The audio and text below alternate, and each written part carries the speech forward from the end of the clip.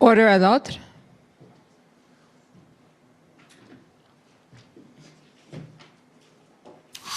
The Public Order Emergency Commission is now in session. La commission sur l'état d'urgence est maintenant ouverte. Good morning, bonjour. Okay, Commission Council this morning.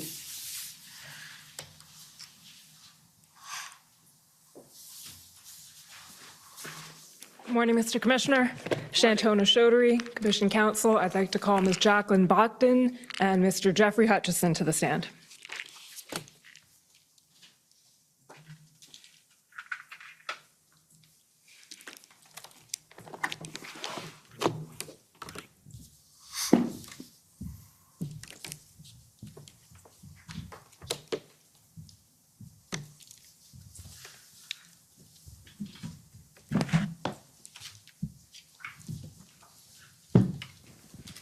Ms. Bogdan, will you swear on a religious document or do you wish to affirm? I wish to affirm, please. For the record, please state your full name and spell it out. My name is Jacqueline Bogdan, Jacqueline. My last name is Bogdan, Bogden. Do you solemnly affirm that the evidence to be given by you to this commission shall be the truth, the whole truth, and nothing but the truth? Yes. Mr. Hutchinson, will you swear on a religious document or do you wish to affirm? I prefer to swear on a Bible, please.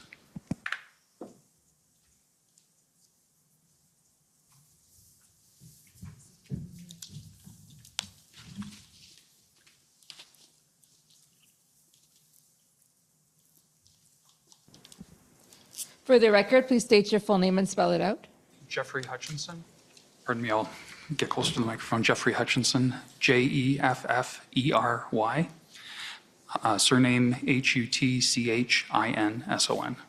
Do you swear that the evidence to be given by you to this commission shall be the truth, the whole truth, and nothing but the truth, so help you God? I so swear. Thank you.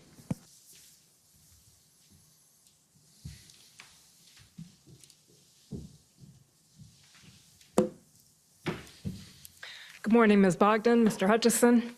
We'll just start with a bit of housekeeping, which is introducing your witness summary. So you'll recall sitting for an interview with Commission Counsel on August 30th, 2022? Yes. Okay, and following that interview, Commission Counsel prepared a summary of that interview. You've reviewed that summary? Yes. And you can confirm that it's accurate to the best of your knowledge and belief? Yes. Okay. So for the record, that's WTS 6072. No need to call it up right now, Mr. Clerk.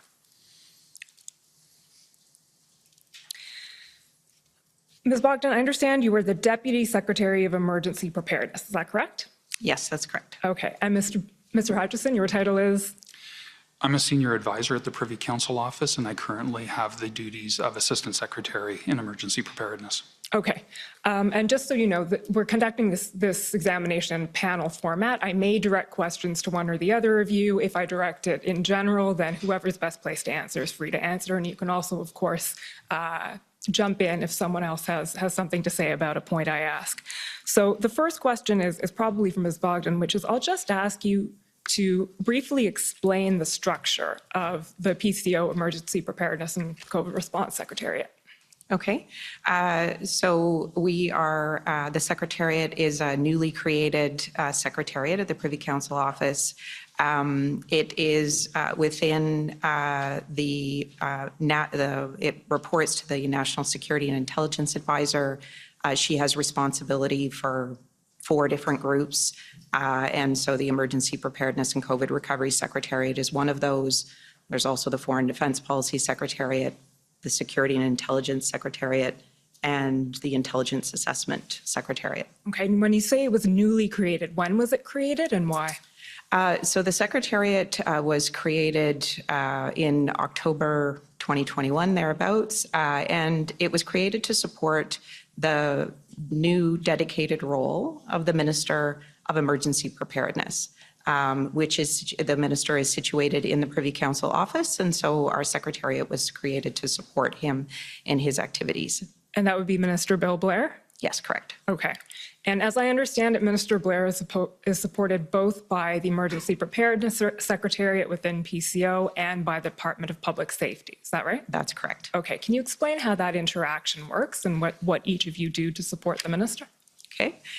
So from the Privy Council Office perspective, we support the minister in his horizontal responsibilities. When the Prime Minister created this new dedicated role of Minister of Emergency Preparedness, he asked the minister, and this is outlined in his mandate letter that's available on the Prime Minister's website, to exercise a leadership role and coordinate efforts to improve our emergency preparedness and our emergency management capabilities in the government, working, of course, with provinces and territories. In addition to that, he also asked the minister to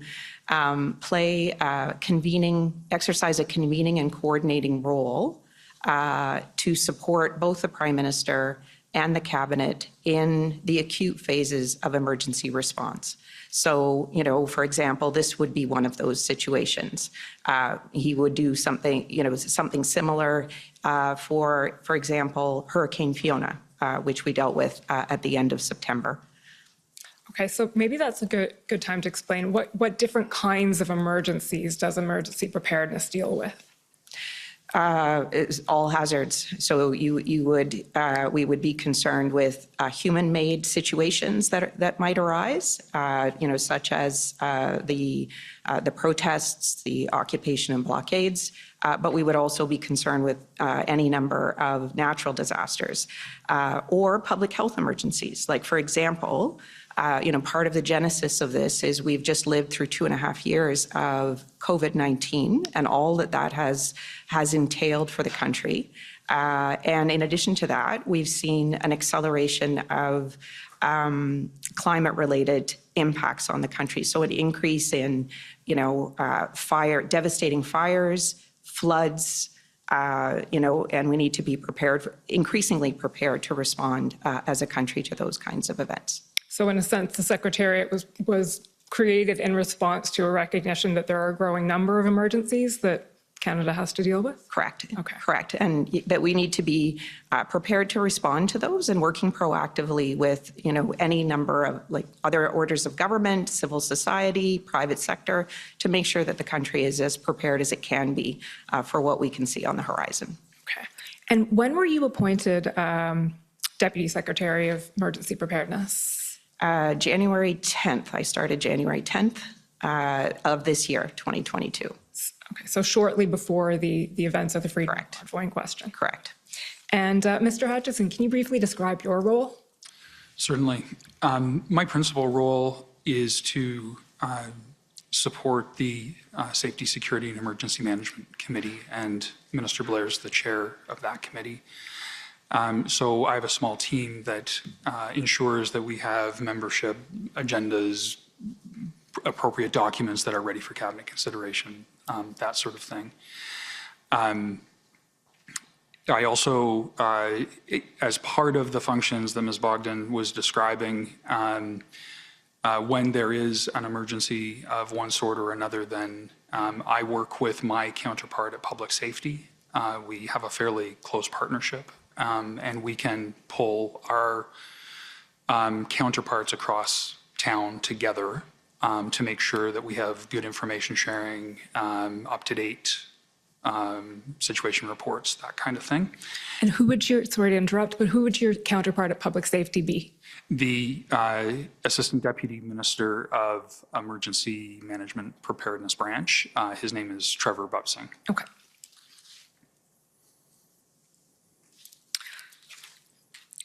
Okay, the next thing I'll ask you to do is briefly explain the role of emergency preparedness in responding to requests for assistance. So can you tell us what a request for assistance is, a request for federal assistance, RFA is the acronym, and the process by which it's reviewed? That question's for me. Sorry. There's a framework whereby provinces can make a request for federal assistance in certain circumstances where they just need help in managing an emergency. And you see that in different situations. So after Hurricane Fiona, for example, you saw the military deployed for sandbagging and logistics and things like that. That's generally done under an RFA. Our role in that tends to be kind of at the level of coordination. It's actually our partners at public safety that really manage the core of that process. So a request comes in, normally with some advance warning. There's often discussion with the province beforehand as to what's being sought, why, whether all available resources have been considered and utilized in the province. We're usually aware that it's come in. As it comes in, we know it goes to public safety. There are discussions between public safety and the minister's office in terms of determining the outcome. And then in the normal course, a response in the form of a letter would normally go to the province, and resources are deployed or not in accordance with the decision.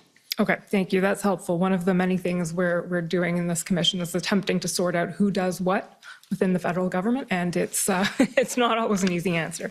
That was helpful. Okay. We're now going to move to the meat, essentially, of what we're going to talk about today, which is your role in convening and coordinating the federal government's response to the Freedom Convoy. And I'll just let you know, in the time that we have, given in an attempt to sort of use our time productively, given that we heard from the NSIA yesterday and we'll be hearing from the clerk and the deputy clerk this afternoon, we're going to be concentrating on the first couple of weeks. So sort of right up until the first IRG. We'll go a little bit beyond that, but that's where I anticipate we're going to be focusing our efforts this morning. Okay. I'll open it up to you to tell us essentially what role you played in coordinating the federal government response. Okay, so I guess the first part of our role, obviously PCO plays, as it does in many different situations, helps to coordinate the federal government response to any given situation, and the same would be true in this case. So what we're trying to do in coordinating that response, we'll convene departments and agencies together. We're trying to develop a common understanding, a common kind of up-to-date understanding of the situation and assess that situation. We're determining, what are the actions that the federal government needs to take in response to the situation or might need to take. And the objective there is really to make sure that, we're ready to do whatever's needed. The efforts are coordinated, and ideally that the course of action is effective. So what we would have been doing in this particular case, like the Emergency Preparedness Secretariat, you would have heard, for example, from others who testified earlier this week that there was a governance structure set up at the deputy minister level. There was governance that was set up at the ADM level to facilitate that sharing of information. What we would be doing is then in the, let's say the week preceding the arrival of the demonstrations in Ottawa, helping ensure that that information that is being collected is flowing to, for example, staff of the Office of the Minister of Emergency Preparedness, staff in the Prime Minister's office, so that they have visibility over this something that is on the horizon that is happening. What information do we know? What do we not know? What action are we taking? And they have confidence that, the federal government across departments and agencies is doing what it should do in response to this kind of situation.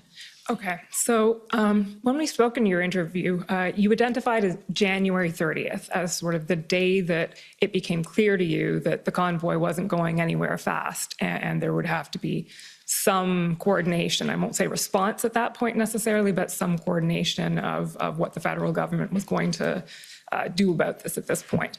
So can you walk us through that first week of the protests and how that unfolded? Okay, so maybe if you'll permit me, so in that week, I think our efforts really began in seriousness in the week in advance of the arrival of the demonstrations, right? So the briefing that I was mentioning for, the Office of the Minister of Emergency Preparedness, the Prime Minister's office, We were also, as we got closer to the weekend, thinking about making sure that ministers also had a collective and common understanding of, what we knew about the weekend.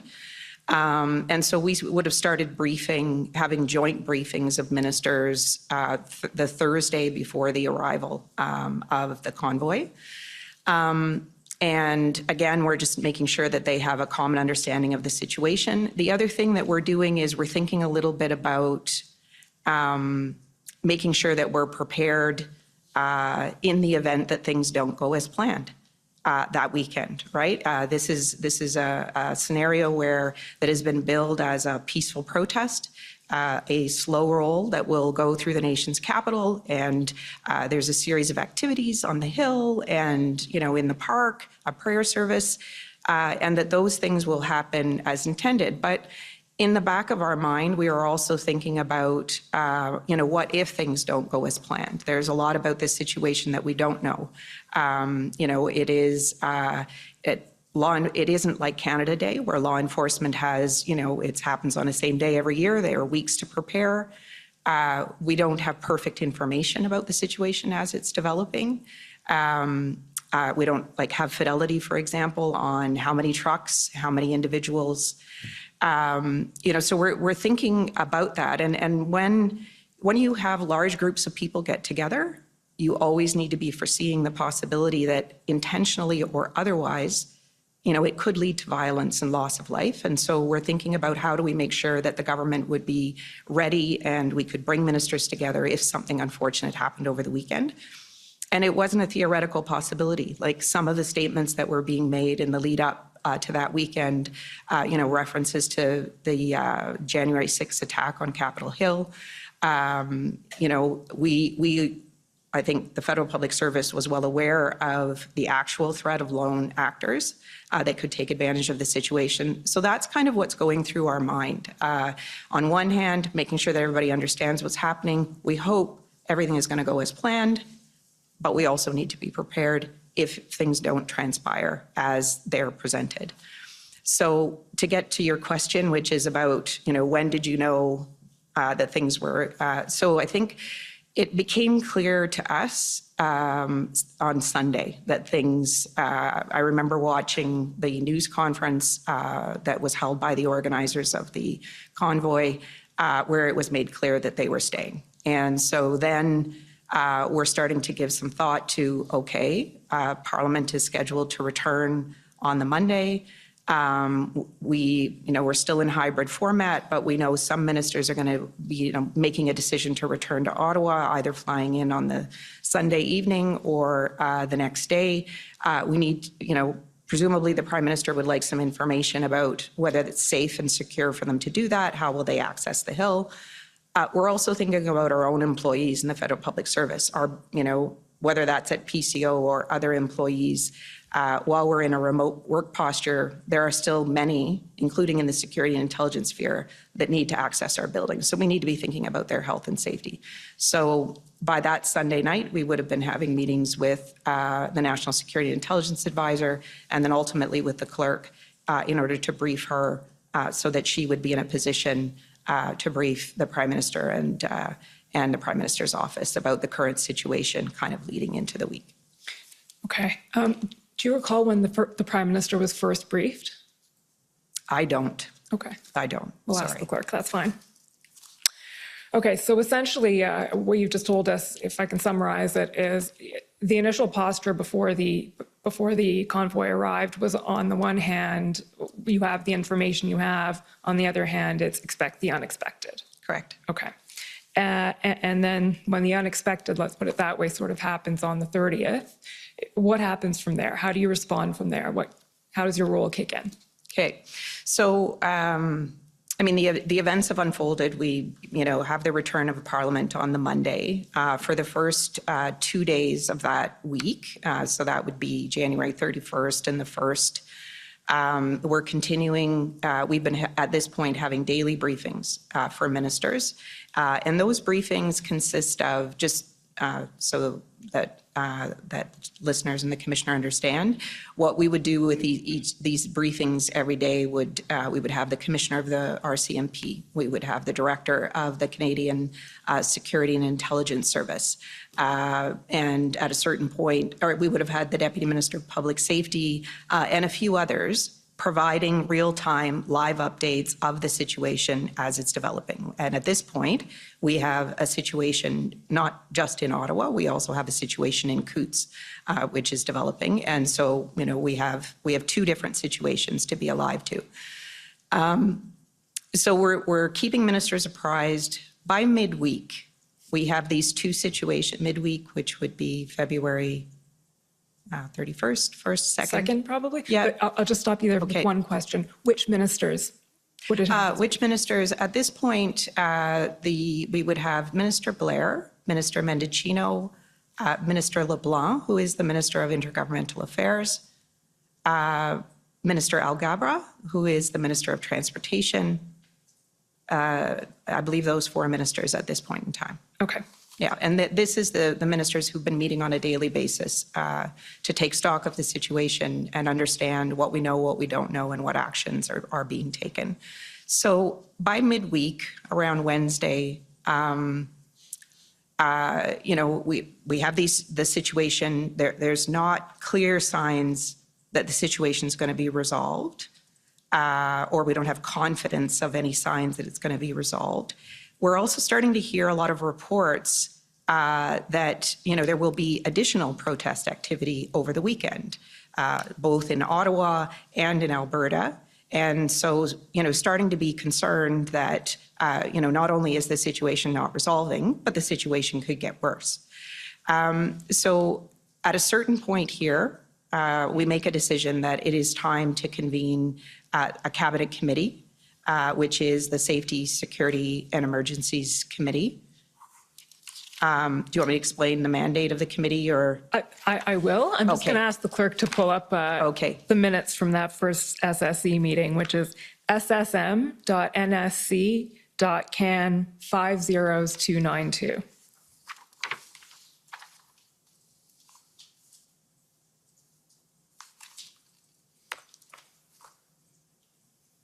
So you can continue with the benefit of the minutes. Okay, so this meeting, this is maybe just for the benefit of others who won't know. This is a standing committee of cabinet. It's the Cabinet Committee on Safety, Security, and Emergencies. It has a threefold mandate. One is to be concerned about threats and risks to the safety and security of Canada and Canadians. It has a second responsibility for management of ongoing emergencies. And thirdly, to ensure that there's proactive, integrated, forward-looking thinking around our level of emergency preparedness and capacity to respond to emergency management.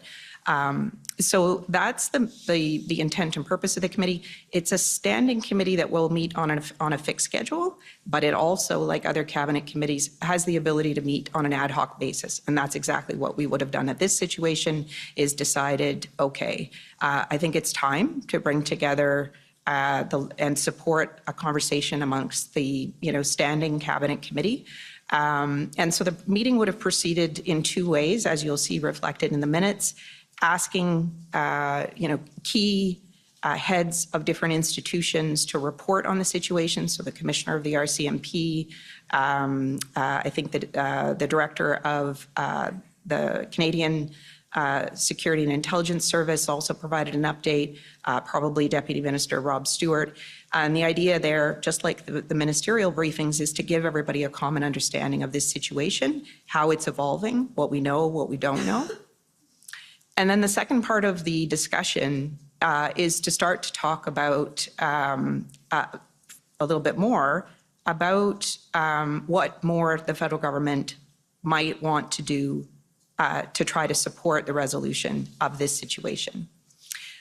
So you will see, I think, in the minutes, there is a placemat that puts together a quick snapshot of some different range of options that the government could consider. And It wasn't perfect, but it was there to kind of stimulate conversation on the range of options within federal jurisdiction of things that ministers and departments might be able to think about. Okay, Mr. Clerk, can you just scroll down to page 8, I believe? Is this the placemat you were talking about? Yeah. Okay, so can you just walk us through, obviously not all of it, but the general ideas that are expressed and Yeah, sure. So, like I said, you're thinking about all of the things that are in area of federal responsibility. So you're thinking about what authorities do you have, what influence do you have, what resources do you have, what are the kinds of things that you could do. So you see on the left-hand side of this document, the convening and engagement the convening and engagement sort of influence that the government could bring to bear. So, for example, is there more that we should be doing with provinces and provinces and territories that we're not already doing? And that could be, ministers. Ministers at this point had already been doing some engagement. Should there be more? Should we be thinking about a call between the Prime Minister and premiers or anything? Just thinking about all of those things. Engagement, with the City of Ottawa directly. Should we be doing more? And, what form should that take? Making sure that we're determining whether additional assistance should be provided to the Ottawa Police Service, right? In terms of sort of increasing their ability to respond to this situation. so that I think falls under policing agreements. What agreements are in place between the OPP and the OPS? What agreements are in place with RCMP and OPS? So would it be correct to say that that reflects the federal government sort of attempting to sort out, or the committee rather, sorting out what the jurisdictional issues are there? I don't know if it's attempting to sort out the jurisdiction, because I think jurisdiction is clear. Okay. In my mind. Like, what we're trying to do there is to ask ourselves, what support does the city need? What support does, the Ottawa Police Service need? And how can we be helpful? And it might be people, it might be equipment, it might be bollards. We didn't do that kind of thing at that point, but later in the, you're sort of thinking about those kinds of things. So to put it a slightly different way, what can we do within our jurisdiction? Totally, Okay. totally. To help bring this to a resolution. Okay. Is there anything else you'd like to say about this particular document, or should we move to the next? No, I think that's good. It just essentially sets out, like, there's any number of ways, right, that we can bring influence to the situation, provide direct support, being creative about it. But this was a start of a more formal conversation that we need to be thinking about supporting the resolution of what's happening. Okay. And then, so how does that lead into the next meeting of the SSE, which I believe was February 6th? Yeah. As we expected that weekend, there was an increase in protest activity. We not only saw an increase in protest activity in Ottawa and in Coutts, you saw the situation expand into BC, Manitoba now, in central Canada. We're seeing similar slow world protests in Toronto and in Quebec City. Fortunately, those two jurisdictions learned a little bit about the experience in Ottawa and were able to manage those situations differently, and it didn't result in what we were seeing happen in Ottawa. So we see an increase in protest activity over that weekend. I believe that is also the weekend where we received a formal request for assistance from Alberta for both people and equipment to help resolve the situation in Coutts. Just stopping you there, we'll just ask the clerk to turn that one up. So that's SSM.can 6082, please.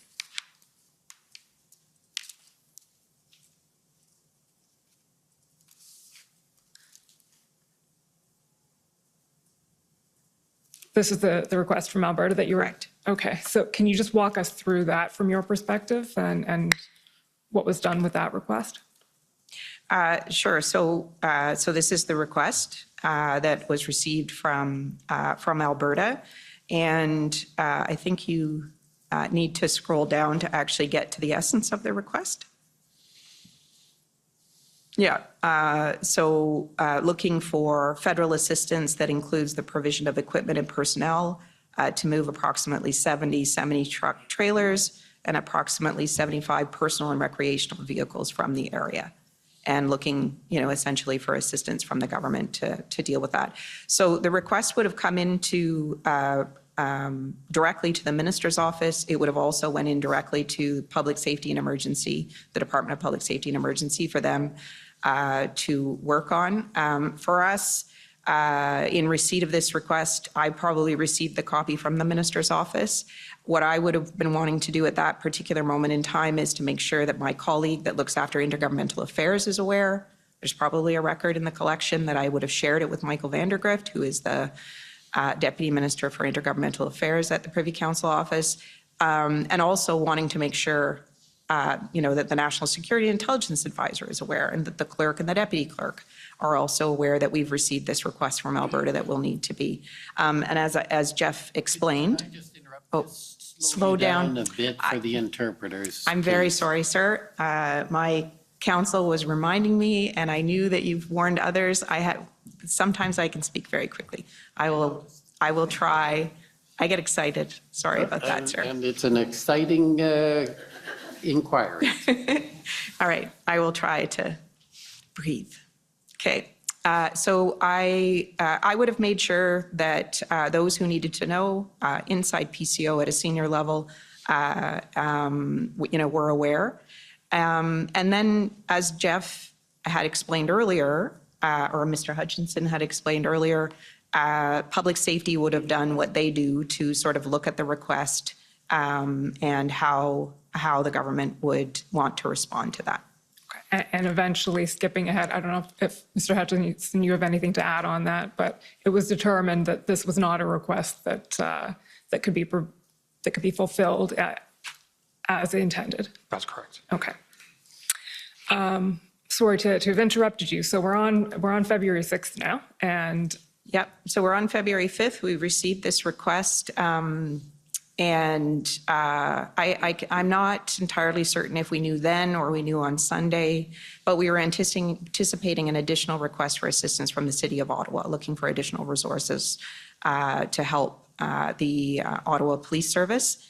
So by Saturday, we had decided, okay, we need to bring ministers together again on Sunday night. So we began the preparations for that discussion on Sunday night.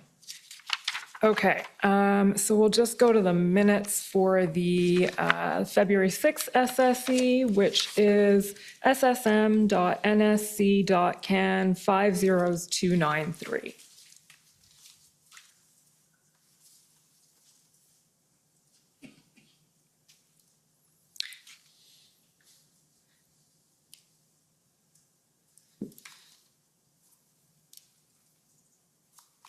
That's funny. Sorry? It says Postal Station B, but it wasn't. It was a virtual meeting.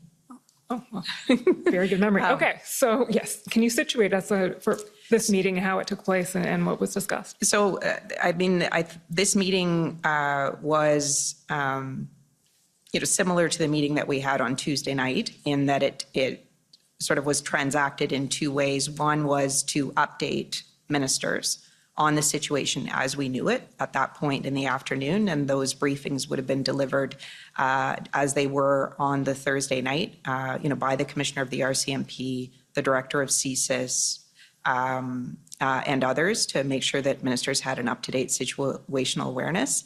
And then there would have been a follow-up discussion about, we've seen an escalation of protest activity over the weekend.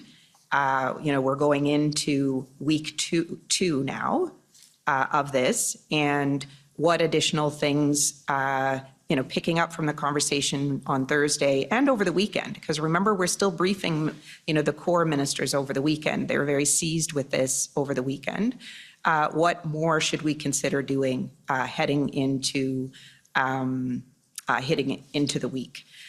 So, as an example, one of the ideas that was talked about was, should we seek to bring together the representatives of the Ontario government with the government of Canada and Ottawa, which is what became known as the tripartite discussion or tripartite table. And so that was, one of the, that is, one example of something that would have, tangible action that would have flowed from that meeting. I would have been asked the next day to organize that meeting and get that started. Okay, so this is February 6th. So this is the day that the city of Ottawa declares a state of emergency. Correct. Okay, and was that part of the discussion at this meeting, if you recall, or was? If we knew it at that time, I can't remember the timing. I'm sorry, I didn't go back and double check the timing. This meeting was at 2:00 in the afternoon, so I don't remember that the minutes reflect that. But if we knew that at the time, it would have been something that would have been And in discussed. any event, as you said, a decision was taken that it was time to convene a trilateral. Yeah, that would have been one of the things. Yeah. Okay, so can you take us through that a little bit? You said you were tasked with setting up the next day. Sure. So I would have, sought to organize that the next day. I think the meeting would have been, maybe at 5:00 that day. So we were seeking to invite the Ontario Solicitor General and her Deputy Solicitor General, who is the head, it's Mario Di Tommaso, who you've heard testimony here at the hearings, and then the Mayor of the City of Ottawa, as well as Minister of Public Safety Mendicino and the Minister of Emergency Preparedness, Bill Blair. And he would have had a few individuals from the senior public service. So, for example, I was there. Rob Stewart, the Deputy Minister of Public Safety, would have been there. And the conversation was really, the idea here was, can we get the three orders of government together? There's a situation in Ottawa that there is no line of sight on resolution. How can we help? What more can we do to help? Okay, and so that was convened same day then, February 7th, Correct. 5 p.m. And as we know, Minister Jones did not attend that meeting. Correct. Okay. There was not representation from Ontario. Was Mr. Di Tommaso? Nope. No. Okay, so the first one was Songs, Ontario. Can you tell us in general terms sort of what was discussed and what came out of that first meeting? I mean, it was a good conversation just to update on from each party. I'm sure there would have been a recollection, for example, that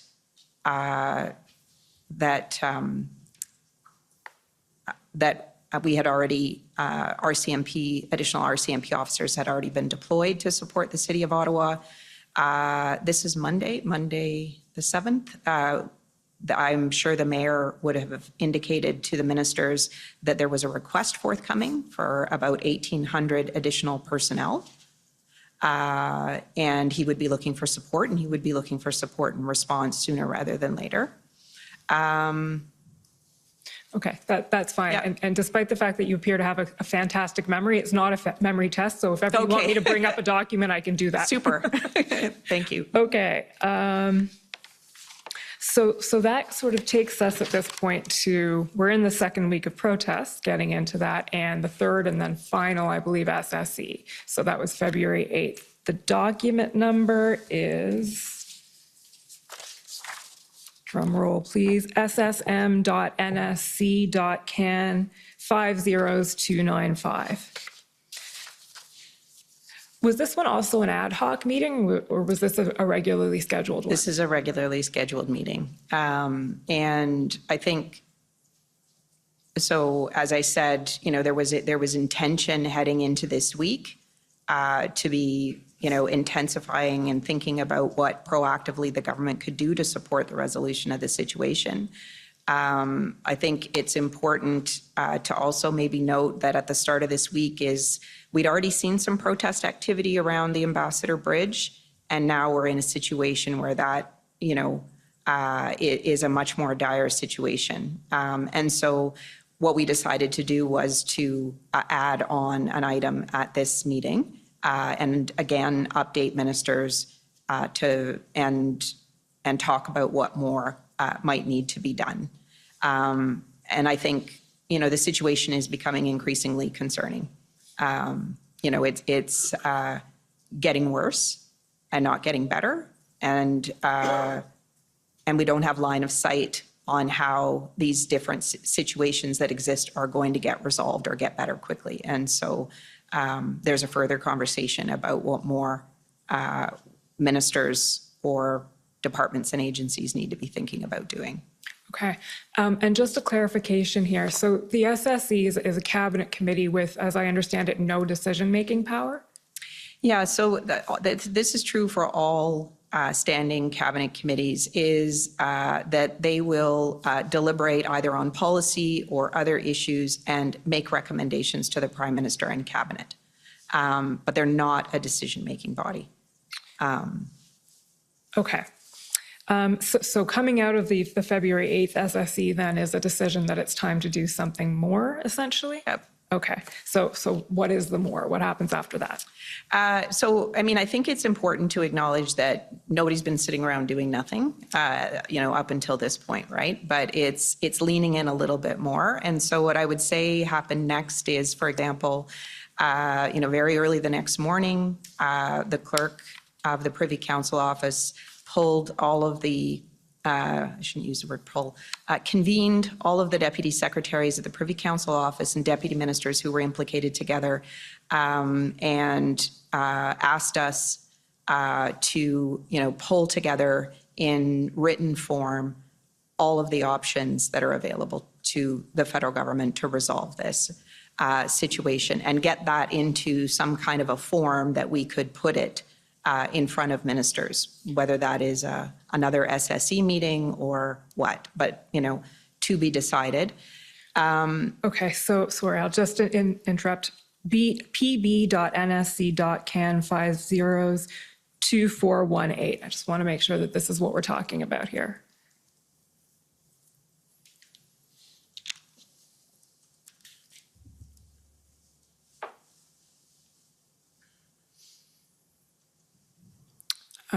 Okay, so this is an email from Mike McDonald. If you just scroll down a little bit, there's an email from you to Geneviève Binet, who is also at PCO, Mike McDonald, whom we know is the Assistant Secretary. Mr. Hutchinson is copied. Geneviève, I'm looking at this now, and we'll make changes and track changes, send back to you. Yeah. My sense is we need more info from RCMB. So this is what you're discussing. That's essentially what's happening, right? Is we've had a conversation with the clerk amongst deputies that morning. We in our team are acting as a bit of an aggregator of information that is coming in from departments. We're not writing a lot ourselves. We're just pulling it in from departments. And the nature of the conversation that we had that morning was, I think I would characterize it, if you permit me to do that, can I do that? Is two things. So on the one hand, what is all of the range of things within existing federal authorities that can be brought to bear to resolve this situation? And you're looking at not just resolving the current situation, you're also thinking about, mitigating the situation getting worse, right? Because we do have a serious, situation. And, how do we prevent it from getting worse? So I think that the commissioner and those who are listening today would have heard in other testimony that was given by other deputy ministers this week, some of the things that we talked about in that meeting that morning, the work that had been underway and getting that on paper. So the kinds of things I'm talking about are, for example, a first order of business is to think about what additional resources does law enforcement need? Whether that is people or it's equipment or, whatever it is that they need in order, money, what is it? In order to be able to enforce the laws and address the situations that we're seeing. Another example is engagement. Do we need to be doing more in terms of engagement with other orders of government or engagement, for example, with the organizers of the protests and the demonstrations? So that's a second line, and I think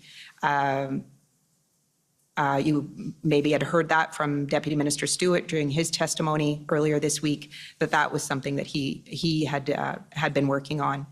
The other examples of things that we were working on, you would have heard from Deputy Minister Keenan about the strategic enforcement strategy, right? How do we, encourage people to consider taking their trucks and leaving? They're engaging in illegal behavior.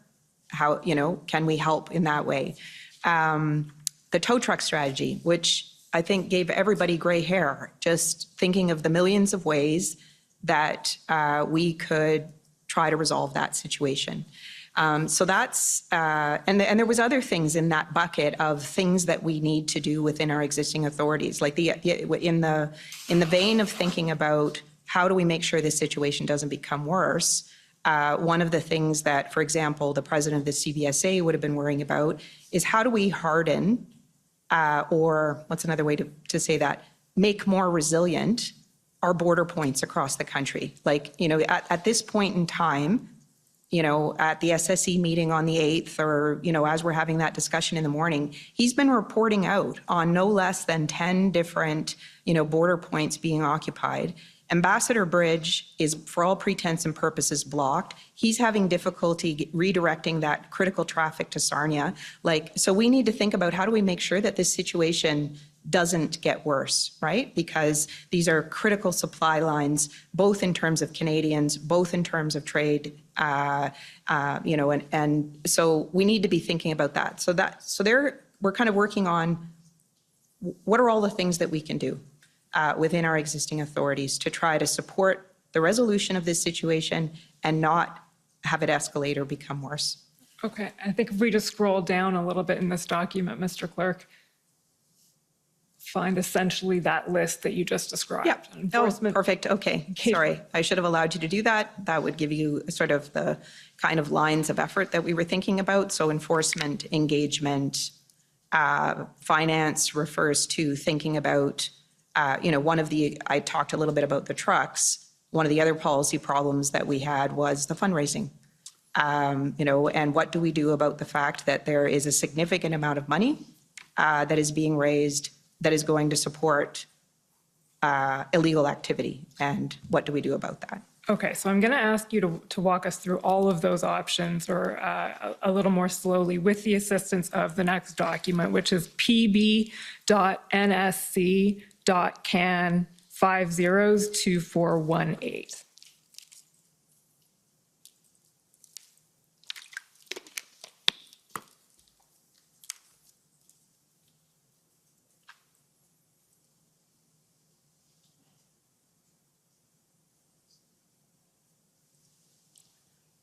Oh, sorry, 2419.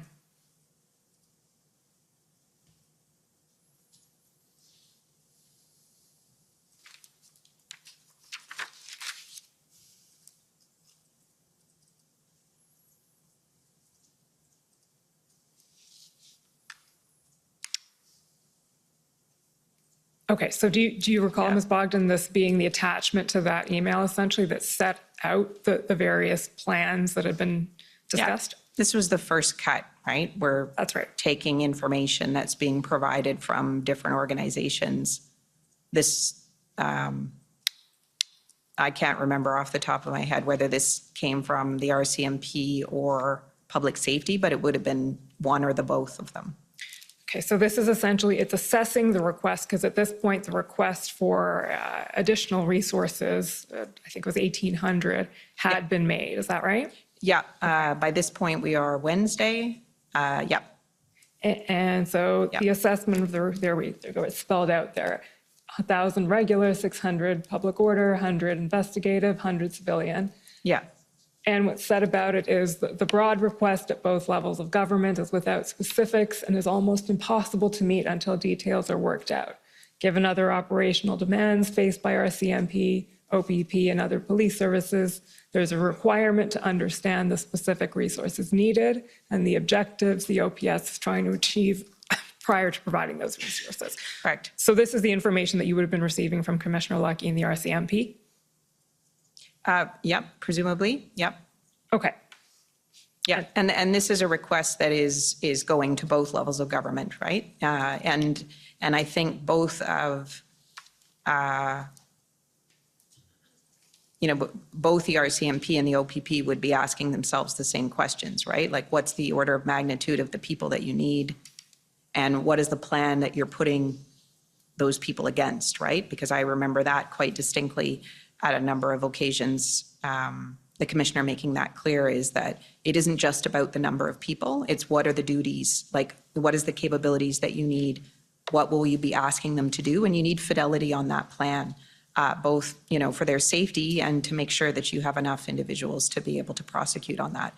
And I remember when this came in, right, it was a big, big ask, and it was a big ask for a lot of different kinds of needs and services, like including everything from media relations help and things like that. Like, we were asking ourselves, okay, could we do a call out, find individuals within the federal public service to lend them? Like, is there a way we can help? Like, that was really the way everybody was thinking at this point in time, is like, all hands on deck, how do we help get this done, kind of thing. Okay, so I think that some of those concerns are reflected. If we just scroll down the document a bit, and then we get to strategic enforcement options, scroll down to the next page, and you can take us through what's being expressed here.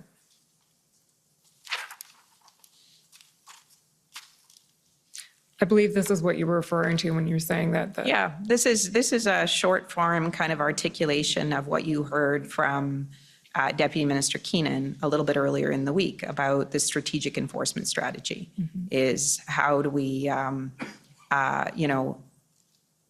show that there are consequences, or, economic consequences or other consequences, both through the police and law enforcement, but also, is there a way to work with provincial transportation authorities and looking at, for example, the Ontario Highway Traffic Act, and these are commercial vehicles that are registered either in the province or Ontario or other provinces. Is there a way that we could work with provincial transportation authorities to try to resolve the issue?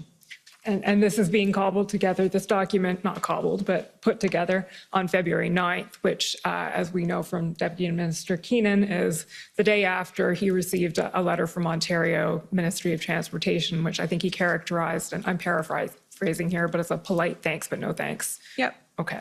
Yeah. So if we just keep scrolling down a bit here now, we get to border-related enforcement options. So I think this probably refers to what you were telling us about CBSA dealing with no less than 10 different potential disruptions. And the prospect that could get worse. And I think when I was talking about, the idea of making sure that our critical infrastructure, that we've hardened it or made it more resilient, I was strictly talking about the borders, ports of entry. But we were also worried about things like rail and, other modes of transport, right? So, yeah.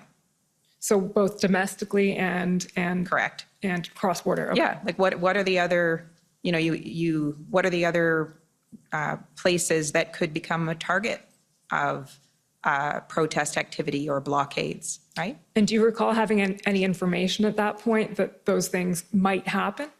Any intelligence on that? Well, I mean, we had. I think there's been testimony here about the slow roll around the airport in the city of Ottawa. We had. I think there were indications around rail. I can't remember precisely what they were, but yes, I think that we were hearing that. And even if they're unconfirmed reports, right? Once you still have to take all of that stuff seriously, and be thinking about how do you mitigate the situation getting worse, right? Okay, so then if we just scroll down now to page 4, Mr. Clerk, we get to the engagement plan. So we'll be getting into this in a little more detail a bit later, but can you walk us through a little what the idea is here with potential engagement?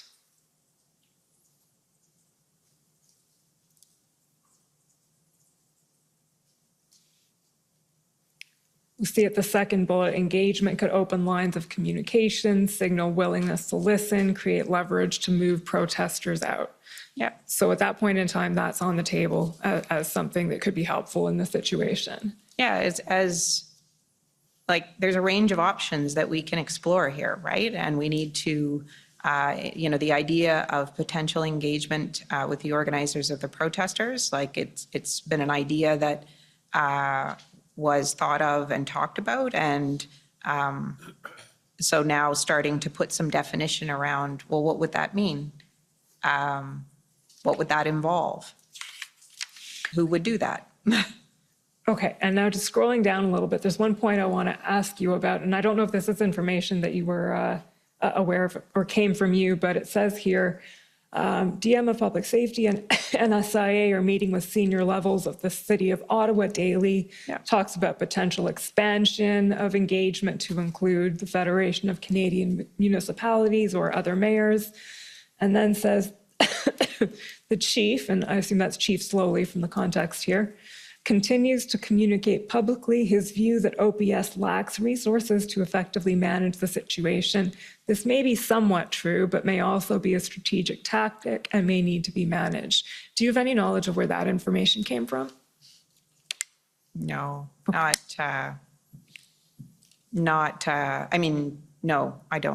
don't. The DM, the sort of bullet before about the Deputy Minister of Public Safety and NSIA are meeting with senior levels, that's factually true. Where the idea of engagement could be expanded to include the FCM, I don't know where that idea came from. Whether that was from us or it came from another department, I really can't recall. But I know the idea that's behind it, right, is that we're thinking about, it's not just addressing the situation as it exists today, it's preventing the situation worsening. So thinking about, what we had seen with Toronto and Quebec City, right? Having learned the lessons of how to create the conditions for peaceful protest, but not allow it to turn into an occupation or a blockade.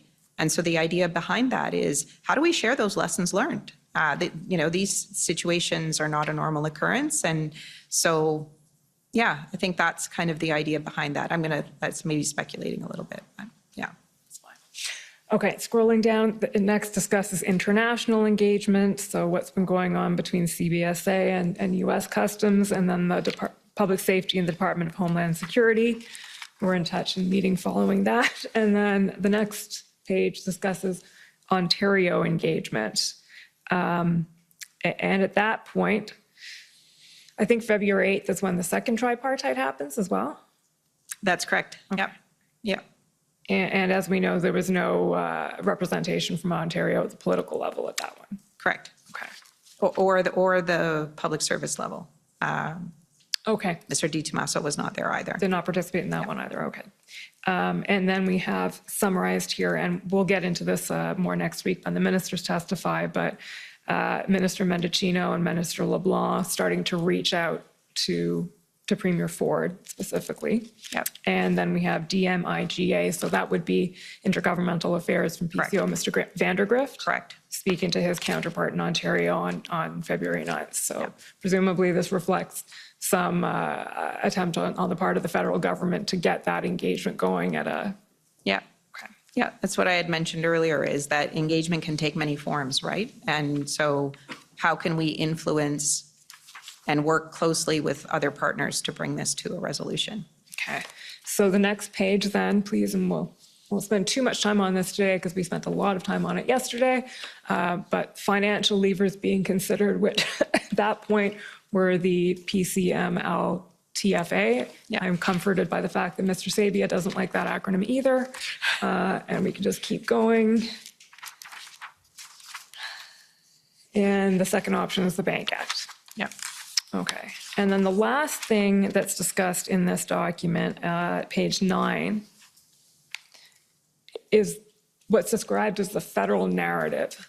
So can you tell us a little bit, what is that? What is the federal narrative here? Um, And what's the purpose of putting this on paper? And I think it's just to help. is it a communication strategy? Is it a... Yeah, it's part of a communication strategy. I mean, in these kinds of situations, it's important to have clarity and consistency on your communications about the initiative. And I think at this point, where are we? We're the 9th. We do, like, the federal government wants to make sure that Canadians understand that on the one hand, we understand their frustration with COVID and the world that we have all had to live with up until that point. And I didn't read the narrative again before my testimony, but so it's on the one hand. You can take a minute to read it now if you want, or. Yeah, and then it talking about what is so I'm not that far off. The first is sort of empathy and understanding with the frustration that everyone is feeling with the current situation. And then starting to talk a little bit about what it is that we're doing to support the jurisdictions to resolve the situation, to protect us. Oh, okay, this is the work that we've done with provinces and territories to respond to COVID. Okay, if we could keep going down, what we're now seeing is unfortunately a very real demonstration of this frustration and exhaustion. So, expressing understanding, but also making clear that illegal actions are not the answer, right?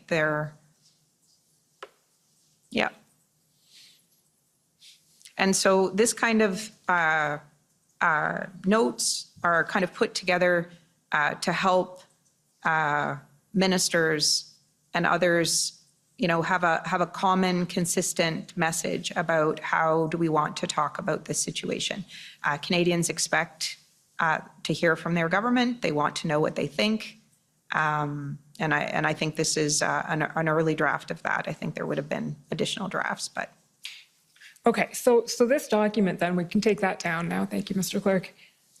Is put together, and as you say, it summarizes essentially the options being considered, efforts made, options being considered, what's done with it. So that's who's that circulated to, what happens to it next? Yeah, so this is the 9th. That's an early version. There would have been a later version. Okay, so that would probably be ssm.can 408758.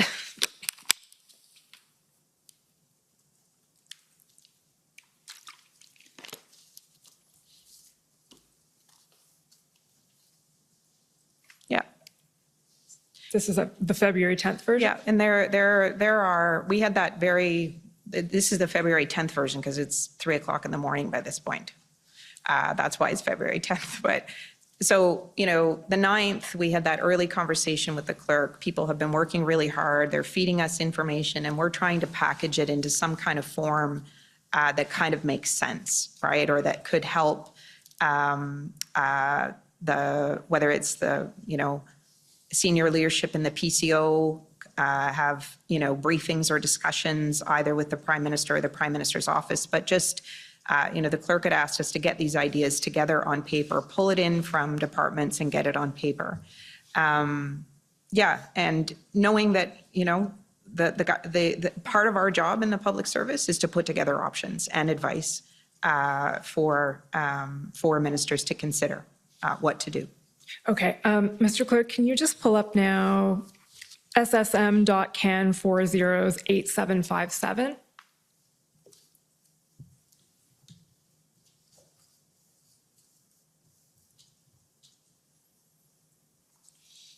So, Ms. Bogdan, I think this is the email that you sent, and looking at that timestamp, that does mean it's about 2:45 in the morning, to Mr. Hutchison, Ken McKillop, Ms. Thomas, whom we heard from yesterday, Ms. Drouin, so essentially higher ups at PCO. And do you want to walk us through your thinking in this email, what you're conveying about what your efforts have been in putting this together? Okay. So at the top of the email, here I'm just, the document that you had projected earlier was an earlier version, right? Like a first cut. And here I'm just saying to them, so we've done the best we can to not just take the input from the departments, but try to put it together in a way that that might be thoughtful. I think, with the emphasis on enforcement, both in Ottawa and Windsor, and I've kind of put it into, Plan A is provide resources, whatever's needed to help resolve. And, if that's not successful, what else do we need to be thinking about? And that's always the world we're in, is what can we do within existing resources? And when that doesn't work, or the situation escalates or deteriorates, however you want to characterize it, you need to be thinking about what is Plan B. What other, you can call it Plan B or you could call it Track 2, but you need to be thinking about what other options that you might need to be thinking about. And again, I'll just say this is part of what we need to do in government, is to be thinking ahead, to make sure that we're ready if the government looks to us and says, what are our options? How can we proceed? We've actually done the homework and we've pulled that information together. We don't wait until we're asked. Okay, so I think you've foreshadowed what I was going to ask, which is Plan A here and Plan B is what eventually then becomes known as Track 1 and Track 2 in the IRG tracker? Yeah. Okay, Track 1 being, as you said, what can we do within existing authorities, and Plan B or Track 2 being what other authorities might be of assistance, whether that is the Emergencies Act or some other type of new legislation or amendment or something. Okay. Yeah. Just a couple more questions on this. We have a tripartite table, you say, booked at 12 p.m. for federal ministers, hopefully the Ontario Minister and Mayor Watson and officials. I will check in the morning whether the Ontario Minister has accepted the meeting or not. Do you recall whether she did, whether she attended? Still No. not? Okay. No, Ontario wasn't able to participate in any of the meetings. Okay, so this email goes out, and where do things go from there? So the next morning, I believe that the clerk had a conversation with the Prime Minister, and there was a decision taken to convene the incident response group. So that is another cabinet committee. This is its express purpose and is to be called in a crisis or national emergency of some kind. And it includes the Prime Minister, and it will include the sort of most implicated ministers who need to be there to help provide information and advice. So a decision was taken that morning to bring together the incident response group. And the only other thing I would say about that is that cabinet committee is a decision-making body, so it can make decisions. Yeah. Okay, and is that because the Prime Minister, as a matter of procedure, it is a decision-making body because the Prime Minister is there? Okay. Yes. Well, I think we'll be hearing a lot more about the IRGs from the clerk and the deputy clerk this afternoon.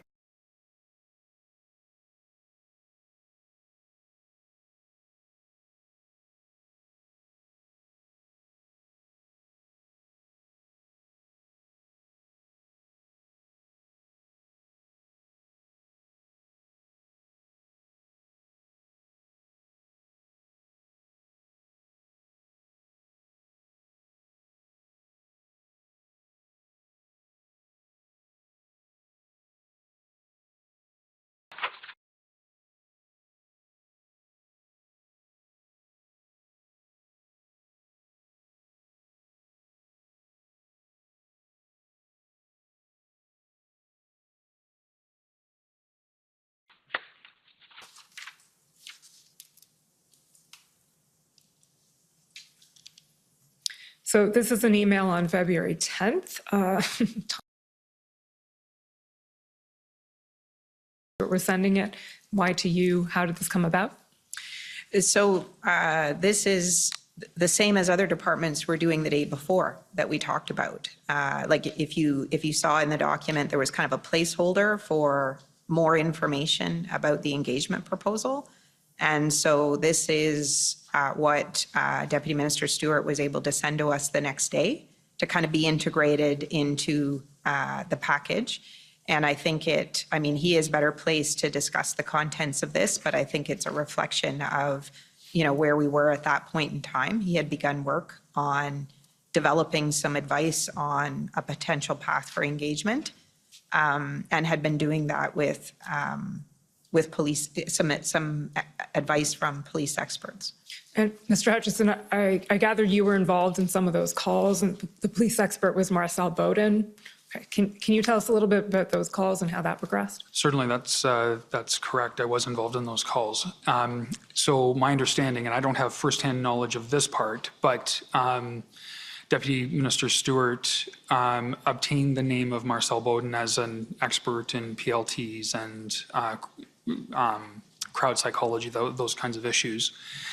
And Deputy Minister Stewart, intended to speak with Superintendent Bowden, and he called me and asked me or texted, I can't remember how he contacted me, but he asked me if I would be willing to participate. I said, certainly. As Ms. Bogdan mentioned earlier, this was kind of an all hands on deck moment. If you were asked to help, you helped. So you heard Deputy Minister Stewart describe my role as observer, and he just wanted to ensure that PCO had line of sight on the conversations. So we had a phone call with Superintendent Bowden. I agree with Deputy Minister Stewart's characterization that we learned quite a bit about PLTs and engagement and sort of the general approach. I think it was underscored that the utility of this kind of engagement at this point in time would be to see if we could shrink the footprint of the protests, much more so than looking for a resolution or a complete pathway to ending the protests in Ottawa. It was more about that intermediate step of shrinking the footprint. My recollection of the discussion is that there was quite a bit of focus on the idea of leadership. And I know when Superintendent Bowden testified earlier in the inquiry, he used the word juice. And that was a term he used in our phone calls, both on the 10th and the 11th. Who has the juice? And by that, he meant we need to find the leaders that have the influence on the ground, so that if they were to enter into any kind of arrangement, that there would be people that would follow them in the execution of that arrangement. My recollection was that while there may have been numbers of leaders thrown around, certainly on the first day, that was very much a question of, we'll need to see, we're still assessing. And then Deputy Minister Stewart started to put the ideas on paper. There was a second call with Superintendent Bowden. There was also discussion about how to keep the different lanes clear. And I think that has been referred to so far in the inquiry as matters of church and state. How do we ensure that the police are operating under their authority? How do we ensure that engagement that might happen by officials or even at a political level are coordinated but not interfering with the police authority? So there was certainly an attentiveness to the coordination element of how this could play out. And based on those conversations, Deputy Minister Stewart put together a piece of paper, which I know is in the minutes from a subsequent IRG meeting. He put together a proposal for consideration at the IRG. My understanding of our intent in those meetings was to essentially test the viability of a proposal. Was there a proposal for engagement? What was the best possible proposal, I guess, that we could put forward that might have a chance of being accepted? So it was about doing the legwork on putting together a proposal and then putting that up to decision makers to consider. Okay. And thank you, that's helpful to be walked through that.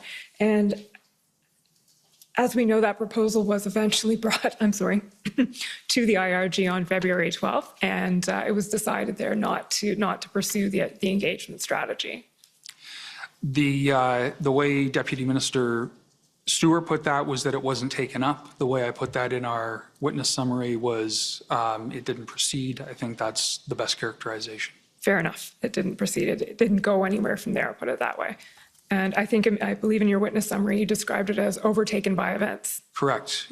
I think that I probably shouldn't have used that expression because it's a bit of an idiom, but that comes from a previous stage of my career. But the discussion around engagement was essentially rendered moot by the events of the next couple of days, including the IRG and the cabinet meeting, and then eventually the invocation of the act. And maybe, the sort of what happened in Windsor, right? The Ontario government had attempted to do that, and it wasn't fruitful. So I think that would also be one of the considerations. Fair enough. Sorry, Mr. Hutchison, were you going to add something on that? No, I was done. Thank you. Okay.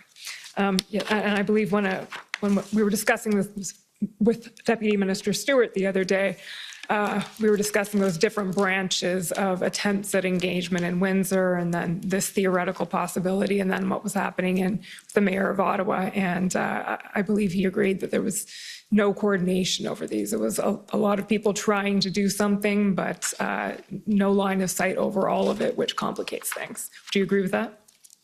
I wouldn't necessarily have firsthand knowledge of that. I have no issue with his characterization of it. Okay, fair enough. Okay, the last area I want to address with you briefly. Mr. Clerk, if you can pull up SSM.can 50429.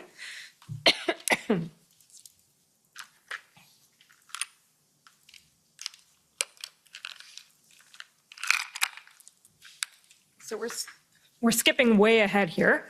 We'll just skip invocation, we'll skip enforcement, and we're going to go to the time of that revocation was being considered. So if we skip down to the end of that email, please.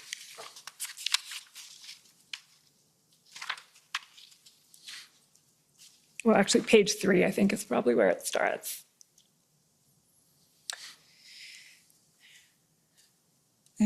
Just a little, so good morning. This is Ms. Thomas saying, good morning, Jeff has put pen to paper. Jeff here would be you, Mr. Hutchison. Correct. And if we scroll down a bit more, and again, so the following couple of pages describe, well, I'll let you tell us what they describe, but this is pen to paper on thresholds of revocation of the Emergencies Act. Is that right?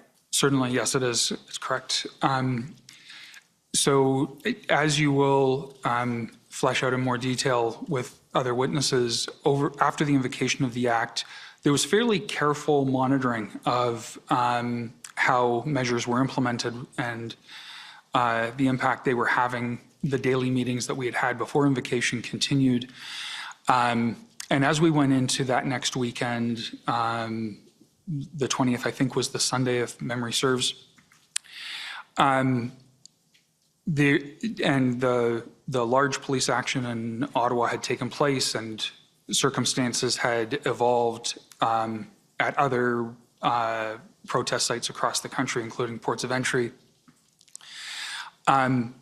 Earlier in the day, the National Security and Intelligence Advisor had reached out to the deputy community implicated and asked, essentially, what's your assessment of where we're at with the need for the Emergencies Act? And after that step, she turned to me and said, can you put some ideas on paper?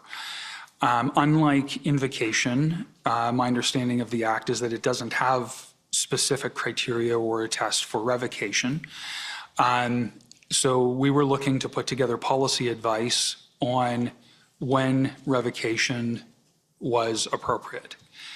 It had been part of our narrative for that week that the Emergencies Act would be utilized only as long as necessary, and there were several people who would add to that, not a minute longer. It was really a strong message to us, not a minute longer. And I think in that weekend, the people who really do, as Ms. Bogdan described, the PCO role, they're really charged with looking ahead, what's coming, what's the next step. They knew that we needed to have the criteria in place. My first draft, I would characterize as pretty rough. You can see some of my thinking there, which was influenced by some of the conversations I'd had earlier that day, that what we didn't want to do was keep the orders in place long enough that the emergency, the crisis started to recede, but then revoke the orders at just the moment when everything could go back to the way it was or worse. So you see my reflections on, even if trucks have left downtown Ottawa, are they still positioned to come back? We didn't want to be in a position of having things reestablished quickly. So that kind of influenced the thinking. And the other thing I was trying to sort of think through is, the orders themselves. How would you assess that they had served their purpose? In this email exchange that you have pulled up, you see some back and forth with some deputy ministers, and Deputy Mike Keenan in particular used some language about, okay, these factors may be indicators of the sort of things we're looking at, but what this really comes down to is it necessary? Is it still necessary? And the way I understood that language and the way I tried to use it from that point was you have to understand your threat level, and then you have to understand whether that threat is manageable within the existing authorities, meaning outside of the Emergencies Act, or whether you still need the leverage of the Emergencies Act to address the threat that you've assessed. So it became 2 points with some indicators that followed to help people think through the 2 points. But those 2 points became sort of the focus of how the advice evolved from that point. Okay, so essentially it's starting from first principles almost, because there are no criteria that you're working with. How do we put together the criteria? And the attempt, as I understand it, is to find that sweet spot between being confident that it's not too early and the emergencies won't recur, and revoking at the earliest minute possible. Yeah, I guess that's a fair characterization. Okay. Subject to that, those are my questions for you, but before I sit down, is there anything that we haven't discussed today that you would like to raise? No? This may be a record. I think we're about 5 minutes early. This may be the only examination that has ended early. Thank you very much. I think there may have been one other, but this is, and it may have been you, but I think it's a good sign. So we can turn to the convoy organizers, please. Sir, the Democracy Fund's going to go first. I just need to get some things set up, if that's okay. Okay, Democracy Fund first.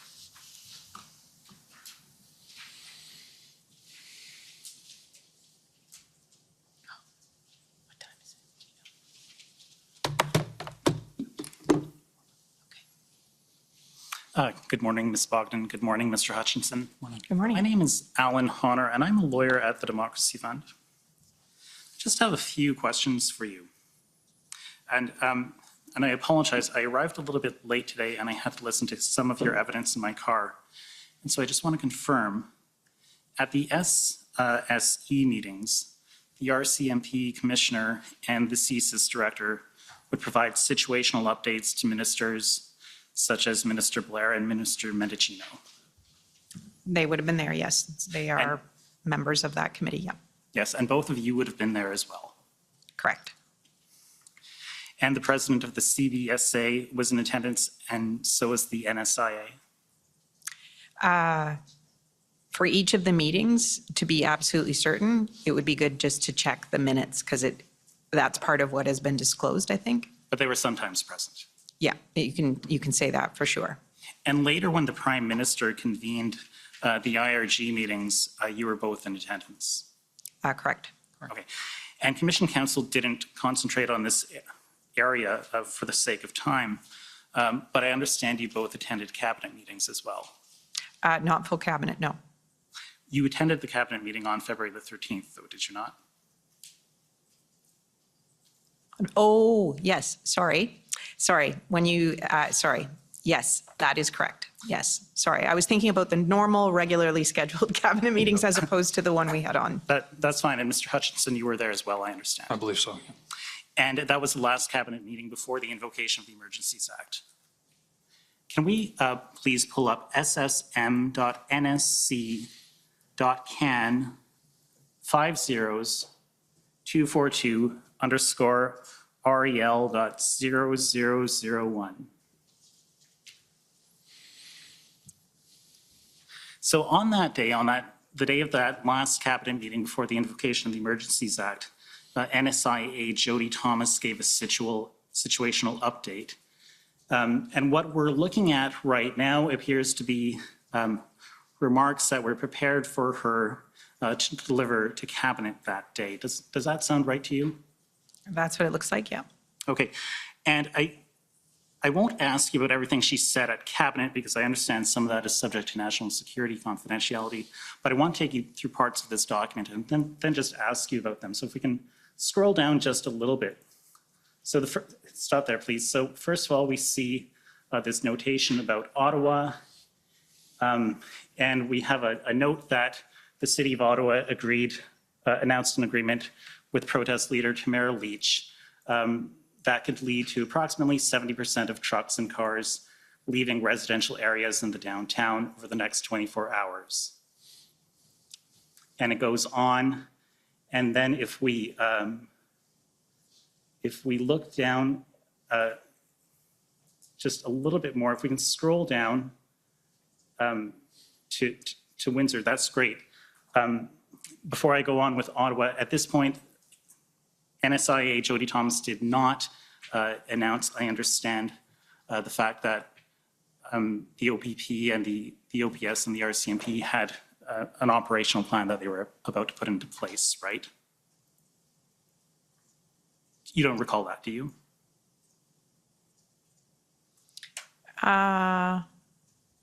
Sorry, can you repeat that question again? You know what? We'll come back to that. Let's just go back here. So to Windsor, we have an update. As of February 13th, police enforcement action continues with reports of arrests being made and vehicles towed. Correct? And we know that later on that night, just past midnight, the bridge was reopened, correct? Correct. Okay, and can we scroll down some more, please? A little bit more. More, please. Okay, so Emerson, Manitoba, as of February 13th, the blockade remains north of the POE.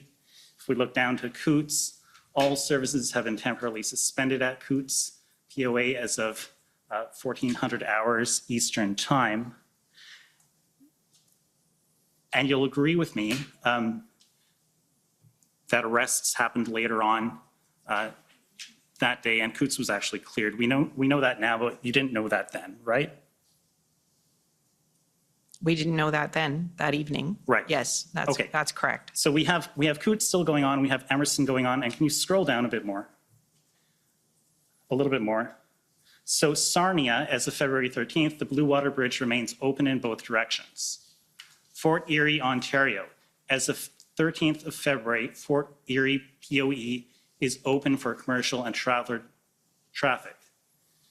And if we look down below, Toronto, no major impacts reported from protest activity.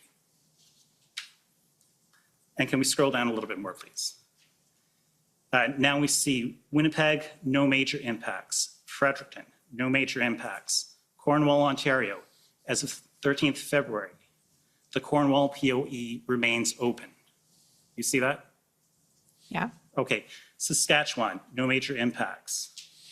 Sorry, that's Regina, Saskatchewan. Halifax, no major impacts. Montreal, no major impacts. Scroll down a little bit more, please.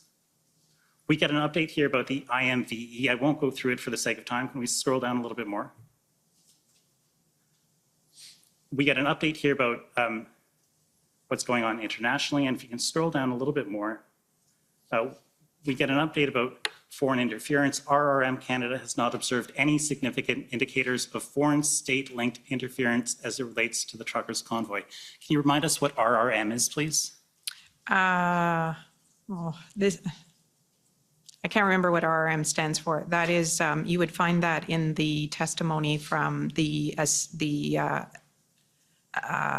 Associate Deputy Minister Cindy Termerschwiesen. Okay, Mr. Hutchinson, do you recall?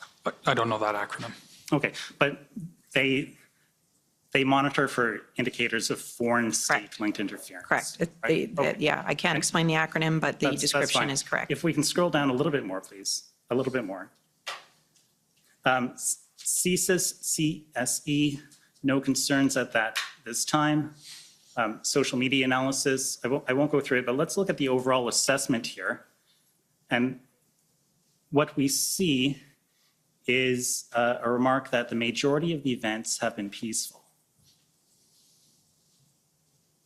Now, what I want to ask you, based on everything, all the meetings you've attended up until that point, all the briefings you've attended up until that point, do you think this document leaves out anything important other than things that are privileged?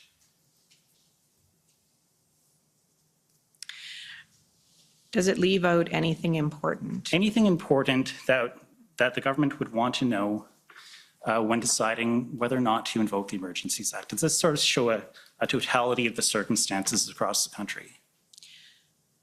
So I guess, first off, I need to say I'm not the author of the document. Fair enough. There is a team that pulls this information together to support the National Security and Intelligence Advisor when she would be relying on these talking points. I'm just asking you about what you would know based on all the briefings you've attended Right. up until that time.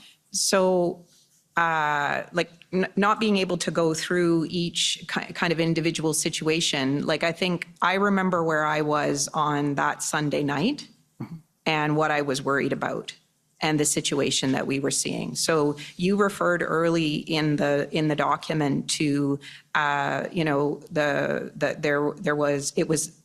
situation in Windsor at the Ambassador Bridge was being resolved. That is true, and the point of it, the port of entry was being opened. But I think at that point in time, we were also concerned about keeping it open and what it would require in order to keep that border point open, given what the country had been through for the last 7 days, right? That situation had existed for almost a full week. So you had no fidelity over whether that situation and the need to keep that open. That weekend, the weekend that we're talking about here, we continued to have other instances of things that were happening across the country. So for example, and I can't remember this, and you were scrolling down, the situation at the Pacific Highway. There were large demonstrations in BC at the Pacific Highway. There was a circumstance where, for example, 4 individuals were charged. Well, let me just stop you for a second. Can we scroll up to where it's going to mention Vancouver here? Just maybe a little bit right there. Okay, so as of February 13th, no delays reported at the Pacific POE by the CBSA. Yep. Okay. So here, okay, that is there. No delays, okay. But we did have an instance, right, where the RCMP has charged 4 individuals who have broken through an RCMP barricade there. I'm sorry, I made you hit your time. No, you did. But it's important because what we're seeing in BC and what we're seeing in Alberta is instances of where law enforcement is, there are an increasing kind of threats. And I think that was something that we were concerned about. So that's there and that's reflected. Okay, and let me just ask you one last question just to follow up on what you said. You mentioned the situation in BC, and was that the situation with the truck, which apparently broke through the blockades? Yeah, it was a military style. That's my recollection. It was a military style vehicle that had tried to break through the blockade. And I believe that made it into the Section 58 explanation that there was a military-style vehicle that broke through the blockades. That may be, you could verify that. And you are aware that by military-style vehicle, they meant a vehicle that was painted in camouflage. Yeah, that may be. Thank you very much. Those are my questions. Okay. Thank you. And next, the convoy organizers, please.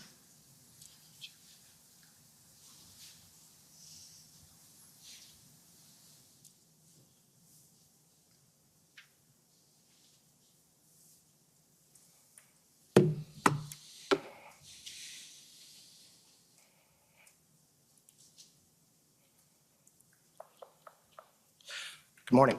Good morning. My name is Brendan Miller, and I am counsel for Freedom Corp, which is the corporation and entity that represents the protesters that were in Ottawa in January and February of 2022. So first, again, you've said you were at all of the IRG meetings, correct? And that you were at all of the, or at the cabinet meeting on the 13th? Yes. All right. And I understand in your position as essentially assistant deputy minister and as a bureaucrat within government, there is times that you have to interpret legislation. Is that fair? That is something that public servants would do in consultation with, usually you have advice from lawyers Right. on the interpretation, but yes. But, and you again, you do it yourself at times, right? You, within your ministry, because you agree that there's legislation sets out what you can do and what you can't do. Is that fair? So, well, the first part of your question, no, I don't interpret legislation on my own. And I believe the second part of your question is correct. Parliament passes legislation that sets out what their vision and intent for legislation is. And in some cases, it says what you can and you can't do. Okay. And can you agree in this circumstance, you're aware that the Emergencies Act requires for its invocation for there to be a finding that there to be a threat to the security of Canada?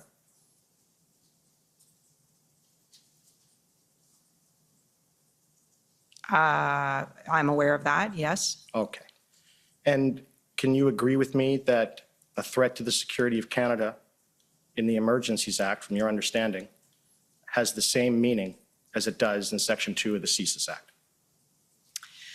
I'm going to decline to answer this question. I'm sorry. I don't feel that in my current responsibilities and my knowledge and understanding that I can answer that question for you. Okay. Can I please I bring think- up document COM 00000739, please? It's just one of the commission documents, actually.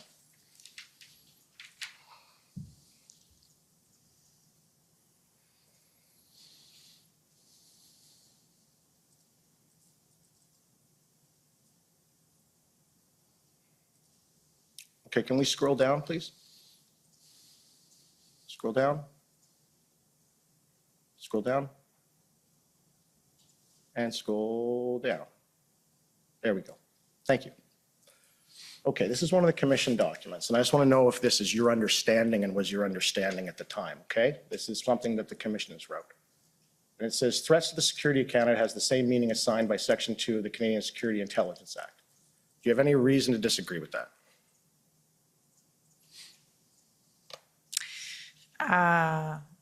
Again, I don't feel expert enough to be able to answer that question. Were you ever advised that that was the case prior to the invocation of the Emergencies Act? Sorry, objection, Mr. Commissioner. That question invites a question of legal advice. So obviously Okay. she cannot answer if it concerns legal advice. I'm not saying whether by a lawyer. What about CSIS, the RCMP, the Canadian Security Intelligence Service, or Canadian Security Intelligence Establishment, all of the other civil servants outside of the DOJ? Did they ever advise you of that? Me personally? No. in a group of people? There would have been discussions about this, but I think those questions, about, were, put to the National Security and Intelligence Advisor yesterday, and I would defer to whatever answers she provided to the commission yesterday on these questions. Okay. I don't feel in a position that I can answer those questions very specifically. Right. And Based on the role and the responsibilities that I had in supporting the Privy Council office and at the time of the events that transpired. so can I ask this question? Outside of the National Security Intelligence Advisor yesterday, where you heard her advising that there was going to be legal argument that this means something different than it says, and then there was going to be, no one seems to be able to answer this. You understand, though, that to invoke an emergency under the Emergencies Act, that you can only do so if certain legal requisites under that act are met. Is that fair?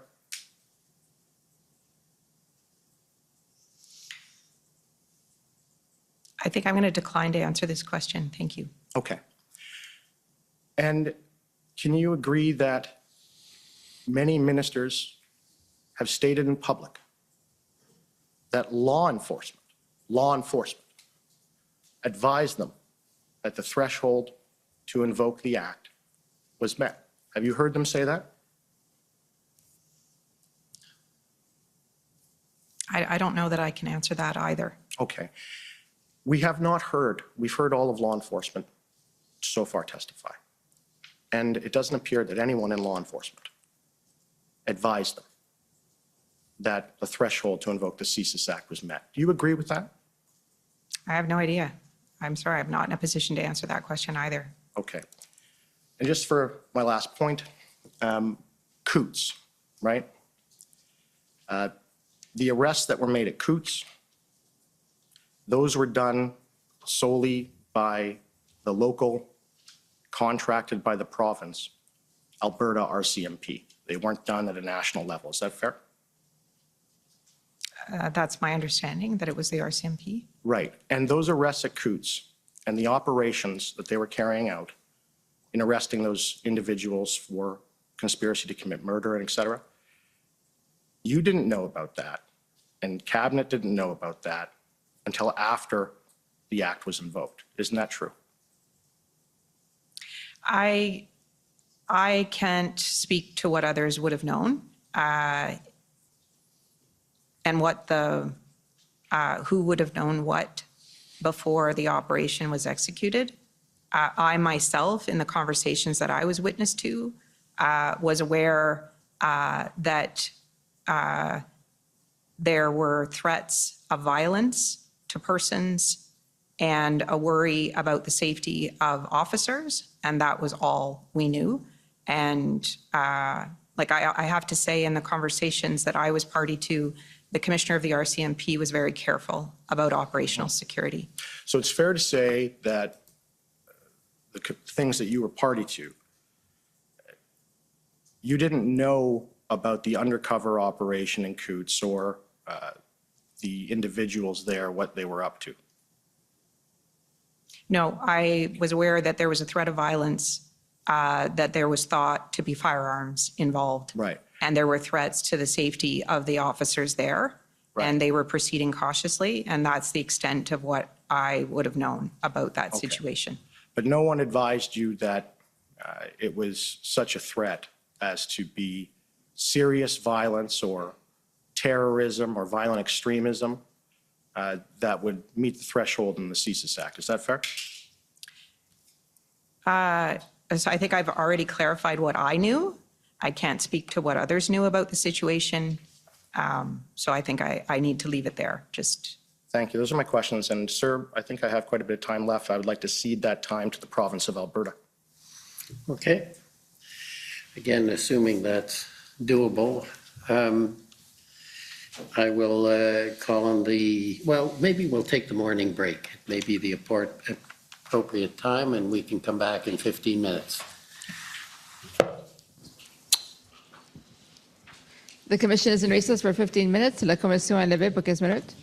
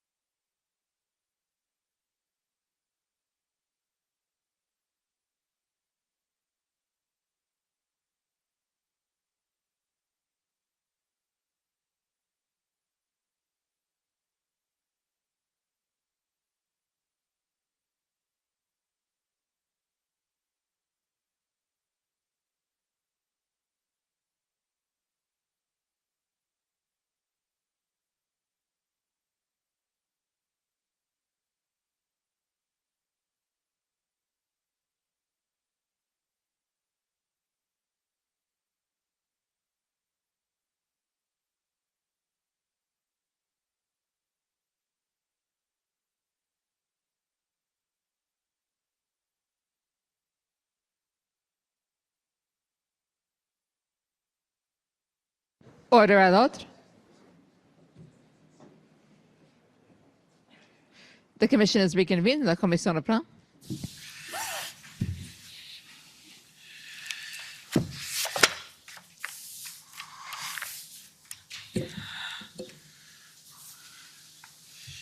Okay, so if we could move to the next, which is the City of Ottawa, please.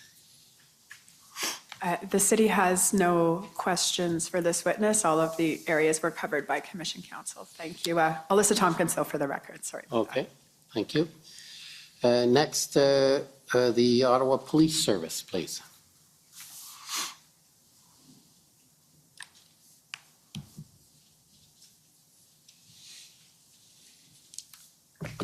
Good morning, Ms. Bogdan, Mr. Hutchinson. My name is David Michikowski. I'm a lawyer for the Ottawa Police Service. I just have a couple of questions for you. Ms. Bogdan, I'll direct these to you.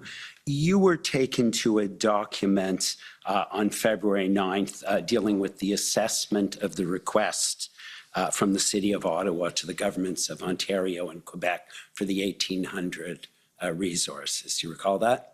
Yeah, that was an initial assessment. Yeah.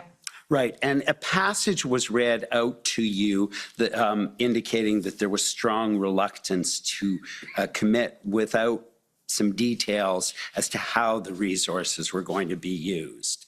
Do you recall that? If that's what the record says, then yes. My understanding is that apart from that meeting, that comment was made on several other occasions as well. In the days leading up to the Emergency Act. Is that fair? I believe so. Like, that's my understanding of what I heard. Yep. Right. And in particular, I know that you may or may not be aware of it. It came up in a conversation between Minister Blair and Deputy Minister Stewart on February 7th. I don't know if you were made aware of that call or meeting. I'm sorry, I'm not sure I know which meeting that you're referring to. Like, it could be the tripartite meeting? No? No, it wasn't. And it wasn't a meeting I don't think that you were at, so I wasn't certain if you were aware. No, I'm not aware of that. And I think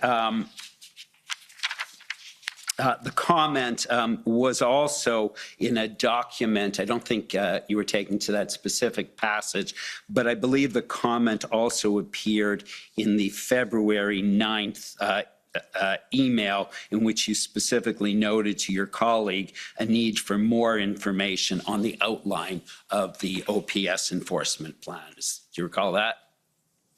That was in the document that that the Commission Counsel took you to this morning. An email on February 9th. Okay, that was right. So what was shown to me this morning was the information that I got either from Public Safety or the RCMP. So that's not my text, right? That's what others have provided to me. Right, and so you were just made aware of that, correct? Correct. And were you aware on February 13th that there was an operational plan that had been prepared by the Integrated Planning Cell, which included representatives from OPS, OPP, and RCMP and others? I was aware that a plan was being developed and was awaiting approval. Thanks. And just one other area I just wanted to touch on was you talked about the issue of the engagement with the protesters as something that had been considered. And Ms. Bogdan, you referenced it being unsuccessful in Windsor, correct? If I could just ask you, please, to turn up pbnsc.can.402963.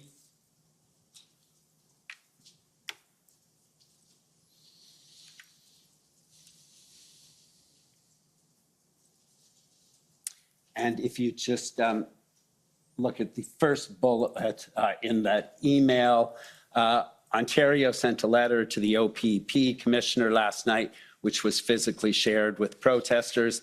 The letter was signed by Minister Jones and committed to a meeting with protesters at a time and place of her choosing. There were no other conditions. Owing to the late hour, the letter did not have much effect, and enforcement is proceeding today. So that's what happened in Windsor, correct?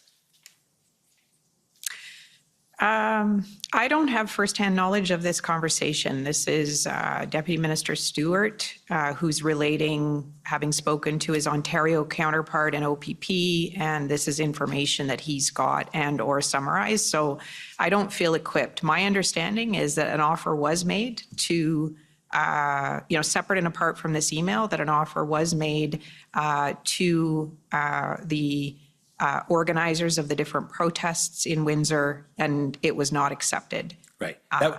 That's what I meant when I said, the effort was not successful. It wasn't productive. It didn't result in a resolution, but there was an offer made. That was by the provincial government. Correct. You understand? Correct. Not by the federal. Correct.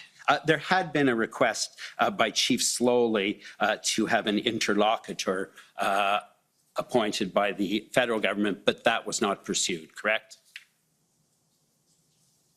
I really can't say. I can't remember what Chief Slowly would have asked for. It would be probably better to put that question to Deputy Minister Stewart. Sure, and sorry, the one final question, and I'll just show you the document, is SSM.can 400148.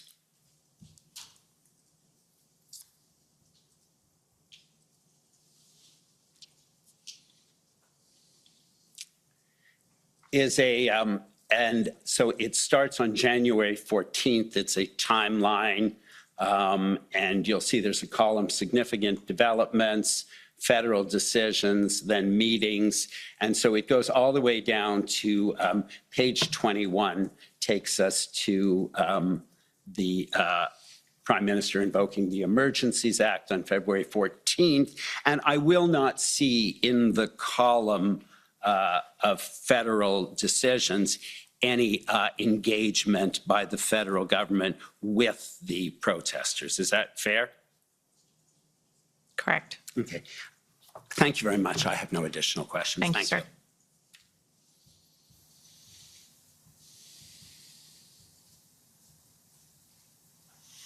Okay.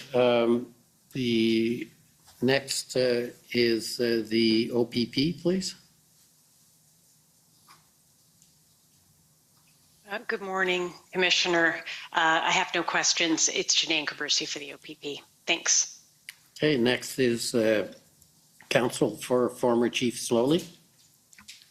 Thank you, Mr. Commissioner. Nicholas DeStefano for former Chief Slowly. We have no questions. Okay, next is the City of Windsor.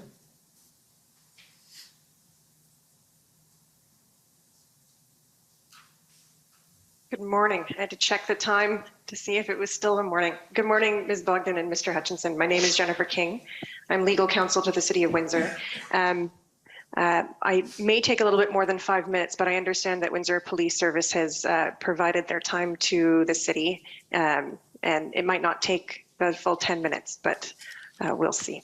So I thank my friend and Commissioner, is that, are you content with that? No problem. Okay. Yes, Tom McRae for Windsor Police Service. We will have no questions, and we ask that all our time go to Ms. King for the City of Windsor. Thank you. Thank you. All right. So, Mr. Hutchinson, at page 12 of your witness summary, you stated that even when the blockade was cleared in Windsor, police resources were required to hold it open, or something to that effect. Do you recall that? Yes, that sounds right. Okay. And were you aware at the time that there were police plans to harden the route to the bridge, and those plans were in place on February the 13th at the same time as the bridge was being cleared? I don't recall that specifically. Okay. And you've discussed today that there's a risk that the protesters would reassert a presence on the roadways. Yes, this was a pattern that we had observed across the country, that when a demonstration started, we could never take it off the list. You might have a demonstration in downtown Toronto on one day, and then you might have nothing for a few days, and then you might have it again. We monitored a lot of locations, and we also noted from time to time the need for police resources to not only clear but hold. Now, that's information that I received, obviously second or third hand. That was my understanding. That in fact, I tried never to use the words resolved or cleared because it didn't seem to describe the situation very accurately. Right. So I'd ask Mr. Clerk to please pull up WIN 50932. Mr. Hutchinson, you are aware that the injunction respecting the Ambassador Bridge that was granted by the Chief Justice of the Superior Court on February the 11th was continued on February 18th. I'll take your word for it. Okay. I'll note that there is a note of this in IRG meeting minutes from February the 18th. I won't bring it up, but I'll just note that for you if that assists your recollection. Okay, so these are the Chief Justice's reasons. And Mr. Clerk, if you could go to page 8, please. Paragraph 47. And you'll see here that the Chief Justice heard evidence and made findings with respect to the efforts to hold the bridge open and the risk that the blockade would be reestablished. And I do wanted to take some time to take a look at the Chief Justice's findings here. So the Chief Justice found that the city has established a strong prima facie case on a balance of probabilities, that the protesters have breached multiple municipal bylaws, and that there is a risk they will continue to do so based on the following uncontroverted evidence. And you'll see, I won't read it all out, but you will see that there's a number of subpoints here, but the Chief Justice found that the protesters continued to breach multiple municipal bylaws, as was evidenced by multiple tickets issued for bylaw infractions. He found that there's evidence that the protesters expressed intent to continue their blockade despite the February 11th order. He found that there was evidence that the protesters planned to continue to protest on roadways approaching the bridge, and cites some evidence that the police provided, the Windsor police provided, who were monitoring social media, including messages of "it's not over," "we are not done," and "civil war time." And as a result of the continued threat of a new blockade, police continued to control traffic flow onto Huron Church Road, which we've heard is a municipal roadway, to protect access to the bridge. So the Chief Justice made these findings and found that the evidence clearly established that the protesters chose to ignore the order and continue to impede and obstruct access to the bridge after the order was granted. So were you aware of these findings at the time? I think I would have been aware of the injunction, but I didn't read the order at the time, nor do I recall being in any discussion of the specifics per se. Okay. Well, I wanted to show that the Chief Justice of the Superior Court of Ontario made these findings on February 18th when he decided to continue the injunction permanently in Windsor. We've also been having some discussion during this hearing about the distinction between lawful and unlawful protests. And I just wanted to show you page 10, paragraph 59.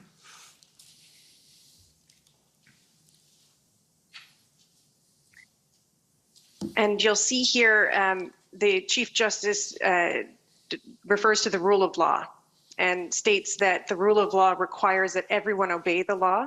Significant, organized, deliberate, and persistent defiance of the law and court orders is a serious threat to the rule of law, which is one of the foundations of a functioning democracy. The protesters are obliged, as is every Canadian citizen, to follow the law and not breach municipal bylaws or court orders that prohibit unlawful conduct.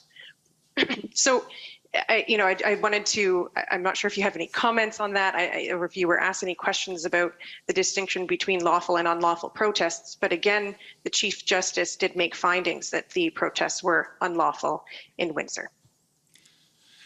Nothing that you've raised contradicts the information that I was privy to at the time. Thank you.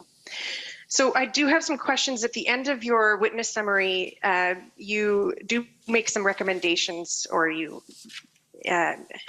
point out gaps in the legislation and recommend that critical infrastructure protection legislation will require collaboration across federal, provincial, municipal, and private sectors. Do you recall that? Yes, I do. Okay. Do you have anything further that you could add to that? I know we've talked about perhaps some gaps in the legislation. We've been asking some questions about the need for emergency management and planning. Is that something that you would also recommend? Some changes or updates to emergency planning? So in the PCO Secretariat, we get involved, as Ms. Bogdan said, in all types of different hazards and discussions about all types of different hazards. And our perception of emergency legislation is as much about what are the tools to help and what enables help, as that's kind of our focus more than anything else. I was pretty struck during the summer when the UK could declare a national emergency over heat and take steps to protect their citizens under national legislation. And to my knowledge, and I'm learning on the job, as Deputy Stewart referred to the other day, to my knowledge, we don't have that kind of a framework. We have a little bit more of a patchwork. Now, you can say that that's due to confederation versus a unitary order of government, system of government. But I do think that there's room. And I think that I would take it one step further and say that if we could strengthen the tools and the frameworks around protecting critical infrastructure, we could actually, by doing that, we'd be protecting the space for legal and safe demonstration in our democracy.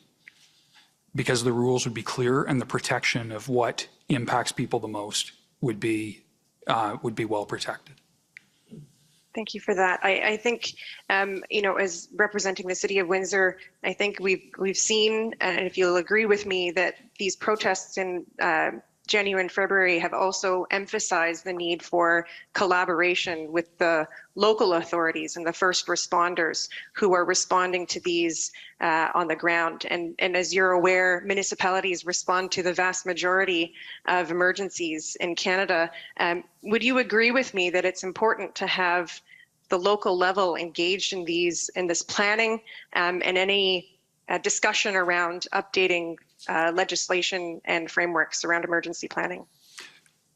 Yes, so taking the comment in a very general sense, like not commenting on this situation specifically, we're well aware from all of the situations that we manage that municipalities tend to be, and communities tend to be the first responders. And we have to have the systems of support in place. Not that I'm suggesting in any way, shape, or form that the federal government should be out of its lane. That's not what I'm suggesting.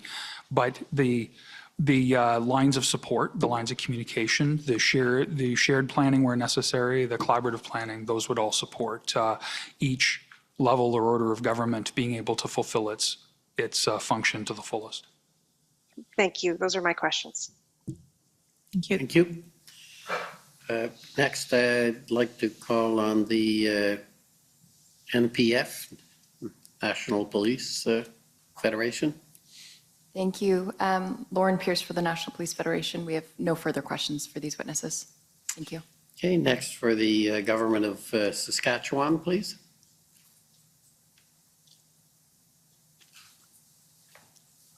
Good morning.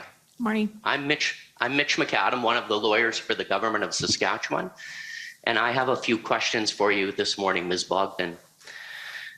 During your testimony this morning, you mentioned a meeting that was called by the Clerk of the Privy Council on the morning of February the 9th, at which she directed deputy ministers and staff at the Privy Council office to examine all possible options for resolution of the blockades and protests. Do you recall that? Yes.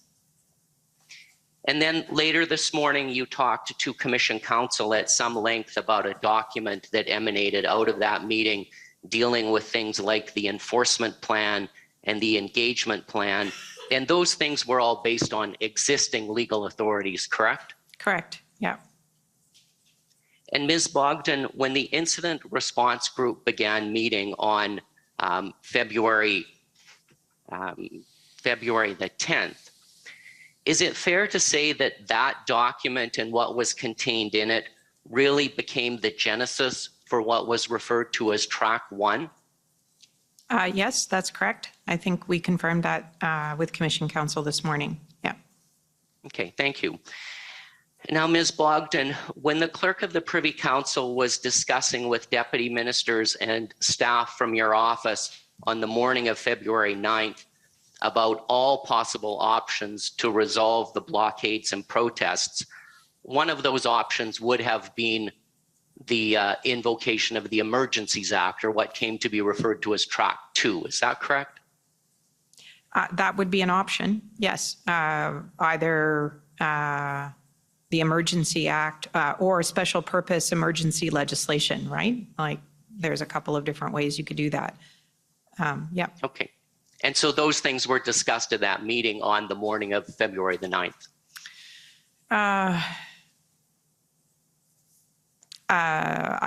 Yeah, to a certain extent, yeah.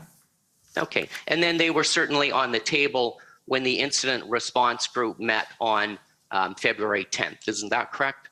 Yep, the record will show that. If you look at the tracker that is attached to the minutes of the incident response group meeting on the 12th of February, the document that's appended there shows the things that we were working on, as you say, in Track 1, which is within existing authorities, and Track 2, what if Track 1 isn't successful or the situation escalates quickly and we need to be in a position to do something different.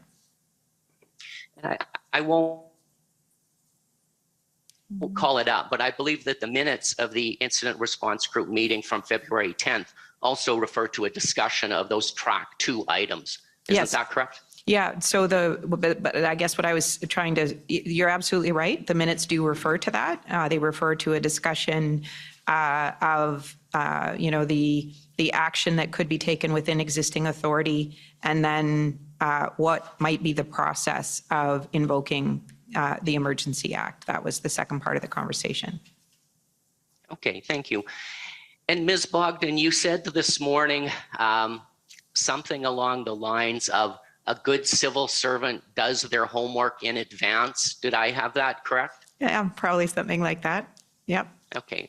So do I take it that officials within the Privy Council office would have been at least looking at the Emergencies Act as a potential option, or scoping out the potential for using the Emergencies Act by that first week of February? Not the first week of February, no. We were not there yet, no. Okay, so when we look at the minutes of the SSE committee meeting on February 3rd, and it talked about creative options, was that referring to the Emergencies Act, or was that referring to something else? That's referring to something else. Do you recall when Commission Counsel put up the document that was circulated for the SSE meeting on February 3rd? It's like a placemat, and there's a whole range of options. In the right column, it was creative options. So things like le grand débat and things like that. That's what that refers to. Okay, so when would the Privy Council office have started to do its homework on the Emergencies Act? When would you or somebody in your office have first started to look at it as a potential option?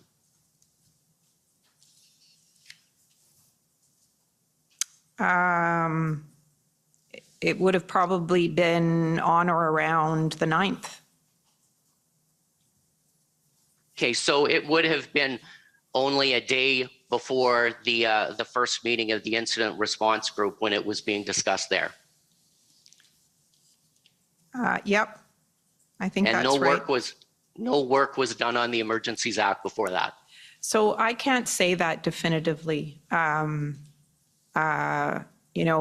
Work would have been being done by a lot of different people on an anticipatory basis making sure, as I said, that we've done our homework and we would be in a position to answer questions, right? Like if the government turned to the public servants and said, what's involved with invocation of the act?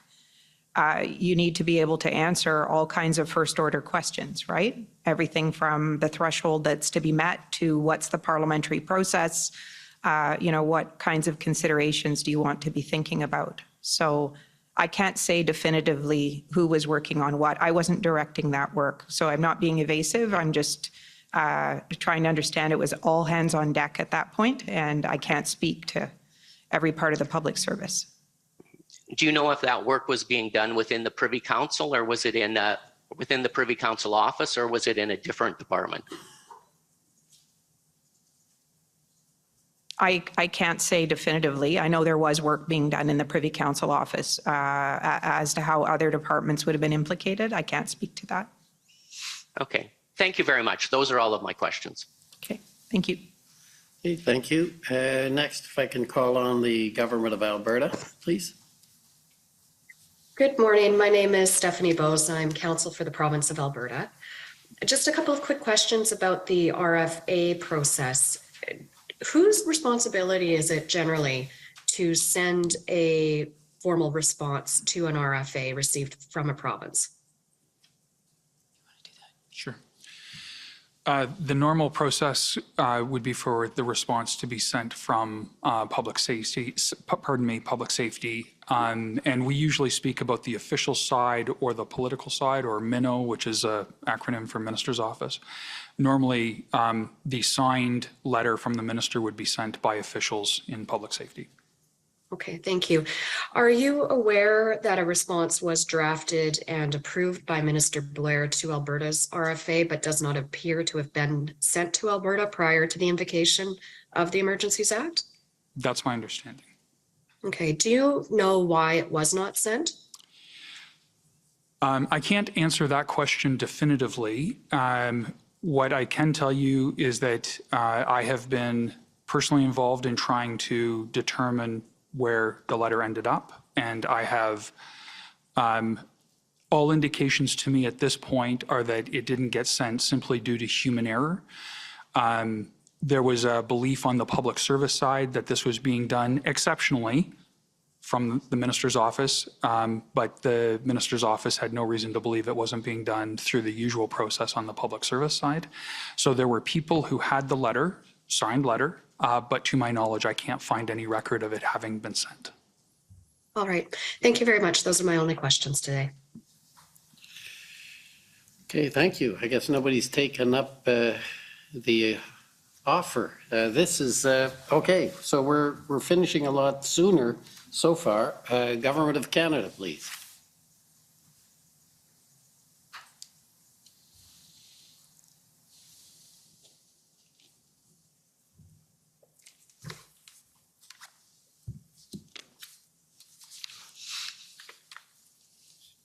Good morning. The document I'd first like to take you to is one. Could you just, for the record, identify yourself, please? Sorry. Robert McKinnon, Government of Canada. If I take you to a document that Council for Democracy Fund took you to, ssmnsc.can, number of 0242. It was the NSIA remarks. So if you scroll down just a little bit, So at that time, can you just confirm that Ottawa wasn't cleared, the enforcement action hadn't even been taken at the time of the invocation, is that correct? That's correct. Right. And you've also heard concerning the Ambassador Bridge, if you go down a little bit further, that enforcement actions were still continuing on the 3rd and that the airspace was still restricted on February 14th. So that was still in effect over the protest area, and you've just heard that the injunction in Windsor was continued because of the fear of returning. You heard that today? The evidence of that, yeah. Yeah.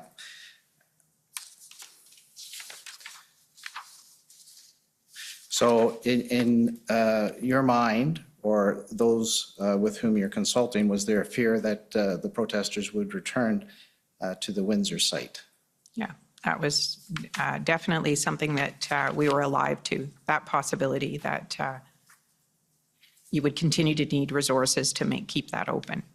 If you keep scrolling down under page 5, or top of page 5. That's it, yeah.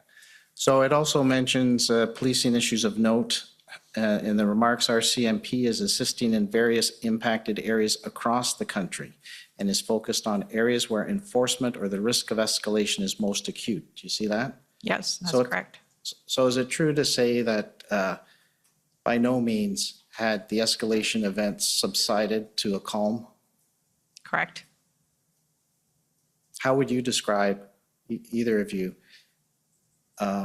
your perspective as of February 14th, when invocation happened, concerning the events?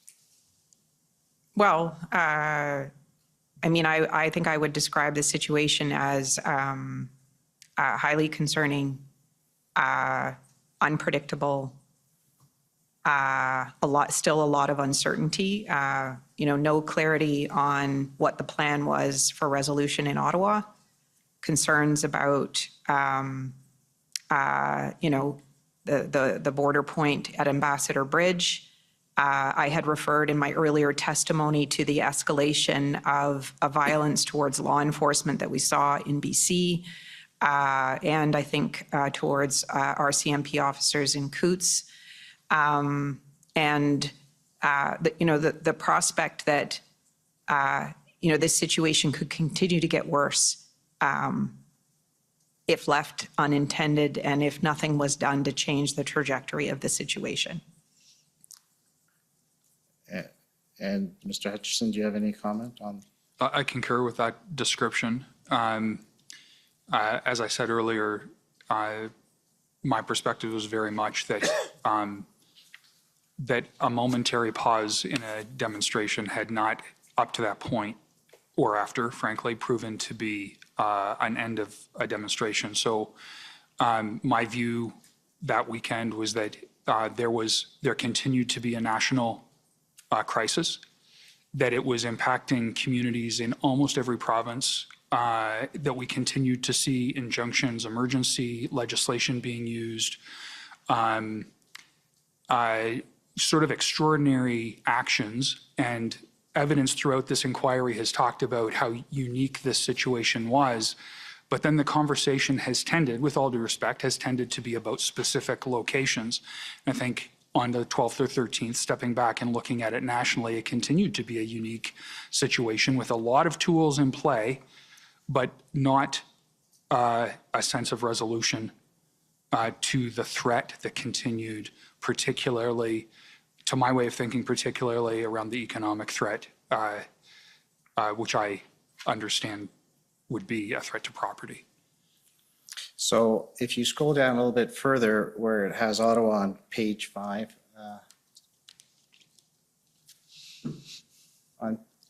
so you'll see on the last bullet point on the day, well, on February 12th, it mentions police say protesters overwhelmed officers on Friday night. So there are still lots of events, especially happening in Ottawa during that time. Is that correct?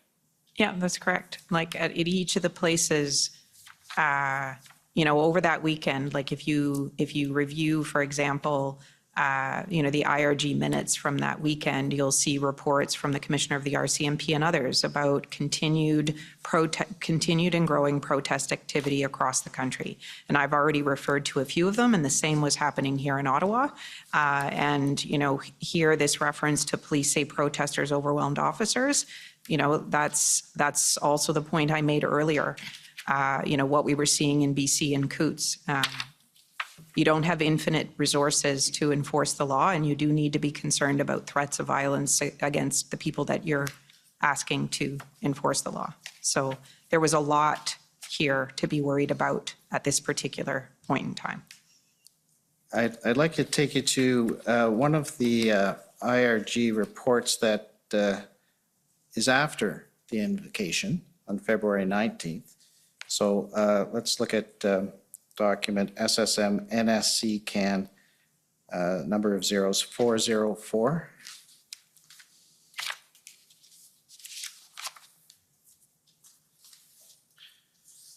So this is a day after enforcement action had begun in Ottawa. This is February 19th. And if you could go to page 5.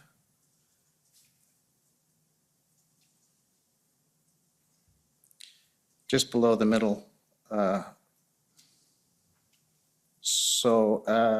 Yes, so the last line says there are indications of additional convoys en route to Ottawa, including from Saint-Jérôme and Peterborough, and checkpoints are being monitored, as are areas outside the city, such as Emblem and Arnprior, where some protesters who are leaving are beginning to congregate.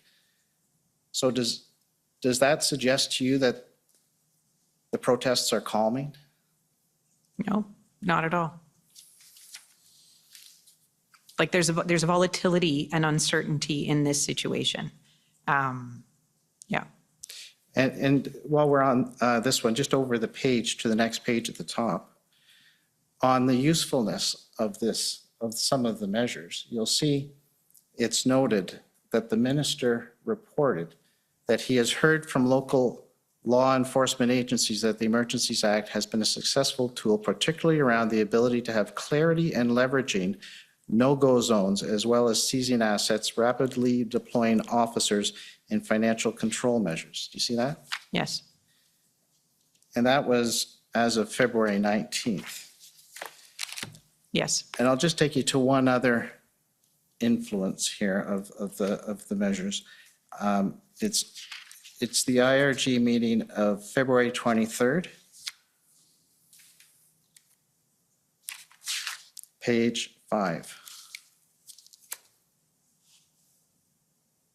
And that's SSM NSC CAN, number of zeros 408.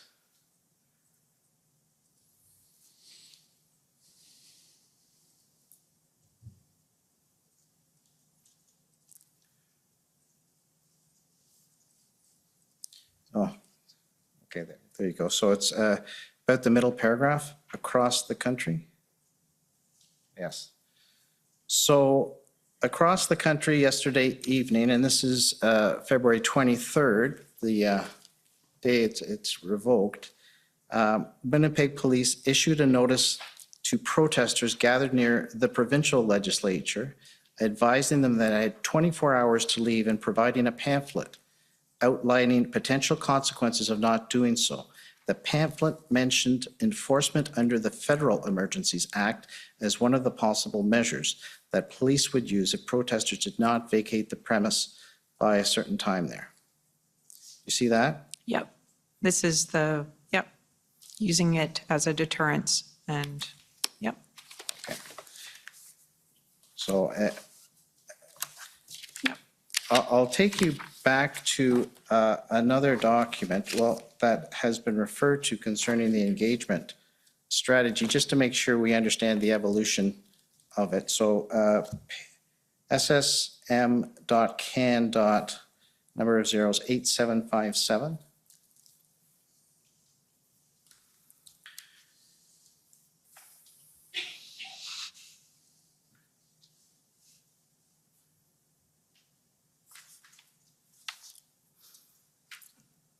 All right, and if you scroll down just a little bit, okay.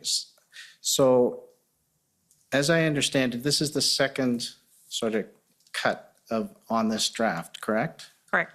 And it's just showing the evolution of, you're trying to put everything together to get people to focus on some options under existing authorities, correct? Correct. And you've got Plan A and Plan B, correct, in the third paragraph you refer to? Yep. Plan A, providing resources to local law enforcement to address the unlawful demonstrations, and Plan B, where we need to unpack our other options in terms of legal authorities and feasibility of executing these options, or what would be needed to make them a reality, correct? Mm-hmm. And if you go to the attachment, which is the next number, which is 8758.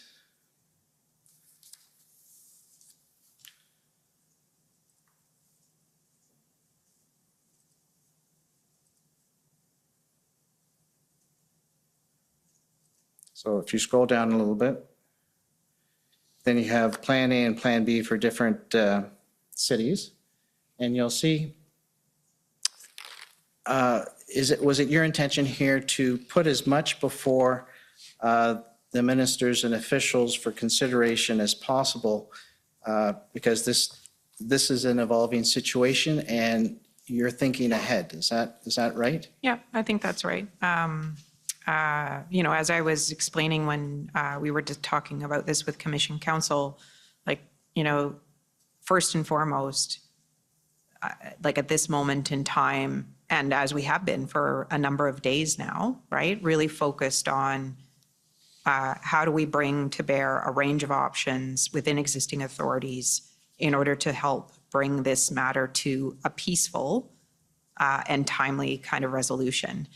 But at the same time, you also have to be prepared that Plan A or Track 1 isn't going to be successful. Or not just that, I think you also need to be ready for the possibility, and it was not a theoretical risk, that the situation could escalate quickly or deteriorate, and that the government would need to be prepared to intervene and respond in some way. It's important. And if you look at Plan A and Plan B here, you'll see a second option.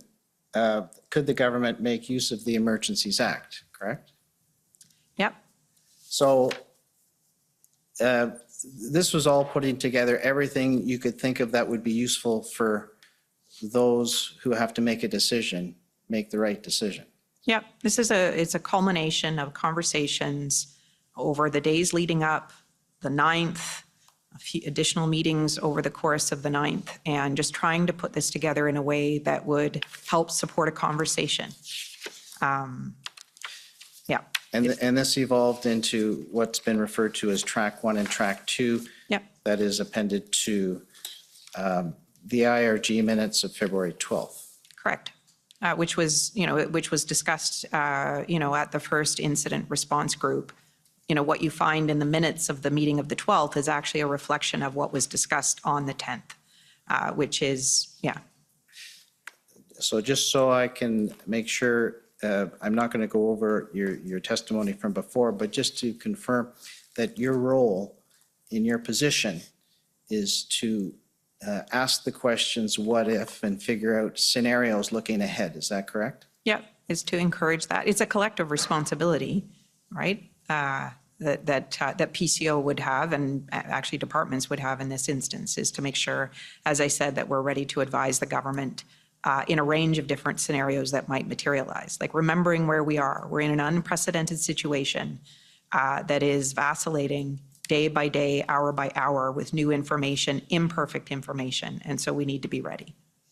And you said that from early on, even before the convoy reached Ottawa, you were asking these questions. Is that correct? Absolutely. It's part of emergency preparedness is that, you have to maximize the time you have before it turns from being a situation into actually an emergency. And that kind of philosophy is very acute when you're looking at saving lives in terms of, we have a hurricane that's coming. Like the first 24, 48 hours really matter. So in emergency preparedness, you're trying to maximize the time you have to get ready and think about a couple potential outcomes that might happen and make sure that we've done our analysis and that we're ready to support the government. And is it your responsibility and others at PCO to make sure to convene the right committees or groups in order to deal with these situations? Correct. And so you mentioned that you've first started with these questions that you asked after the first weekend, and you got together with, there were certain ministers, you mentioned 4? Yes. Right? Ministers to discuss on a daily basis, is that right? We were organizing situational updates on the situation, so they had the latest information, because of course ministers are having their own discussion with provincial colleagues. They need the latest information and talking about actions that are being taken. And then that moved into another phase of the SSE meetings, is that right? Correct, where we're convening a larger group of ministers. And it moved there because of what reason? Well, like I think as I said in my testimony earlier, when we convened the first Cabinet Committee meeting on safety, security, and emergencies, we're midway through the next week after the weekend in Ottawa. We have a situation, a blockade in Coutts and an occupation in Ottawa, and we have no fidelity over how this situation is going to get resolved. So, there's a need to support ministers in coming together and having a conversation about that and what, are the range of things that the government might want to do or to think about to help bring the situation to a resolution. All right, so it went from late January, from looking ahead with scenarios to meetings with 4 ministers, to February 3rd, to the 8th with SSE meetings. Correct. And then what was the reason to move from the SSE meetings to the IRG meetings on the 10th, 12th, and 13th? Well, I think there we are in the middle of the second week. If I like the 9th, the 10th, we're in the middle of the second week. The situation has gotten worse.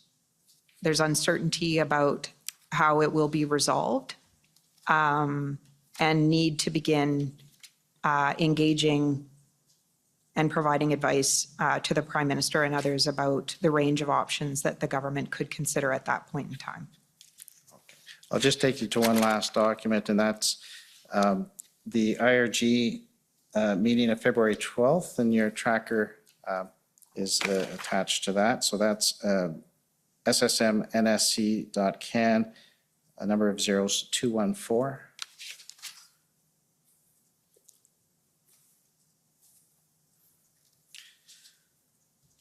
So is it at this point on the 12th that the option 1 and option 2, tracker 1 and tracker 2 are being fully considered as an agenda on the item on this committee? Or? So I think it's actually in the meeting on the 10th, if I may. Yeah, but does it continue on the 12th? Correct. And it describes in these minutes on the first page, if you scroll down to the page 5, if you go down a little bit further, yes.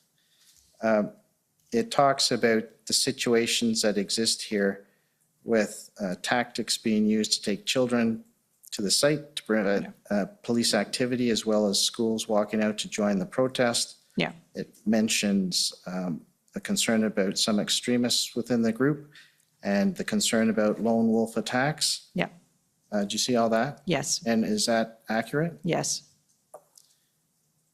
And then if you go down close to the bottom of that one, it mentions the escalation in activity in Ottawa and the role of social media and in its role in the communication and organizers of protesters across the country. Was that very much of a concern at this point on the 12th? Yeah. Yeah.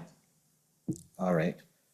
And I won't read them through all, but in the minutes it mentions Windsor, Cornwall, Ottawa, Emerson, among other areas that were of concern. I was just going to say that actually, if you scroll down, you will see that the Commissioner of the RCMP that weekend, this is the 12th that we're talking about. Right.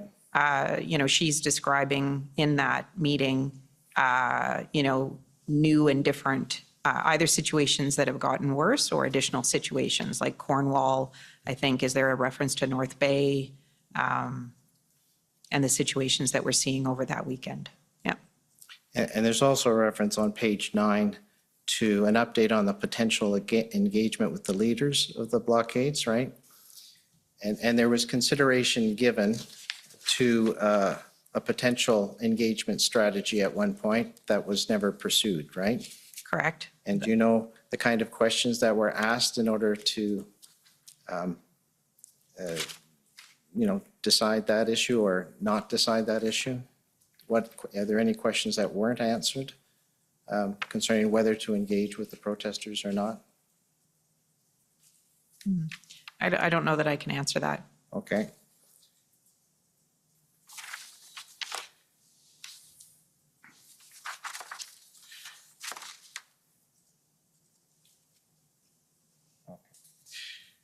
All right, those are all my questions. Thank you. Thank you. Okay, any re-examination? No reexamination. Okay, I just have one question, and it goes back towards the beginning of your evidence, and this is before the, I can't remember the exact date, but it would be before the first weekend. Yes. And you said that you were preparing for what you knew and what you didn't know. Correct. But you said you were preparing for what if it doesn't go well? Yeah. And I just wonder, what do you do to prepare for what would happen if it did not go well? Right. So I sort of described kind of the ways in which it could not go well, right? We had this large group of people in that. And so what were the kinds of things we did? So, we are, for example, preparing to be able to bring ministers together very quickly and organize an ad hoc cabinet committee meeting, whether that would have been safety, security, and emergencies, or the incident response group, right? So there's some very practical things that you're doing to make sure that you have the ability to reach ministers in short order and bring that group together, if there's a need to do something. So you're kind of thinking along those lines. But at that point, I think the scenario that I was most worried about was the potential for, violence or, a clash with law enforcement, and that somebody might get hurt or a loss of life. And in that case, that's a public order situation, and law enforcement would deal with the first line of response to that. But it's happening in the nation's capital. There might be a need for, a government or several government ministers to say something about that. And so just thinking about, if that situation materializes, who's on first, who's on second? Is everybody clear about roles and responsibilities? How would we get ministers together?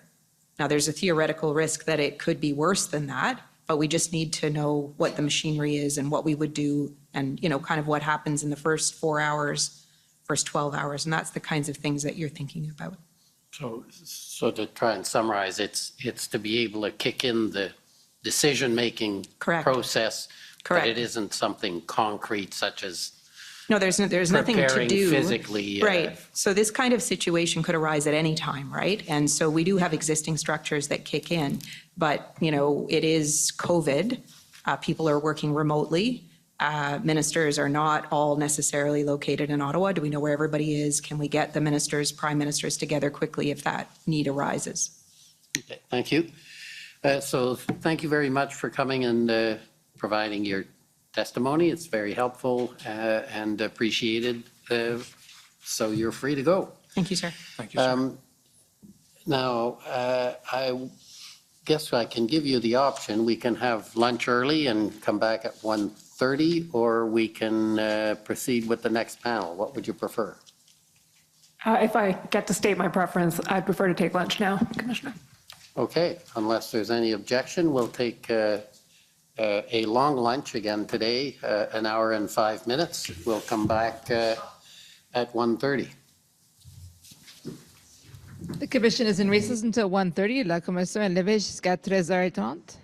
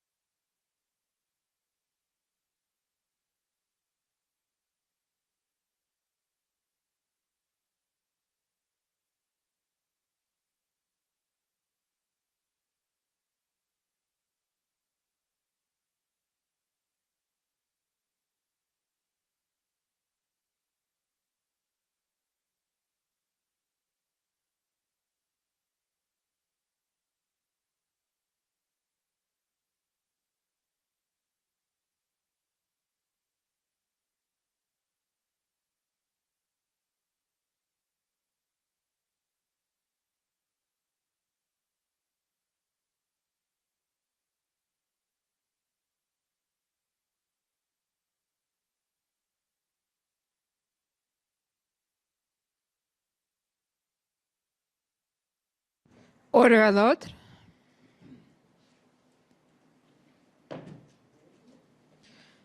The commission is reconvened. La commission reprend. Okay, good afternoon, bon après-midi. So we have a panel of witnesses. Okay, Commission Counsel, please.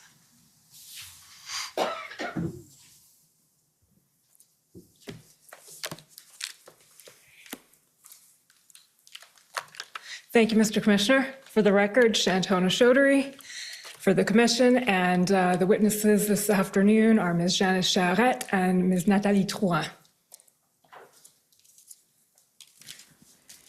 Ms. Charette, will you swear on a religious document or do you wish to affirm? A religious document, please. We have the Bible, the Quran, or the Torah available. The Bible, please.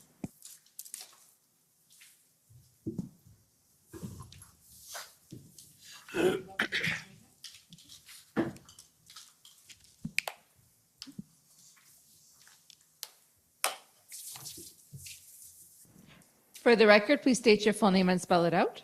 My name is Janice Charette, Janicecharette.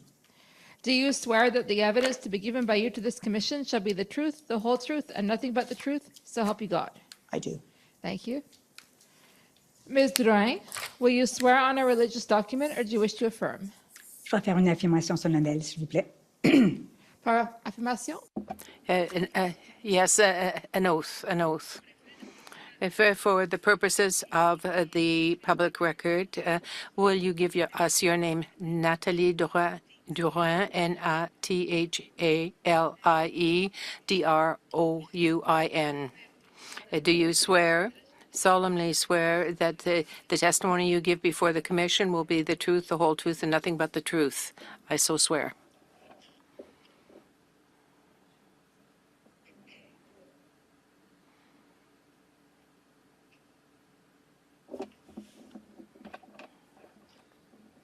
Good afternoon, Ms. Charette, Ms. Drouin. Thank you for being here.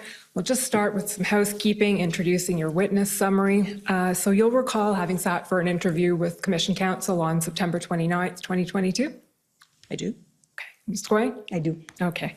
And after that interview, Commission Counsel prepared a summary of that interview, which you have reviewed. Can you confirm that that summary was accurate? I can. I confirm. Okay. And for the record, that is, Mr. Clerk, WTS.6074, but no need to pull it up right now. Okay. Ms. Charette, I understand that you are the clerk of the Privy Council. I am. How long have you held that role? I was named as the interim clerk of the Privy Council in March of 2021. So that is about 18 months or so ago. And I was confirmed in the role as the clerk of the Privy Council in May of 2022. Okay. And what was your background before that? I've been a senior public servant I think I've been a deputy minister for almost 20 years. Before being named as the interim clerk of the Privy Council, I was the High Commissioner for Canada to the United Kingdom of Great Britain and Northern Ireland. And previous to that, I was actually serving as the clerk of the Privy Council. I've held roles as the Associate Clerk of the Privy Council, Deputy Minister of Intergovernmental, the Deputy Minister of then Human Resources and Skills Development, of Immigration, Refugees, Citizenship, Associate Deputy Minister of Health, and as you can tell, a number of roles over my career. It's a long list. That's it. Okay. And Ms. Drouin, you were the Deputy Clerk of the Privy Council. Exactement. And how long have you held that role? J'ai été nommée sous-greffière. I was appointed in August 2021, and before that, I was Deputy Minister of Justice, Justice Canada, and 2016, I was Minister of Justice in Quebec. Are you wishing to testify in French, or I'm going to do the same thing. Sometimes I will answer in English, sometimes I will answer in French. So question, perfect. Question. Of the clerk of the Privy Council. It's well understood by you, but maybe not by everyone here. And if I can just pipe in, you have a tendency to speak very quickly, Yes, which I'm okay. sure comes handy when you're delivering messages to the government, but if for Slow. here, it's useful to slow down. I actually wrote the translation. word slow down, just so that I would try to remember that. Thank you, Commissioner. The Clerk of the Privy Council and Secretary to the Cabinet is the full title of the position.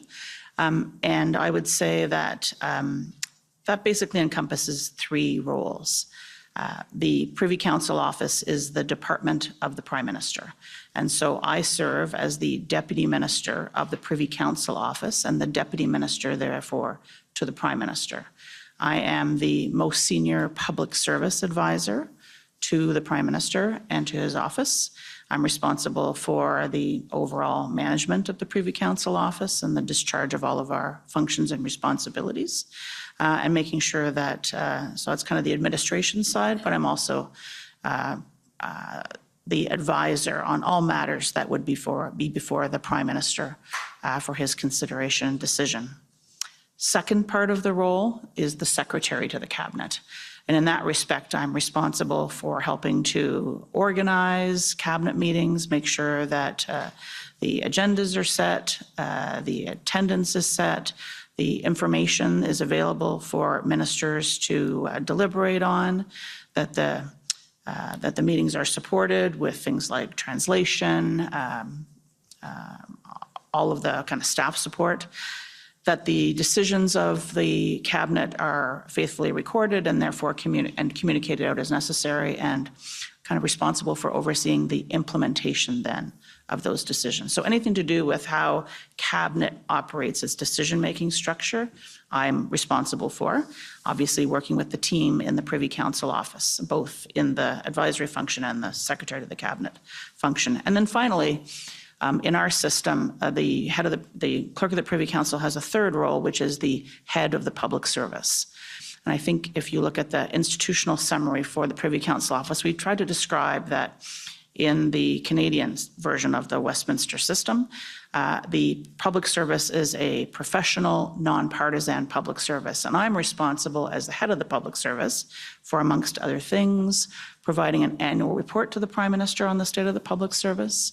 In this respect, I also provide advice to the Prime Minister on the appointment and performance of deputy ministers and other senior officials, and basically for making sure that the public service is ready to be able to serve the needs of the government and of the country today, and also a stewardship role into the future. So those are kind of the three roles. And I would say the other thing that might be relevant as we get into this conversation is the Clerk of the Privy Council is one of a community of deputy ministers. I think in the expression would be primus inter pares. You are one amongst others, and I very much work with the community of deputies in order to be able to discharge those functions. First among equals? That's it. Good. Thanks. Okay, Madame Drouin, we're going to go back to some of that, Ms. Charette, but before we do that, can you explain the role of the Deputy Clerk, Ms. Drouin, and then maybe how the two of you work together? Perfect. So let me start with that. So my first role is really to support the clerk in her role, a little bit like what we call a two-in-the-box model. So on the day-to-day basis, ce que ça veut dire, c'est entre autres assurer un... It means that I have to assume leadership within the department, that is the Department of the Privy Council, and assume leadership on horizontal files in the area of policies, ensure that there is consistency and uniformity. Another power I have is to deal with the deputy ministers on issues, and I do that regularly. And I also do crisis management, issue management, as we say. And it is in that case where I was playing a role in the convoy. And that's why I'm here today. And I have leadership also in the area of other matters. Okay. So my mantra is I go where the needs are in order to support the clerk. more instinctively. I go where I have strength, competencies, and capacities to support her in her main role, advising the Prime Minister and the Cabinet. So this is, how we work. On a weekly basis, we will reassign, where I should put my attention and efforts, and what file I should keep under my radar. Can I just add a little bit to that, if that's all right? Of course. So perhaps I'll just add two things. I think one of the operating styles that Madame Dedoyen and I have tried to follow is that if I'm not there, Natalie is briefed up enough to be able to handle it, to be able to deal with any issue, and vice versa, so that we are not completely interchangeable, but that there is leadership at any point in time, because people have holidays or whatever else to do. And secondly, I don't think either one of us mentioned that we also have a number of ministers within the Privy Council office portfolio. And I might forget one here, but I'll try not to. So the Minister of Intergovernmental Affairs, who are supported by the PCO. And that's Minister LeBlanc? Minister LeBlanc, that's right. The Government House Leader, that's Minister Holland. The Quebec Lieutenant, which is an intergovernmental type of function, that's Minister Rodriguez. The Minister of Emergency Preparedness, that's Minister Blair, and I have now forgotten. And the DPM. And of course, the Deputy Prime Minister, that's right. In her role as the Deputy Prime Minister, she also gets support, of course, from the Department of Finance, but in her role as the DPM, we do provide her some support as well. Okay, so as the senior advisor, as you said, within the public service to the Prime Minister, can you explain a little bit the interaction between PCO and PMO, and just explain how those lines of communication work, how the Prime Minister is briefed, how you communicate with him, those general things? Sure. I think the term that Madame Dedoyen used of organic maybe applies here. There are many, many routes in terms of the flow of information and advice between myself and team in the Privy Council office and the Prime Minister's office and the team that support him there. When it comes to the Prime Minister himself, it gets more structured, and I'll come back to that in a moment. There would be daily conversations going on between PMO and PCO staff, whether it's around information exchange, trying to think about how to manage an issue, surface a problem we're trying to solve, exchange information. Any number of things in the course of a day would take place. In terms of the advice to the Prime Minister, when it comes to the exchange of information with the Prime Minister, in some cases you will see, I think even in evidence of documents that have been submitted to the Commission, that if it's for the purposes of just sheer information, you would see a briefing note perhaps prepared by one of the Deputy Secretaries to the Cabinet. But if it contains advice, it contains a recommendation, if we write to the Prime Minister for the purpose of decision, that would come through me. In some cases, some of those briefing notes may also go through Madame Dedoyen. And if I'm not around, Madame Dedoyen can sign off on briefing notes, decision notes for my, over my signature. So would it be correct to say that all formal advice to the Prime Minister from the Privy Council office goes through one of you? I think that would be fair to say, yes. As well, we have a number of opportunities to provide oral information, oral briefings to the Prime Minister as well. I have a regular bilateral meeting with him every week, which is joined by the Chief of Staff to the Prime Minister. That is Katie Telford. And sometimes other members of the Prime Minister's staff will join us. And that's a session where sometimes the Prime Minister has items, I might have items, the Prime Minister's office may have items, but it's kind of a regular once a week touch base, traffic management, advisory, decision, kind of whatever is on the issue of a plate of the day. Every second week, the Deputy Prime Minister will be joining into that meeting as well. So that's a regular structure. We may have issue-based meetings or briefings with the Prime Minister. We've done for a very long time. We were doing frequent 3 times a week briefings of the Prime Minister and his office, sometimes with ministers on the COVID situation, for example. That might involve senior officials from other departments, Dr. Teresa Tam, the Chief Public Health Officer, officials from the Public Health Agency and Health, and so on and so on. You get the picture. When there is a cabinet meeting that the Prime Minister is involved in, we almost always have a pre-brief session with the Prime Minister where we'll go over the agenda, the kind of the run of show, who's going to say what, the key issues to be deliberated. So he has a focus on, in addition to the written briefing material we would have provided, kind of what are the key issues he's trying to adjudicate at the session, what are some of the perspectives he may want to be listening for, where's the area or the zone for a possible decision. And we would be doing that before our cabinet meeting, for instance.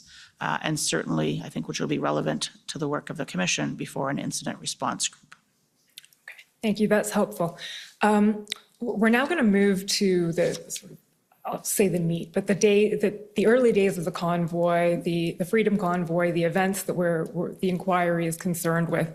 But just picking up on the last point you made in terms of the communication lines and briefings, could you set the stage for us in terms of what was going on in government at the time at a very practical level as well as a sort of ideas level? So were things happening virtually? Where were people working? Where were you? Where was the Prime Minister? That scene. Right. So cast your mind back. We were in January of 2022. The country, like many other countries around the world, was dealing with the Omicron variant of COVID. We actually had, I believe in mid-January, record levels of hospitalizations, even higher than previous peaks of the COVID outbreak. And so the vast majority of the public service was working remotely, although there were some people by dint of their function who had the need to come into the office to access secure materials or so on. But it was a kind of the public health advice was to be working remote by default, and that's where the bulk of the public service was. The same thing for, I think it's fair to say, for the Prime Minister, ministers, and political staff. So we were all working remotely. I remember this well because there was a cabinet retreat that was held in the week of, I have a little calendar here to try and remind me of dates, the week of January the 24th. That would have been the first cabinet retreat that had taken place since the government was formed after the 2021 election. And I think everybody was hoping that that was going to be an opportunity for a face-to-face, and unfortunately ended up being a virtual. We are very fortunate to have secure video communication, so we can actually have cabinet meetings held virtually, and so we were able to do that in the week. There was a lot of other issues that were before the government. I think you would have heard from other witnesses as well that we were monitoring the potential for an emerging situation in Ukraine and trying to prepare for what possibly could happen at that point in time. And so as we came out of the cabinet retreat, I believe was 2 or 3 days, and that's when we started to hear the early signals that there might be a protest or a series of protests happening in Ottawa and potentially other locations. Now, I should say that as of January the 15th, there was a change in the public health measures related to COVID that affected truckers in the country. It affected cross-border traffic. And that change was for truckers that were unvaccinated coming in back into the country. They had been previously exempt, and they were now going to be subject to public health measures. And so we were monitoring very closely both the implementation of that measure as well as talking to the Trucking Association and monitoring, because it was clear that at that point in time, despite the very serious record levels of COVID we were facing, that Canadians were kind of getting a bit fed up at that point in time with the restrictions and the measures and what they were having to deal with. So that was very much on our minds. We were getting ready for the return of the House of Commons. They had been on a parliamentary break coming out of the holiday season, and the House was due to resume on the 31st of January. So as we went into what I think others have described as weekend one, the weekend starting Friday, the 28th of January, we were monitoring and waiting for the protest that we had understood was going to be arriving. And that's kind of the context at the very beginning, if that's helpful. I'm happy to add to that. That's helpful. That's perfect. So that takes us to my next question, which is, when did you first brief the Prime Minister on what was happening with the convoy? The first briefing I had with the Prime Minister was an oral briefing on the 30th of January.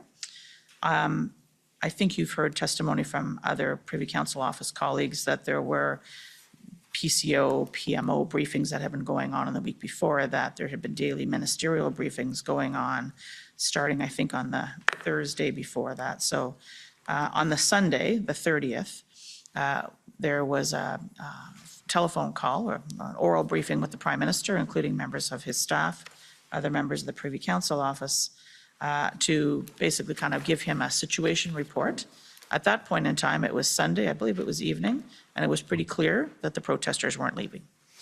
So we had a situation in Ottawa, and our thoughts were turning immediately to the House return the next day, and whether there was any issues we had to be thinking our way through in terms of the safe conduct of parliamentarians actually accessing the Parliament buildings. As you may recall, Wellington Street was a bit of a challenging area. As the head of the public service and responsible for a department, I also had to think about what instructions we were giving to public servants, some of whom were still required to be going into the office, about whether we were closing buildings or leaving those open. So that was really the first briefing with the Prime Minister, kind of a situation report, what was happening, giving him information. We were able to tell him that there had been ministerial briefings, that there was lots of outreach going on by deputy ministers across, we call it the town, across Ottawa, across departments and agencies. And so that was, I wouldn't say that we sought any decisions from him at that point in time, other than to have a conversation about, were we well connected, for example? Were the right people talking to parliamentary officials, to the Sergeant at Arms, the Parliamentary Protective Service? Were they connected up to law enforcement and security agencies to make sure that, Parliament, the epicenter of our democracy, could function well starting the next day? Okay. We've spent a lot of, I don't know if you had a chance to see the testimony of Ms. Bogdan this morning and Mr. Hutchison and/or the NSIA yesterday. We've heard from many of your deputy minister colleagues, and we've spent a lot of time on the lead up to the convoy and the early days. So I think with you this afternoon, we're going to be focusing mostly now on the beginning of sort of February 9th on, let's put it that way. So I'm going to... Can I just take you back? Yes, you can. I thought that might happen. When you referred to other deputy minister colleagues, I know that yesterday as well, you heard from colleagues from the Department of Finance. And so another big preoccupation as we were kind of starting up our work at the end of January was we were in the beginnings of budget preparation for budget 2022. So the Prime Minister, the Deputy Prime Minister, myself, the Deputy Minister of Finance, and our teams, both the political teams and the public service teams, were thinking our way through what was going to be the economic strategy for the country at a time when, we had hoped to be through the worst of the economic impacts of COVID, and frankly, we weren't, as a result of the fact that we were kind of facing another wave. So that was also kind of a contextual factor that I think might be helpful and relevant as we get later on into the discussion. Yeah, that's fair enough. I think that will probably arise. So I'll just set paraphrasing very briefly, the kinds of evidence that we've heard from your colleagues over the first week or two, let's put it that way, after the convoy arrived. So the convoy arrived. It was not expected to stay as long as it did. It did stay.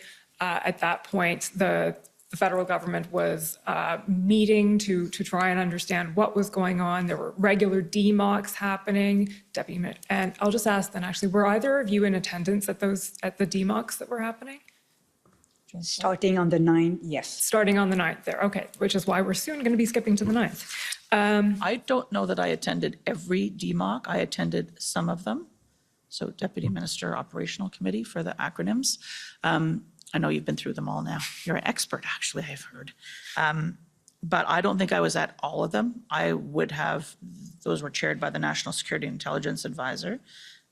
I would have been at some key ones where I thought I either needed to give direction or to hear, particularly at points in time, but I wasn't involved in the day-to-day. Okay. So. My first DMOC was, like Madame Dedoyne's, the 9th of The February. 9th, okay. So we're sort of, all roads lead to the 9th here.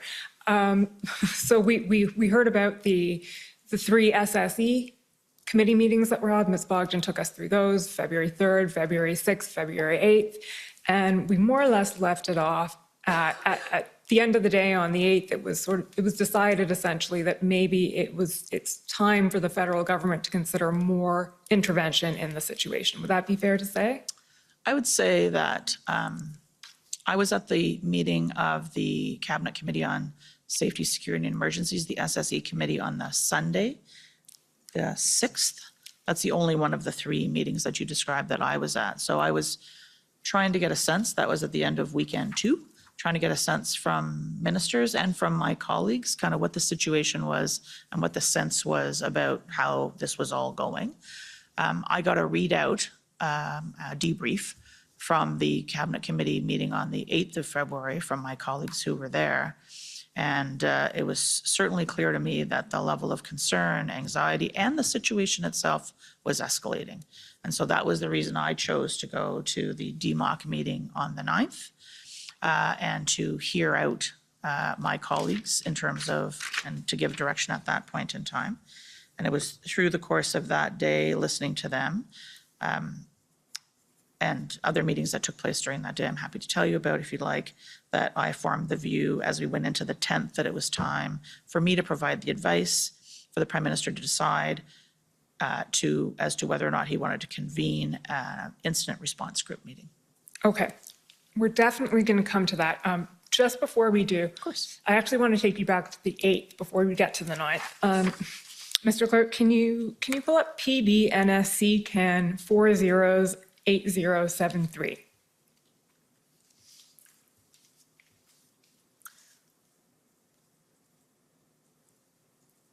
This is a document you may not have seen before, so I'll just explain to you what it is. These are the notes of Deputy Commissioner Mike Duhame. And if we scroll down, Mr. Clerk, to page 41,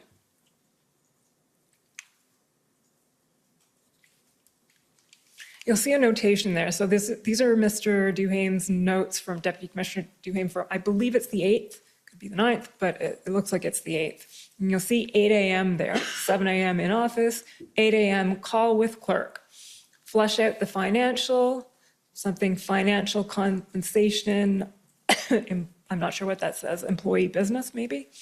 Then public safety feels organized, Ambassador Bridge stretches OPP, incremental success OPS, working in incremental way, small, okay, and then we just scroll down a little bit more to what I'm actually looking for. Clerk, we need to take this over. Do they know what this means? So I understand that during this time you were having regular calls with various colleagues within the federal government. Can you explain to us, do you recall this conversation? So I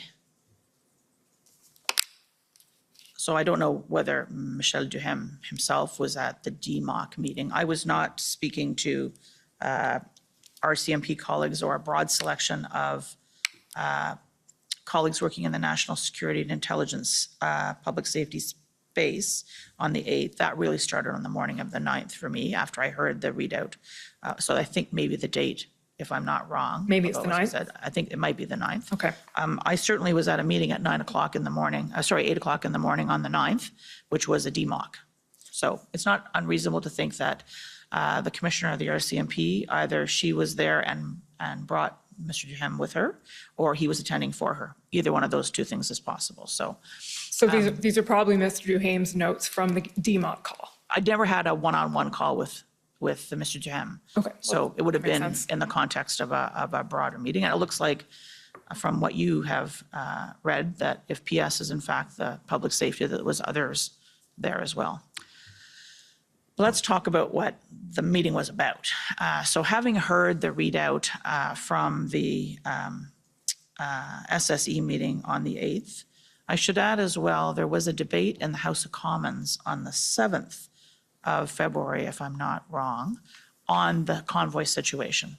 Parliamentarians, members of Parliament can trigger a debate if they wish, and I gather the Speaker assented to that, and so there was a debate. So there was rising levels of concern, that was obvious, and we heard this from the SSE committee as well, and so I went to the DMOC meeting, which was taking place at 8 o'clock in the morning on the 9th, and my purpose there was really to do a couple of things. I was there to make sure that I was hearing firsthand from deputy ministers and agency heads who have responsibilities in this area, who had been meeting with the National Security Intelligence Advisor through the days previous to that on their assessment of the situation. And I wanted to provide my direction to them as the senior public servants that, in my view, this was a very serious situation, that we had rising levels of questions from federal ministers who were asking, how is this going to end? What can we do? And so my commentary at the meeting, I think I was at 2 DMOCs on this day, as a matter of fact. Certainly at the first meeting in the morning, my objective, my intention was to try to say to my deputy minister colleagues, we have to leave no stone unturned. We have to make sure that we are looking at every power, duty, every authority we have, every resource we have, to make sure we are bringing the full power of the federal government and its resources to try to help those who are frontline responsible to manage this situation.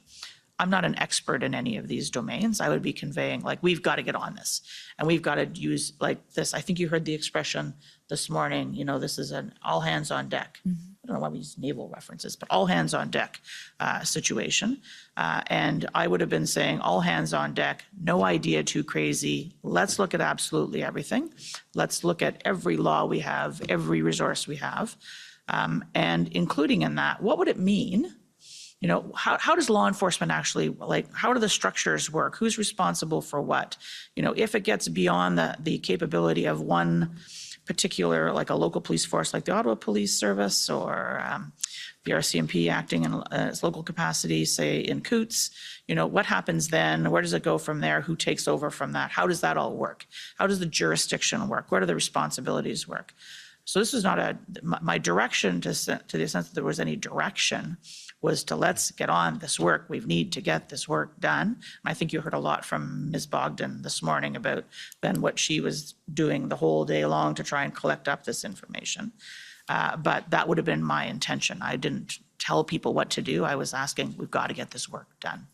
Okay, so if I understand correctly, when you say what Mr. Duhame writes down here is we need to take this over, do they know what this means? You're talking in a general sense about it's time for some federal intervention in this. Let's talk about what that might look like or what the options are.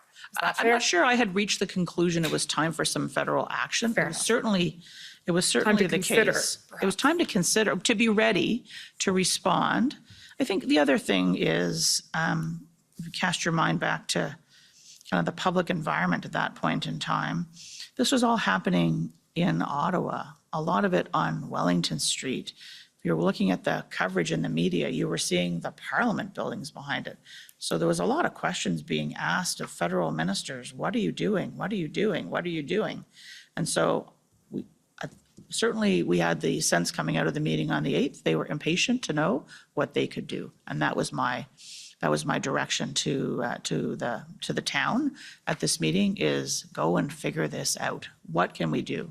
Be as creative as you can. Really think outside the box. Okay, and we saw this morning, Mr. Clerk, you can take those notes down. Thank you. We saw this morning that Ms. Bogdan put together sort of a list of the pretty much wrapped up a lot of the discussions that had been had over the previous 2 weeks about strategic enforcement strategies, financial options, et cetera. That's something she sent off a draft of some point on the 9th, and then I think at 3 o'clock in the morning on the 10th. So we've looked at that, and you mentioned, I'm just going to take you back to your conclusion before, that at some point in all of this, you formed the conclusion or gave the advice to the Prime Minister that it was time to convene an incident response group. So perhaps I can say, in addition to that meeting with deputies, so there was another meeting with deputies later in the day, I think if you'll hear from the Prime Minister, excuse me, and ministers next week.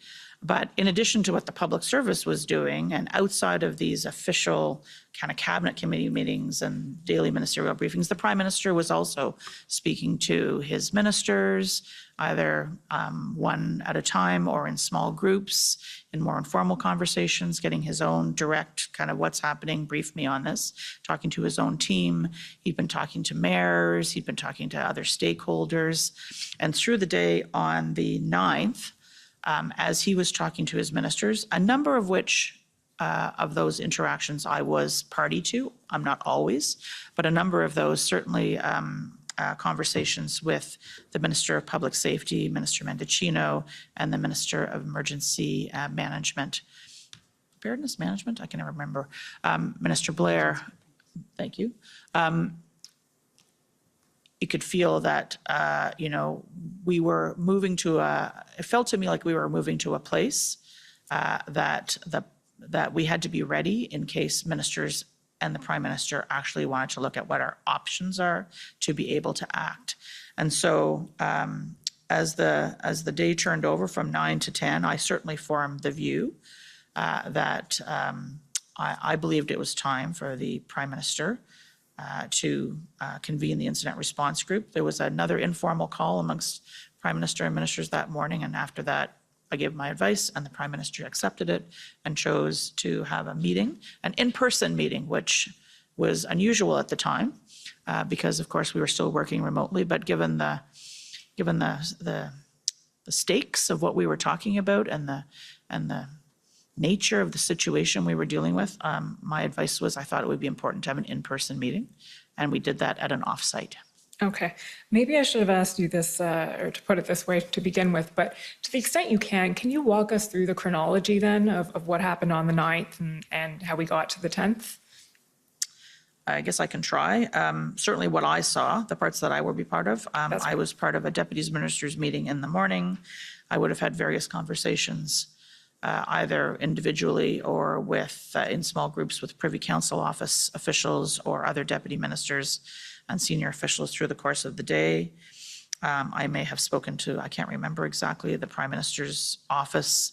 I certainly was part of a meeting that the Prime Minister had, as I said, with Ministers Mendicino and Blair, as well as other members of the PCO and the Prime Minister's office, and I believe their staff. I don't know whether there were any other senior officials from outside of PCO in attendance. There was a second meeting of the Deputy Minister's Operational Committee on the 9th. When I came to work or got up for work on the 10th, I was one of the first things I had was a email from Ms. Bogdan with the results of her overnight work. Not a practice we like to encourage in the PCO, but very dedicated, and came up with kind of pulled together everything that basically I had, all the product of the work that I had tasked on the 9th, and we were in the morning of the 10th. There was another informal conversation, and then there was an IRG in the afternoon. Okay. And can you tell us, so the Prime Minister accepted your advice to convene the IRG and then did so. Can you tell us about that first IRG meeting? And I'll just, sorry, was there something to, Madame Drouin, si jamais vous vouliez ajouter quelque chose? Did you want to add something, Madame Drouin? Can talk about that. I think also the Prime Minister had a call with Premier Ford on the 9th. I can't remember whether it was the 9th or the 10th. I'm sorry. That's I will defer to Madame Drouin's memory on this one. So maybe to check that. And maybe just to go back to the takeover conversation. I think the clerk talked a little bit about the fact that, a lot of images from, the Parliament, but it was also an international bridge. It was also port of entries. It was also the federal vaccine mandate. So all the indicators were towards, it is, the federal government is owning the situation. And yet on the ground, our CMP, for example, didn't have jurisdiction on Wellington Street. We don't have jurisdiction on routes that brings you to the bridge. So it feels that we owned it publicly, but we didn't have jurisdiction to address the situation. So asking ourselves, what can we do to have jurisdiction and really to support? On top of, supporting municipalities, supporting provinces, but that was also the type of questions we were asking ourselves. We knew that there had been a lot of conversations going on between our colleagues in other departments, transport, public safety, RCMP, CBSA, with their provincial territorial counterparts, in some cases with local and municipal counterparts. There had been meetings going on with the city officials in Ottawa, all around to try and understand the situation. There was this, what could we do? That was I think as we were going into now the third weekend, we were really feeling kind of a crescendo escalation, although the situation changed from day to day and the sites changed from day to day. That's fair. And yet we've heard a lot of evidence this week about exactly that, sort of what the conversations that have been going on between counterparts in various levels of government, et cetera. So we're pretty well caught up on that. And that then takes us to the February 10th IRG. And we've heard that from Ms. Bogdan, what started off on her February 19th plan or email as Plan A and Plan B, existing authorities or new authorities of some sort, then evolved into Track 1 and Track 2 in the IRG tracker. So can you just take us through that a little bit? What was discussed to the extent it's you can say, at the February 10th IRG, how that evolved into the IRG tracker that we then see in the February 12th IRG, and at that point we'll ask the clerk to bring that up so you can take us through it. Okay. Would it be helpful for me to just, I don't know whether you talked about what the incident response group is with Ms. Bogdan this morning. Always helpful to have a reminder. Okay, I'm happy to do that.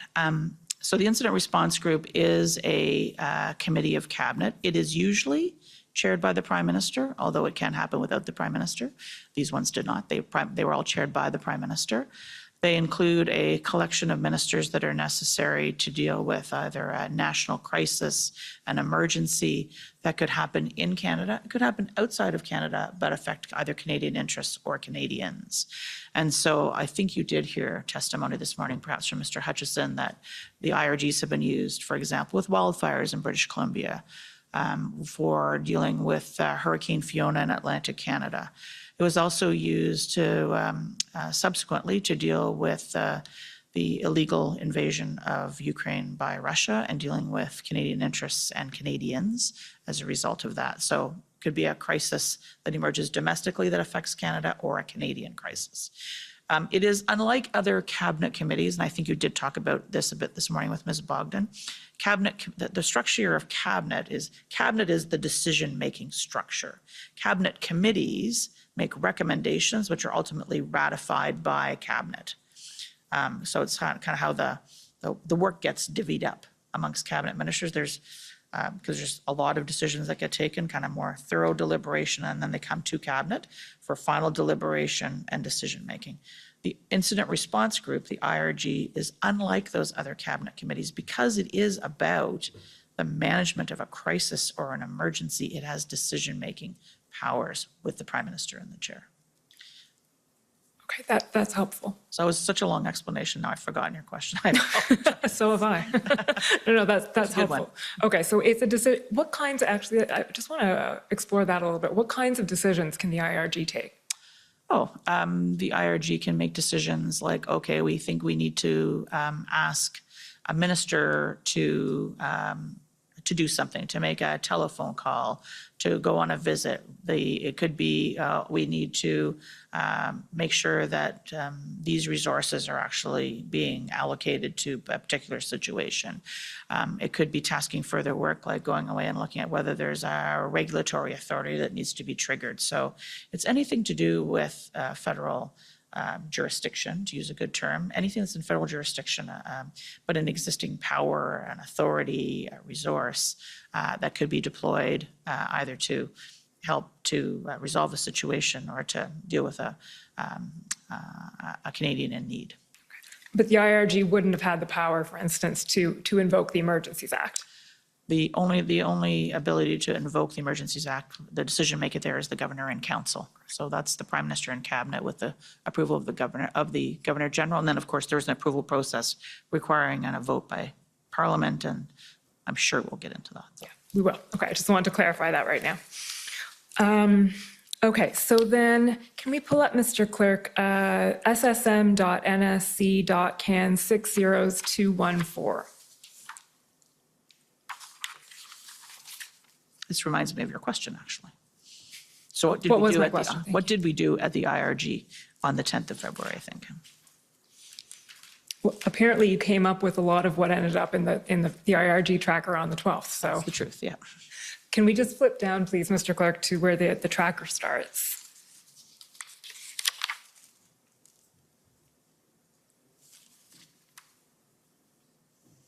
There we go. Okay, so Ms. Charette or Ms. Rollin, can I ask you to explain sort of what is going on under track 1 and then track 2 of the IRG tracker? So I'll start perhaps, and then you can add if you want, Madame. So this goes back to the kind of track 1, track 2, goes back to the conclusions of the IRG meeting on the 10th of February, where the Prime Minister heard from a variety of senior officials on what the situation was, their kind of overview of the situation, the threat and risk assessment from the NSIA, from agency heads. Then he turned to his ministers for their view of the situation, who they'd been speaking to, what was happening, what they thought needed to be done. And coming out of the meeting on the 10th, in the way the conclusions of the meeting and the tasking coming out of that meeting was, there was 2 tracks of work to be done. Track 1 was everything that could be done within existing authorities, existing jurisdiction, although it may take new resources to do those things. What's everything that we could do within the existing set of powers, duties, and functions under the law?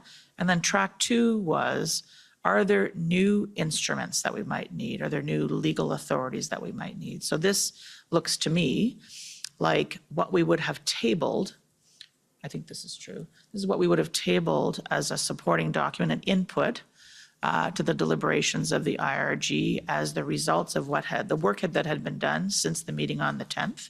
And so it goes item by item, and it describes, well, what were we doing under item 1, and a bit more description of it. Who was the lead on that? If any supporting departments, what the status of it was, if there were any documents, and if you go to number 3, you'll see that there are some supporting documents and any other notes. So we were able to, on an ongoing basis, be in a position to provide ministers with an update on all the work that was underway across all the departments, across both track 1 and track 2. Okay, and if we just.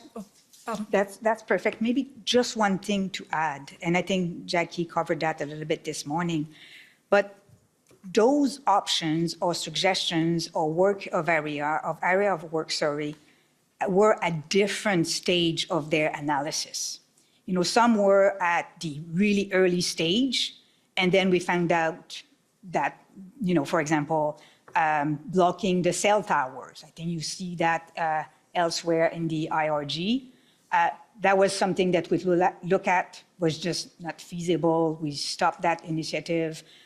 So we look at many things, but here you don't really see how in-depth is the analysis on which of one. Okay, so it's not clear from looking at this document what stage the analysis is at for these various It can be an idea, or it can be something that is very fruitful. Yeah, and they're all of different sizes. I mean, establish a clear leadership table. That's a relatively simple thing to do. And you see daily DMOC schedules. Some of the others are a lot more complex, complicated, and involve a lot more parties to do. Mr. Clerk, if we can just scroll down a little bit, see what else is on this. Okay, we see the famous action. The tow truck strategy. We've heard a lot about tow trucks. We've heard a lot about tow trucks, more about tow trucks than we ever thought we'd know. We also see there, and I'll just get you to comment on this briefly because we did canvass it with Ms. Thomas, but item number 4 there says identify immediate measures to close the intelligence gap. Is there anything you'd like to, well, I suppose you didn't necessarily hear all of the NSIA's evidence, but she spoke at some length of the social media intelligence gap and the difficulty of the federal government in collecting the kind of information that may have been of assistance in this situation to it. Is that something that you've personally observed as well? Would that apply to you as well? I would say that, again, context matters here. We were the 12th of February, and as this tracker was being put together, we had a situation that was moving very quickly. There was a lot of inputs of information. We had very organized ways to get information through some of the agencies, and a lot of that fed in through the National Security Intelligence Advisor, through organizations like the Integrated Threat Assessment Center, which operates as part of CSIS. What it felt to us at the time, and I think as the time went on, we both found out some things that told us we didn't have a gap. Some people knew things, it's just we didn't have necessarily a way of sharing all the information. So I would say, as you read here, the intelligence gap, and it goes on to specify open source, non-criminal, non-terrorist. So we thought we knew law enforcement was collecting up intelligence, wasn't necessarily sharing it with us, nor necessarily should they have, because it was operational information. Terrorists, that would have been specific agencies that were collecting that.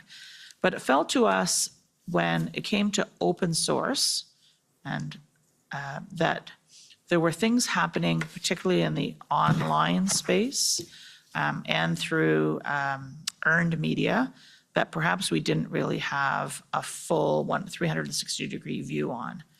And I would comment here that one of my observations is that on the public service side, we don't tend to be as skilled and as literate. I'm making a huge generalization here, but stick with me.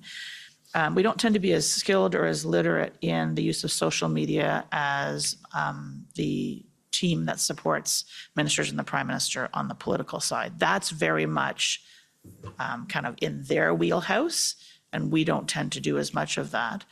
And so even going back before convoys and back to kind of through the election and afterwards, I would find myself on occasion hearing the Prime Minister's office staff, Ms. Telford and others, talking about things that they were seeing on social media that I wasn't seeing, and I wasn't necessarily hearing or picking up. Those wouldn't have been the same places I would get information. They would be the normal kind of inputs that I would receive. And so as we sat, and this is one of the interesting things about the incident response group, unlike other cabinet committees, ministers, the Prime Minister are at the table, but senior officials are also at the table, able to participate in the conversation. Normally in cabinet or cabinet committees, officials are there and we're called on to speak. We don't kind of participate in the conversation. But given the situation we were faced with, everybody was kind of trying to workshop this together. What could we do? And it became clear in the conversation, which is why you see this in the tracker, that there was things happening in the open source, in the social media environment that we just didn't have a very good handle on. And so that was one of the things, like, how could we close that gap? How could we figure that out better? And I think you see products later that we have attempted to actually try to figure this out. That's helpful. Now, if we can just scroll down, Mr. Clerk, to track 2. I think we can sort of put track 1 away. We've heard quite a bit about what was going on under track 1. Track 2. You'll see that the first sort of item there is assess utility of other tools that do not require invoking the Emergencies Act, e.g. the National Defense Act. Now, I appreciate that the rest of that is solicitor-client privilege redacted, but is it fair to say that there were options other than the Emergencies Act being considered in some ways? Yes, we were looking at standalone legislation.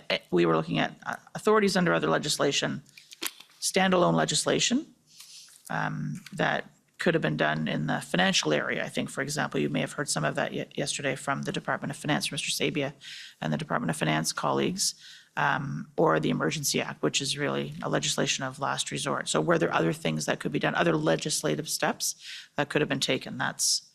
But I'd say that we were trying to do this, not so much inventing legislation, but trying to understand the nature of the gaps, and therefore what would be the solutions to try to fill those gaps, as opposed to kind of think up, new legislative solutions on the spot. Okay, so the gaps drove the solution. Yeah, exactly. Okay. Right. We can give you maybe another example. I'm sure you have seen in our documents that at some point we were looking at the definition of trade corridor. Yes. So that's one of the things we were looking at. Do we have regulation powers somewhere where we can come and define what is a trading corridor and then have jurisdiction in trying to do something? So those were the type of things we were looking at under this rubric. And I think it was found that there was nothing available, is that right? That could allow sort of the designation of a trade corridor? In Windsor, you know, we had Bridges and Tunnels Act allowed us to actually control or had jurisdiction over the bridge, but the plaza, the roads going into it, well, that's a bit more complex of a story. So was there a way to look at that piece of critical infrastructure and say, okay, this whole trade corridor, the roads leading into it, the plaza, is there a way for us to get jurisdiction over that so that we could manage? It wasn't just the blockade, as you recall, the film footage on this is fabulous in a not very good way, but it shows you just like, it wasn't just the bridge, right? There was 10 kilometers, of trucks backed way up. So the problem wasn't just what was happening on the bridge, it was the entire trade corridor. And the Ambassador Bridge is a pretty important piece of our trade infrastructure. Okay.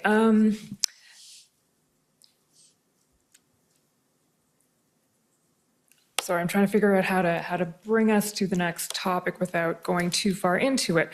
At the end of the February 12th IRG, so we'll put away this document for now. That sort of brings us to what is a critical time in the chronology of all of what was transpiring, February 13th. Yep. And what I'd like you to do, if you can, is walk us through, I understand that was a very packed day, DMOC, IRG, cabinet, maybe another DMOC somewhere in there.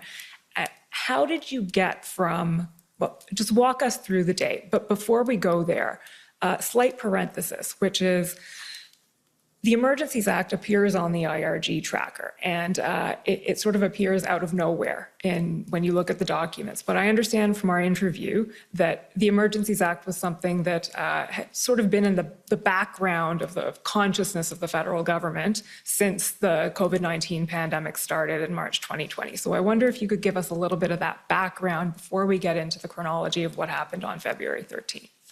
So maybe we'll do this as a tag team because Madame Drouin was there in March of 2020 and I wasn't. And then when I could kind of pick it back up in February 2022. Is that right? Okay.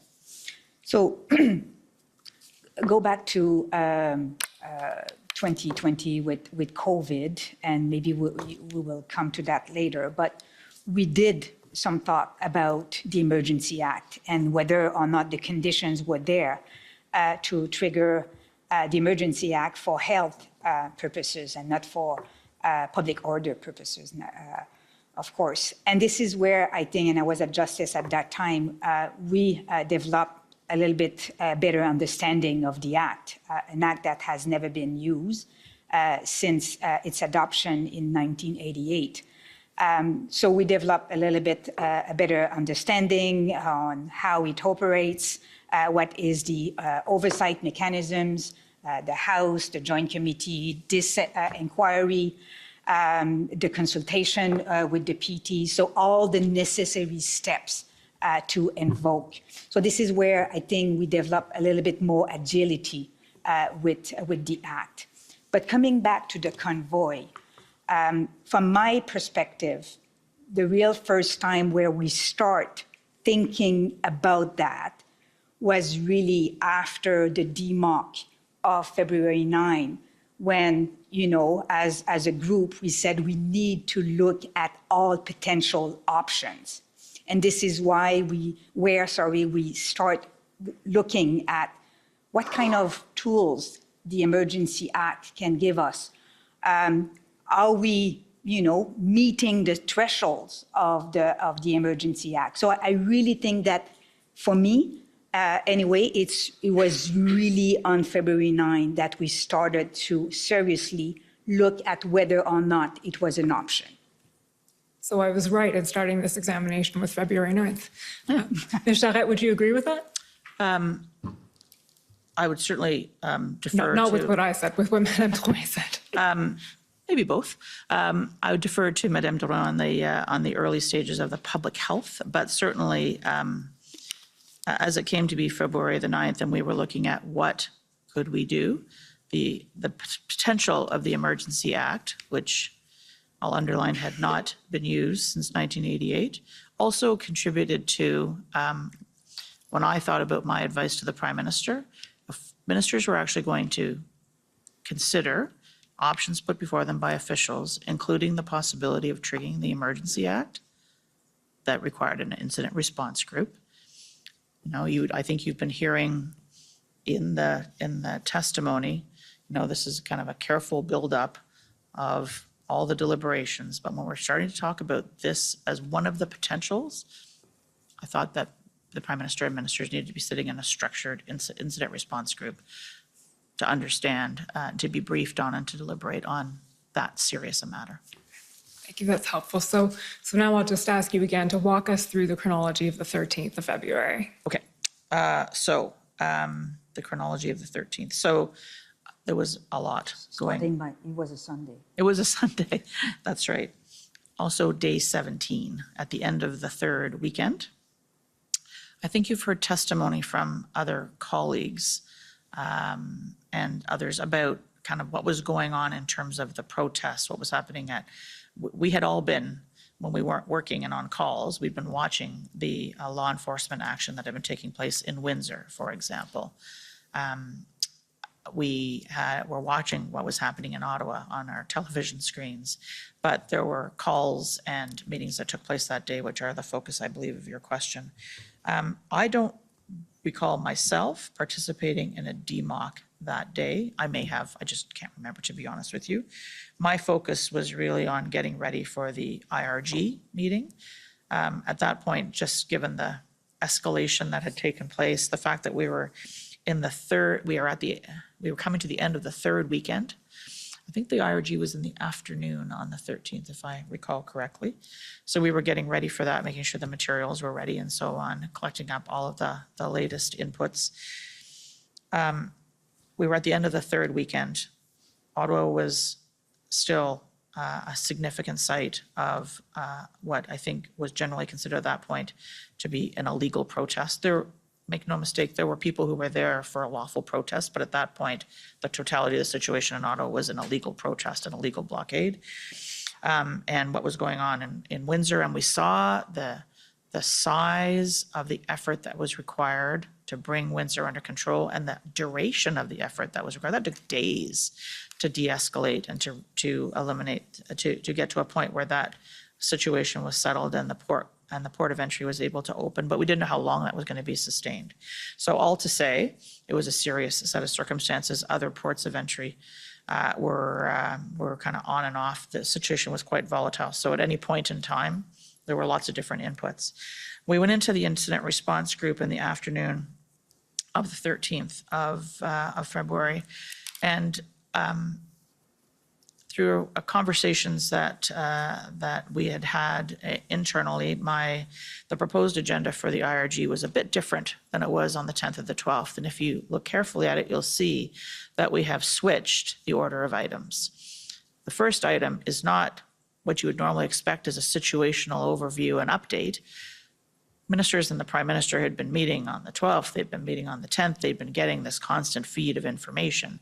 So the advice to the Prime Minister was to turn at that point immediately to, given we were at the end of the third weekend, we still had a very challenging and I believe the conclusions we had were a dangerous situation, complex, volatile situation.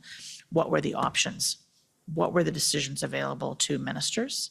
And then after a long series of deliberations, then there was is there anything new to add? And so an upside down flip of the traditional agenda.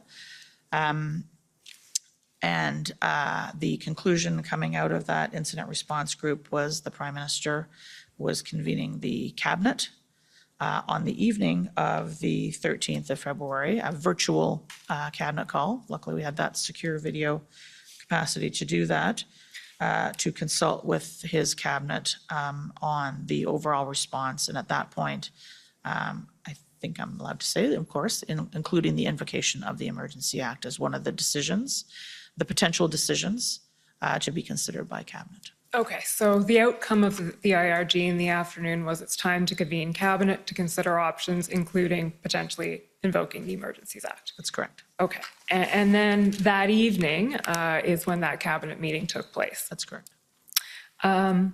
There's a few questions we want to ask you about what information Cabinet had at hand in that, at the end of that day, if I can put it that way. So there's some specific questions, and we'll go through them one at a time. They're items that have come up in the last 2 weeks of hearings, or the last maybe more than 2 weeks of hearings. Mr. Clerk, can you pull up OPS 3014566?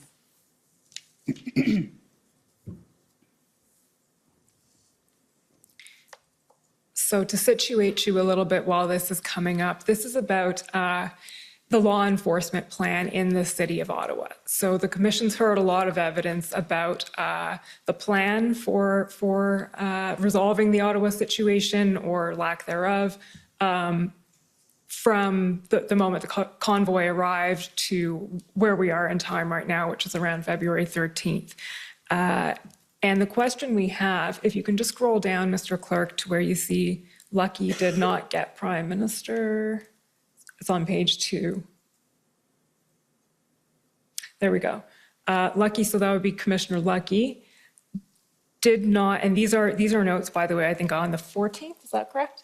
Okay, so this is a meeting between Commissioner Lucky, Commissioner Creek, and what it says there is Lucky did not get Prime Minister briefed on the plan. Prime Minister will be enacting the Emergencies Act, advised her legal to review what the measures are. What's the process?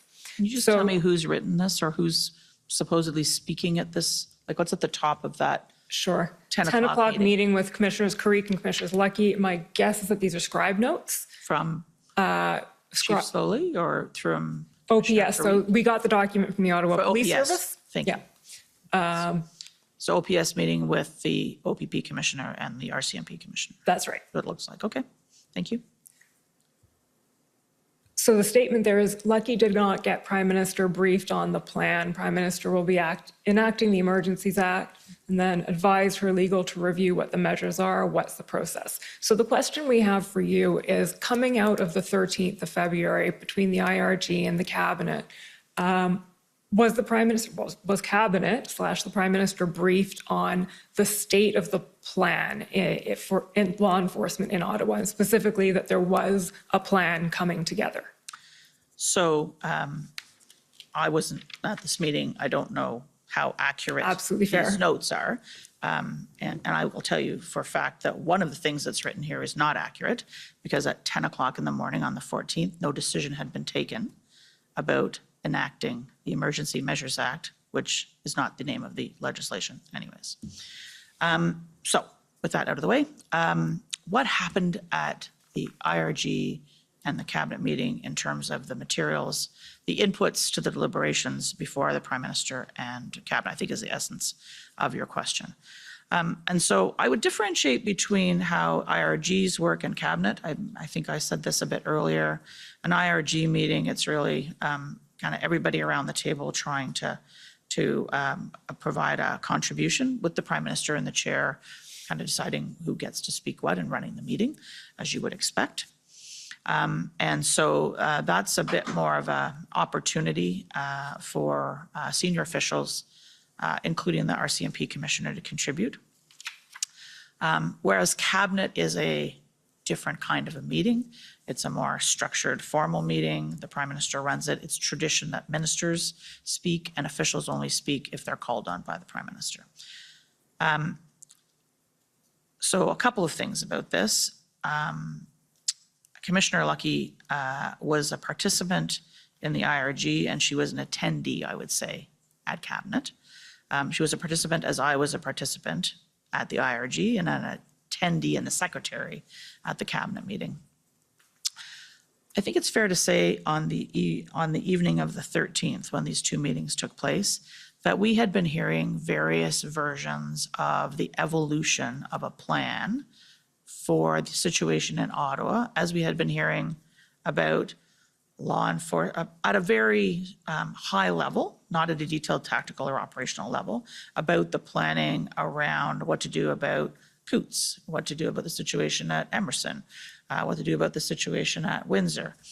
And so we'd been hearing about the evolution of the Ottawa plan. We'd been hearing about the conversation around the setting up of a integrated command center so that RCMP and OPP resources, along with OPS resources, could be organized and share information and so on.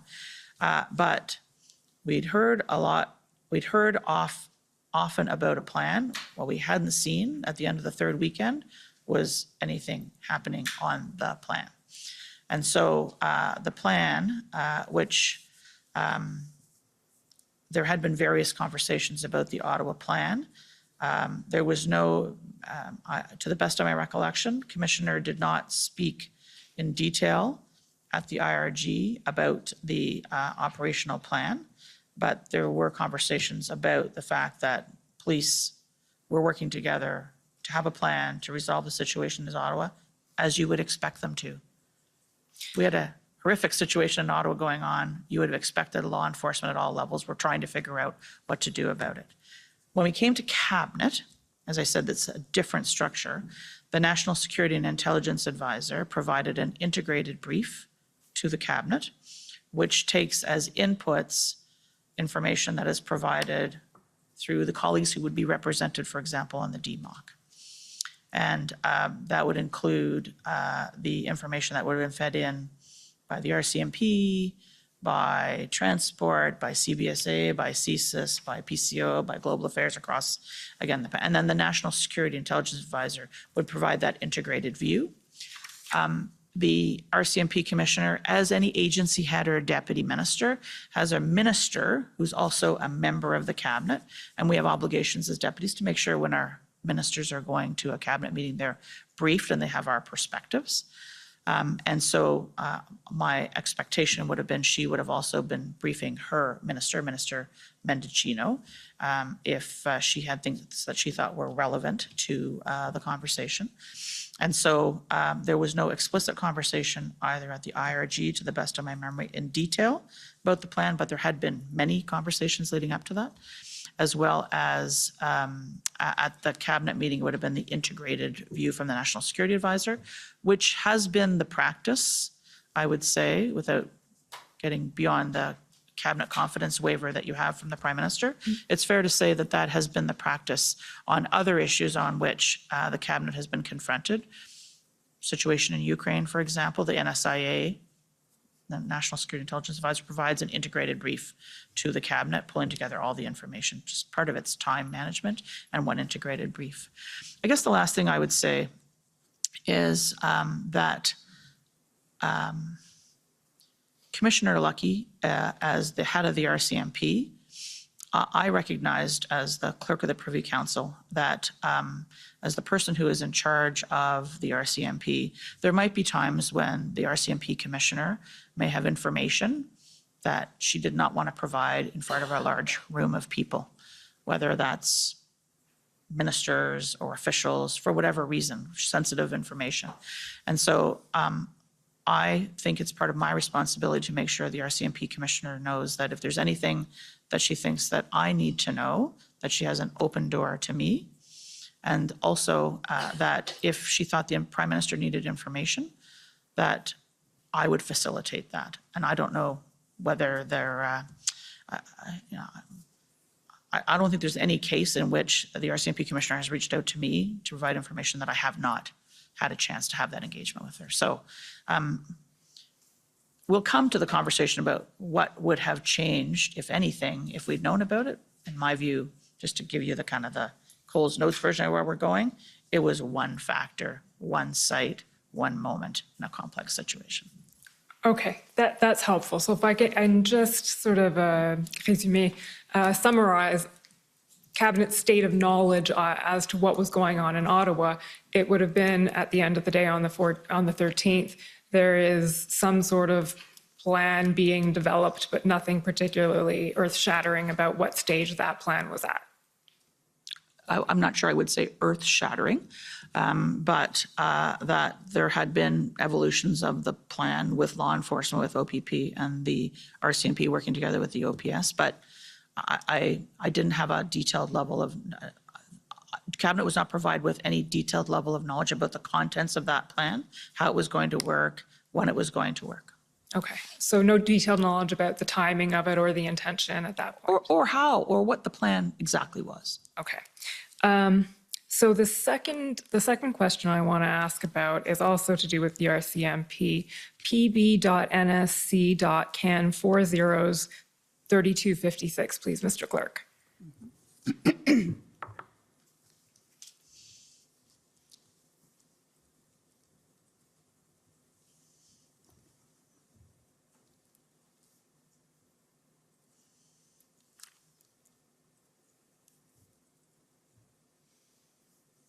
So to situate you, this is an email from Commissioner Lucky to Mike Jones, Chief of Staff of the Minister of Public Safety.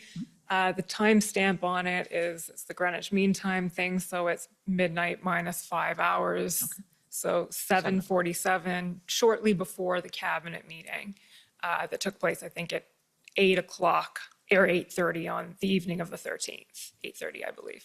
Okay. And if we just scroll down, so she's putting together what's called her EM list, emergency measures list. And then if we scroll down to the very end of the email. Can you back up for just one moment, please? Yeah, of course. Sorry, just to remember, I want to remember something.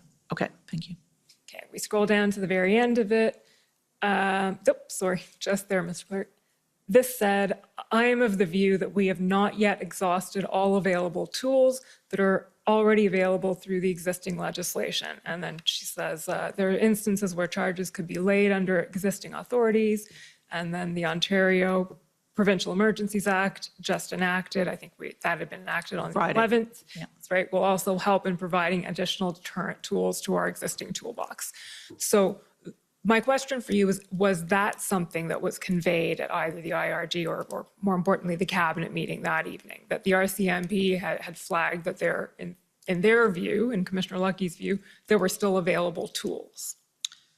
I think in the conversation around the management of the situation, including the invocation of the Emergency Act, it's fair to say that Cabinet was briefed that there were tools and authorities in many organizations that had not been fully deployed, including in the RCMP.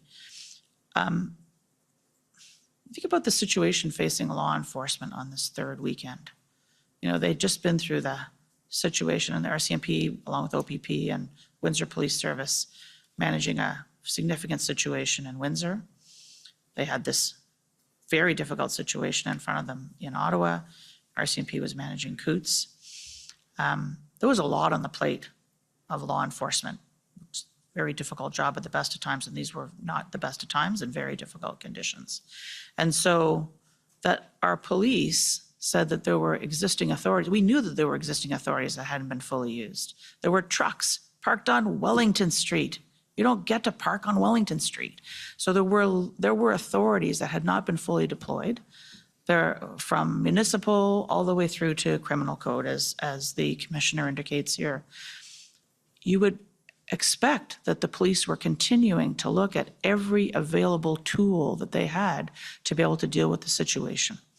And so I can tell you that to the best of my memory and my recollection, Cabinet were informed that, yes, there were tools and authorities. Track 1, to go back to the tracker, there were track 1 that hadn't been fully deployed, but the question was whether or not they were going to be adequate to be able to deal with the totality of this situation.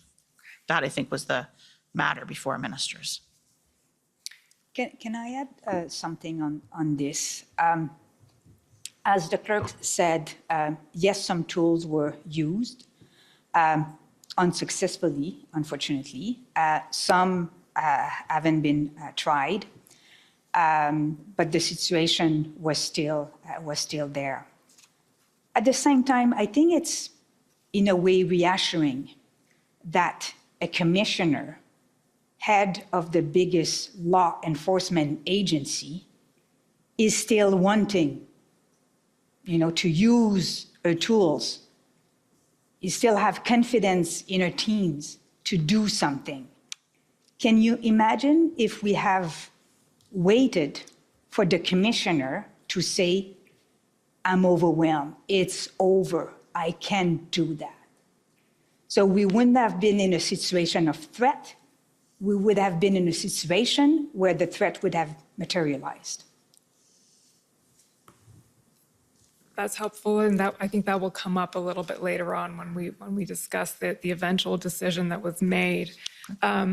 So, Ms. Charette, you pointed out that at the end of the 13th, no decision had been made, you said, to invoke the Emergencies Act. That is correct. The decision was for the Prime Minister to convene First Ministers' meetings to consult the leaders of the provinces and territories on the situation, to brief them and to discuss with them the possible invocation of the Emergency Act. Okay.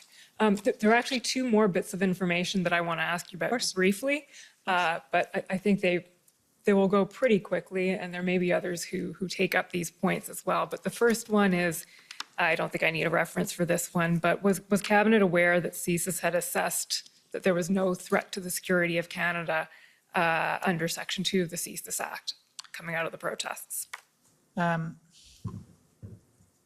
Make sure I've got this straight, how I explain this. Cabinet was aware that CSIS had not assessed a threat to the security of Canada necessary to trigger their authorities under the CSIS Act.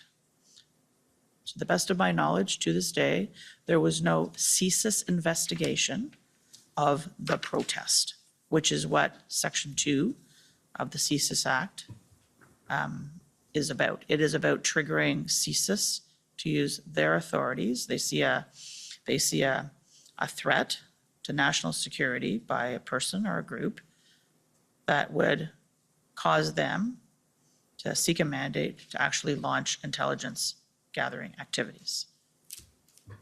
Okay, that was not the case. Okay, and we'll come back to that in some detail. Again, I just wanted to make sure that the fact that David Vigneault had expressed that view that you just articulated was before Cabinet. The CSIS assessment. The CSIS assessment and that legal assessment was before Cabinet. Okay. And then maybe just to add, the CSIS assessment, in order to trigger powers under the CSIS Act. So their assessment for the purpose of CSIS Act, not their assessment for the purpose of the Emergency Act. Yes. Okay, that's fair, and we'll come to that. And then the last piece of information is we'd heard from some of the deputy ministers that, and CSIS, I believe, and the RCMP, that there were concerns being expressed that invoking the Emergencies Act could make things worse, not better, in the sense that it could inflame tensions. I believe one of the lines used by Deputy Minister Keenan was it could backfire. It was either Deputy Minister Stewart or Deputy Minister Keenan. Had that sort of hesitancy or reluctance been put before Cabinet? I can tell you absolutely that was put before Cabinet. Okay. And that was discussed. In all of these matters, it was a balance. When was the right time to act? What was the right thing to do? Was it too early? Was it too late? Was it too little? Was it too much? And so one of the things that Cabinet had to debate was, amongst all of the actions to be taken, what was the possibility that there was going to be a reaction on the part of those who were engaged in the protest activity, who were not there for legal purposes, who were not there for peaceful protest, who had other motives. So Cabinet very much had to be briefed, and they were briefed by, and they had access to the information from CSIS on this. Okay, so that brings us to the end of the meeting, and as you say, a decision was made to convene a First Minister's meeting the following day. How was that convened? So I believe there may have been other conversations that happened that night between the Prime Minister and his parliamentary caucus, but public service is not part of that. So there we go. Sometime between the evening of the 6th and the morning of the 7th, my colleagues in the Intergovernmental Affairs team and the Privy Council office, which is led by Deputy Minister Michael Vandergrift, would have sent a message out to the offices of provincial and territorial leaders that the Prime Minister was convening a teleconference of provincial and territorial leaders. I think it was taking place at 10 o'clock in the morning, which is a little bit early if you're in British Columbia, I suspect. But the objective was, I'm not even sure that the subject matter was communicated. I think it was an FPT conference call. I don't actually remember whether that happened late in the night of the 13th or whether that happened in the morning of the 14th, but sometime between those things. As well, I have come to understand as a result of reading the institutional report of the Prime Minister's office, there was other conversations going on between the Prime Minister's office and the office of other premiers across the country. So it could have been that they got a heads up earlier. I don't know the answer to that. But the official communication around convening this call happened sometime between when Cabinet concluded on the 13th and 10 o'clock the next morning. I don't think it was a lot of notice, it's fair to say. Okay, and I saw, Madame Drouin, you were shaking your head at, so the subject matter was not conveyed to the premiers that evening, is that correct? That's correct. So the First Minister's meeting was called, but the premiers weren't advised that this is about potentially invoking the Federal Emergencies Act. So that was not mentioned in the invite. It's fair to say there had been a lot of FPT leaders meetings, First Minister's meetings going on through COVID, an unprecedented, I would argue, number of FMM meetings that have been going on since the beginning of COVID, but this was not of the same ilk. Okay, and you mentioned that there may have been some conversations happening at the political level that evening that we may get into next week when we hear from the ministers, may or may not. We also did hear some evidence from Deputy Minister Stewart that he had a call with Deputy Solicitor General Di Tommaso the evening of the 13th, and it was mentioned on that call that the Emergencies Act was being considered. To your knowledge, was there any other communication at the officials level? So to our knowledge, no. I've checked that with Deputy Minister Michael Vandergrift, and to our knowledge, no. What I can add, though, is if you look at that Sunday, Minister Blair did a lot of media relation where he said everything was on the table, including the Emergency Act. The reality is that provinces, when we started the conversation on the 14th, they were not surprised that the conversation was about consultation under the Emergency Act. Okay, so that takes us right to the events of the 14th. So the First Minister's meeting is convened at what time do you recall when it took place? I believe it was 10 o'clock in the morning. Okay, and we'll hear some detail when I get to the next part about what occurred at that meeting. Maybe I'll just ask you to walk us through the chronology of what happened on the 14th from your recollection. Okay, another action-packed day. My notes remind me that there was the First Minister's meeting, there was an incident response group meeting again on the 14th. The Privy Council office was busy working following the First Minister's meeting to pull together a decision note for the Prime Minister in terms of whether or not to actually proceed to invoke the Emergency Act. That all culminated kind of mid-afternoon, sometime after 3 o'clock. So collecting up inputs to be able to pull that together. Then the Prime Minister and I believe other ministers together made a public announcement that they were proceeding to invoke the Emergency Act. Meanwhile, kind of in the situation that was still evolving, that morning, we had seen the RCMP taking action in Coutts. And in Coutts, Alberta, the port of entry at the southern part of Alberta. Coutts has never been so famous. We had been advised by the commissioner of the RCMP at IRG meetings previous to that, that without getting into detail, there was a reason to believe that there were weapons at Coutts. But when, after the first minister's meeting and before the invocation, my decision note to the prime minister were finalized, actually it might have been even before the IRG, before the FMM, we were seeing the results of the law enforcement activity and what was happening at Coutts, and we were seeing the size of the stash of firearms and ammunition that were found in Coutts amongst the protesters. So this was new and I would say relevant information in terms of just the nature of the threat that we were worried about in terms of the risk for serious violence. FMM, IRG, the invocation decision, I signed the note to the Prime Minister representing the culmination of the advice to the Prime Minister. That was communicated to him. He responded to me and indicated that he was approving the invocation. The news conference was held. The Prime Minister made that announcement publicly. And at the same time, kind of behind the scenes, I think it's fair to say you would have seen kind of gears shifting. The public service was trying to be ready without getting ahead of the Prime Minister, the Cabinet, or the Governor and Council, because if we were going to, if the Governor and Council was going to choose to invoke the Emergency Act, there was a need to be able to move quickly.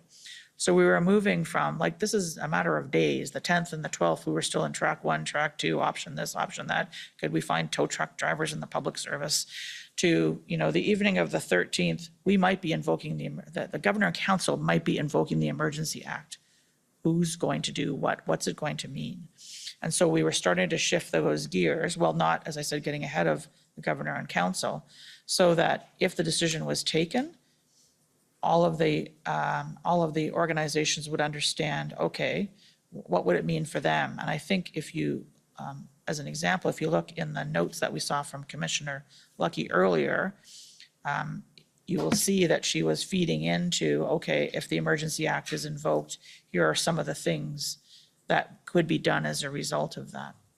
So the public service behind the scenes, the agencies, the departments were trying to be ready in the event that it was invoked, because we knew we wanted to be able to move quickly. This was a crisis. This was an urgent situation, to be able to use whatever powers and authorities were going to be given through the Act and the orders pursuant to the invocation of the Act, because we knew it was urgent. We had time-limited, targeted powers here. How do you move very quickly? And so that was kind of going on behind the scenes. So as the Prime Minister then made the public announcement, I would say the public service shifted to, okay, so now we're in the business of invoking the Act, and here's what we have to do to make that happen. At the same time, we talked about a little bit about the FMM. I suspect you may want to come back to that. I don't know. Officials continued to talk to their provincial and territorial counterparts, including the Deputy Minister of Intergovernmental Affairs with his colleagues. Madame Bedoin, I think, participated in some of those calls. It was happening by what I would describe as sector deputies, kind of talking to their counterparts. Here's what this is going to mean. Here's what, and to maintain that kind of open back and forth communication. As the invocation was being announced and we were moving into kind of that new phase of with the Emergency Act. Okay, so just to get the chronology straight then that day, first minister's meeting happens. I think you said an IRG happened, but is it possible that that's misremembering? Yes, it's quite possible. Okay. Or miswriting down on my little calendar here. It may be that there's no 14th. I think we have gone from 13th pre-cabinet to the 15th. Because the 14th was decision day. That's quite possible. That's right. We know that there was an IRG, or there was a cabinet meeting on the 15th, I believe. That's correct, yes. Okay, so A regular first cabinet minister's meeting, following the first minister's meeting, you provide advice to the prime minister. Correct. And you advise, and we're going to look at this in some detail in a moment, you advise that the time has come to invoke the Emergencies Act. Okay, and then the public announcement happens? That's correct. Okay, so Sorry, I advise, the prime minister decides, and then the act. I forgot that step, yeah. The prime minister I'm kind of decides. fussy about that stuff, so. Okay, so can we pull up what the invocation memo, as it's known, ssm.nsc.can 403224.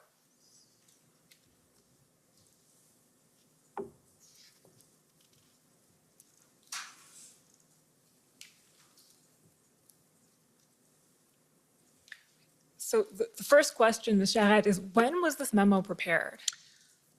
I signed this memo sometime, as I said, after 3 o'clock in the afternoon of the 14th. I remember that because we had been, there was some importance to try and get this moving once it looks like that's the direction things were going to be moving in. We wanted to be able to move quickly. And the prime minister, he will tell you his own story about this. He was eager to make the decision and to move forward. So we were moving on. We were trying to move quickly.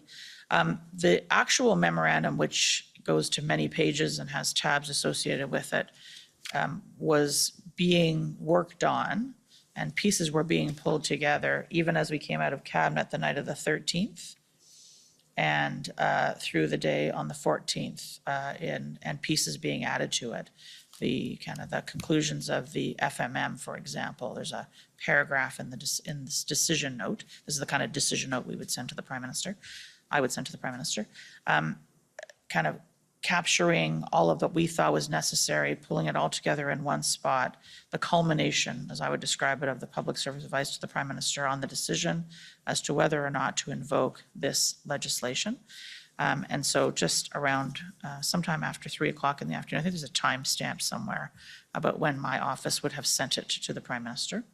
And then we got a sign, which is how the prime minister indicates his decision. We get a initialed copy back with a okay. And following that, the press conference started. Okay. And just for a moment, Mr. Clerk, can we pull up ssm.nsc.can 403218?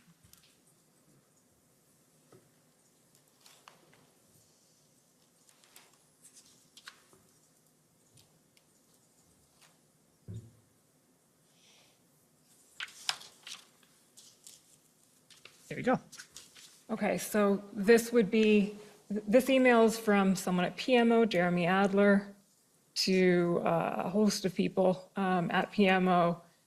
Please find attached a PM note for decision on invoking the Emergencies Act. And okay, so it's the invocation memo, and the timestamp on it is 8:41 p.m. Greenwich Mean Time. So that's minus 5. So 3:41. 3:41 p.m. So Jeremy Adler was my chief of staff. The address is Oh, I'm sorry. PCO-PMO. So Jeremy, as part of his role at the time, was responsible for when a decision note was finalized, he would transmit that to the prime minister's office. And then the catcher's mitt on the other side is a combination of officials in the prime minister's office, including I see there, the head of his executive office, somebody from the policy team, 2 members of the Office of the Chief of Staff, and the head of the policy team. Okay, so the important part, which I missed, is that it's actually from PCO. Yeah, it's from your my chief of staff That's to correct. GMO. That's There we right. go. Okay, thank you. Mr. Clerk, you can take that down and pull up the invocation memo again, ssm.nsc.can 403224. We were operating virtually at this time. Today, there would be a paper version of that note, which I would physically sign, and then my chief of staff would transmit that. Okay. So there's a lot to unpack in the invocation memo. I see it's 3 o'clock. I may have to borrow back those 5 minutes with interest that I gave up this morning, Mr. Commissioner. Too much trading going on. Let's see how far we can get. I think it's worthwhile spending the time, I think. I think so too. The summary here, the the overview of this memo essentially gives a wrap-up of what happens next. So We call that the decision box. the decision box, thank you. The Emergencies Act came into force in 1988 and is meant to be used as a measure of last resort. And then we'll see you go through the 4 different types of emergencies, or that there are 4 different types of emergencies. Go down a little bit. All measures taken under the Act must be exercised in accordance with the Canadian Charter of Rights and Freedoms, should be carefully circumscribed. Then you go through a little bit of the history of the IRGs. Scrolling down to the next page, this summarizes a bit of what has happened and who attended. Then getting down to a slightly more pertinent part here. While the demonstrations started out relatively peaceful, they have grown more complex and expanded into multiple locations in the country. The movement is considered to be highly organized, well-financed, and is feeding a general sense of public unrest that could continue to escalate with severe risks to public security, economic stability, and international relations. The economic impact to date is estimated at approximately 0.1% of Canada's GDP per week. However, the impact on important trade corridors and the risk to the reputation of Canada as a stable, predictable, and reliable location for investment may be jeopardized if this continues. Just stopping there, so that's essentially a summary of much of the evidence that we've heard coming from the deputy ministers this week before the commission. One thing I want to ask you about, and it goes back to something that you mentioned a bit earlier, and I realize that when you say while the demonstrations started out relatively peaceful, they've grown more complex, you're talking about everything that was going on in the country. That's correct, that kind of totality. A little earlier, you mentioned that at some point, the Ottawa protest in particular had become illegal, had become unlawful. I'm wondering whether you can put a timestamp on that. I am not a lawyer. No, fair enough. So I will give you my layman's interpretation. But Wellington Street is a main thoroughfare. It happens to be right outside my office. Large trucks being parked on Wellington Street for protracted periods of time. I think, Ottawa is I think it's been described as a protest city. Protests happen in Ottawa. It is the seat of government. People come to Ottawa if they want to lawfully protest. And so I think there was we don't manage those kind of regular protests, lawful protests. Those are local authorities that do that. By the time we had gotten to Sunday night, and it was very clear, the RCMP commissioner gave us advice at that point in time that the best of her information, at a minimum, the protesters weren't going anywhere that week, although numbers did go up and down a little bit. Even if you could kind of ignore the fact that there were, from the minute those trucks parked in the middle of Wellington Street, let's say they were allowed to do that, say that they were sent there or allowed to park there. There's a point at which the protracted existence or parking of those trucks and the activities going on those trucks represented illegal activity. And I think as we got to the end of the first weekend, a reasonable person would say that we had gone beyond a legal protest and we were into an illegal protest, which isn't to say that everybody involved was involved in illegal activity. There was illegal activity, including things like bylaw violations. There may still well have been people who were there to peacefully protest. But there was a level of illegal activity going on in Ottawa, I would say, layman's view, at a minimum. Some would say from the get-go, but I would say at the end of the first weekend, it's reasonable. My assessment would have been it had become an illegal protest, an occupation almost. That's what it felt like and was being described by the citizens of Ottawa. And we had some discussion yesterday with the NSIA about that line between lawful and unlawful protest not necessarily being particularly clear or particularly evident to everyone in these positions. And I understand there's some work being done by her or her office looking into that question. So taking us back to now the the invocation memo, the next line in it, a more detailed threat assessment is being provided under separate cover. Right. Can you tell us about that threat assessment? So I think you've heard others in the Privy Council office describe us as kind of the place that brings all of the information together. And I think you will have, there was a discussion yesterday with the National Security Intelligence Advisor about I need information for Janice. So this memo was being pulled together for me to give my final advice to the Prime Minister about the decision to invoke the Act. And there were inputs coming from all different parts of PCO, reaching out to their networks. And so when we got to this point, it would have been, I think, reasonable to expect that we would have been able to include as part of the package going to the Prime Minister, here's a threat and risk assessment. That was not ready by the time that this memo was being sent. And so the line and a more detailed threat assessment is being provided under separate cover.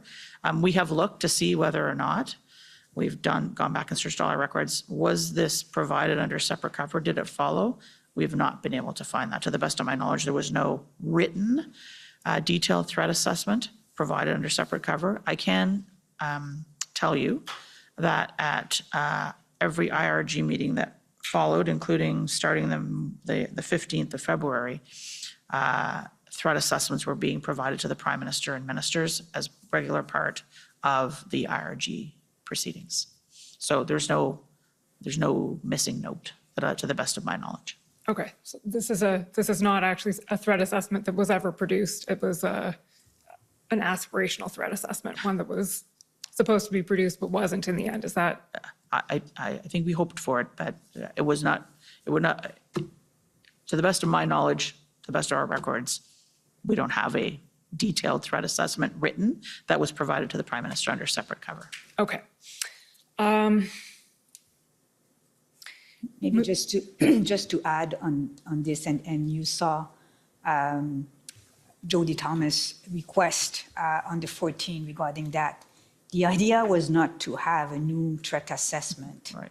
The idea was really to collect in an integrated way everything we have heard, whether it's from GAC, whether it's from Transport, CBSA, all those departments that reported what they were seeing on the ground. So the idea was, instead of having a lot of different inputs and often verbally, to try to have something in written. So that was really the purpose, not to develop a new assessment. Okay, so it was supposed to be a collation essentially of existing information. Exactly. Correct. Okay, just moving on then, talks about invoking the legislation, taking a proportional approach with time-limited measures. These would not displace or replace their authorities. They wouldn't derogate from the provinces and territories. Rather, these measures would aim to assist in bringing an end to the illegal activities observed across the country. Okay, scrolling down now, Mr. Clerk. On February 14th, that day, you convened a First Minister's meeting to discuss with premiers and seek their views on the scenario and the measures being explored. The premiers expressed a variety of views. Those closest to the situation, e.g. the Premier of Ontario, were completely supportive of invoking the Emergencies Act and moving forward with robust measures. A large number of other premiers expressed concern about the need to act carefully to avoid inflaming the underlying sentiment they consider to lie behind the protest. Okay, just stopping there. So we didn't go through the First Minister's meeting in any detail today for reasons of time. We will go through it in more detail next week.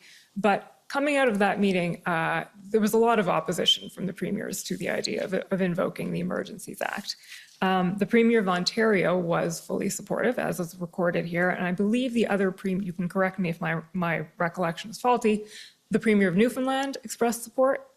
So I guess there's two parts I would say to this. First is there was an assurance of confidentiality in the conversation that happened at the First Minister's meeting.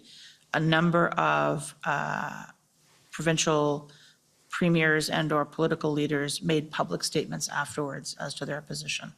So to be honest with you, I can't remember who was public and who was not. So I don't want to go too far in terms of saying who said what around the table. It's fair to say the Premier of Ontario was public. Other premiers were public in terms of their opposition.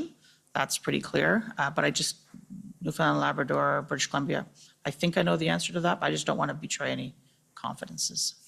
Maybe, Madame Drouin. Yeah, I mean, it is in the consultation report, but I put the provinces and territories in 3 baskets. So you have the supporters, strongly or maybe lukewarm, and that's Newfoundland, that's Ontario, and that's BC. And then you have provinces that, especially the one from the Maritimes, who have expressed concerns, and the same concerns as we've heard from some of our intelligence agencies, that there is a risk that invoking the Emergency Act can inflammate the situation. And then you have provinces that were very against, and those are the Prairies and Quebec.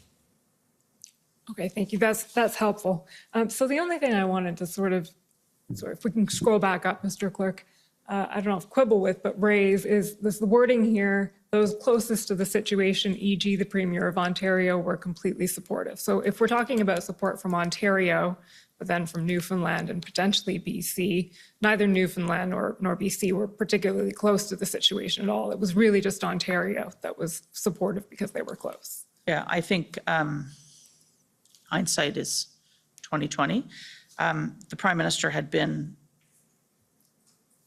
leading the First Minister's conversation that morning. I had been participating in it, others had been participating in it. I may not have spent enough time focused on these words myself to make sure they were perfect. There was a lot going on in a short period of time. We were working virtually. And so this is on me if it's not sufficiently clear. Can we just scroll down again to the next page? It's true, though, the Premier of Ontario, when you think about it through the lens of sheer numbers, probably the biggest impact was the combination of what was happening in Windsor and Ottawa, Blue Water, Sarnia, all those ports of entry, slow rolls in and around Pearson, the rail, like that was a very big hotspot. It is also fair to say that Newfoundland and Labrador probably didn't feel the same way. You're absolutely correct. Just to add, though, that BC was facing volatile situation in Surrey, however. Yes, that's right. There was the developing the Pacific Rim blockade, Surrey. Yes, that's fair.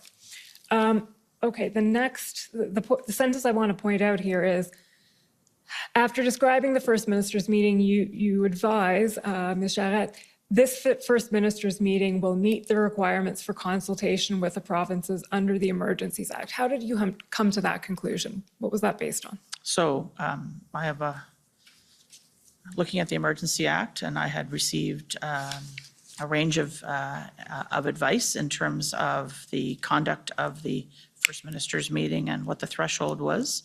The requirement in the Emergency Act is for consultation. And there had been a consultation with the provincial and territorial leaders through this First Minister's meeting. And that, in my view, met the requirement for consultation. So it was the First Minister's meeting specifically, not any of the engagement that happened before that? This sentence does not encompass all of the activity that had been going on. And so read on its face, my advice here was the FMM met the requirement for consultation. It does not reflect the fact that there had been a lot of consultation going on between officials, between ministers, and given to understand between political officials. I'm not sure it's fair to say, though, that all of that consultation through all of this was focused on the invocation of the Emergency Act. The First Minister's meeting, when the Prime Minister spoke to the leaders of the provinces and territories and talked to them about the situation, the considerations around the invocation, that for me was the culmination of the consultation with provinces and territories on the invocation of the Act. That's exactly what I was trying to nail down. That's helpful. He also, it's fair to say, which is not, and you go on to read here, that it wasn't the end. The Prime Minister committed to sending a letter out to First Ministers, which would set out in writing more clearly the assessment of the underlying risks and the measures to be taken to respond. And he left the door open, both to himself, to his Minister of Intergovernmental Affairs, as well as to his officials or any other minister who wanted to engage, who premiers may have wanted to engage with in terms of input around the evolving situation.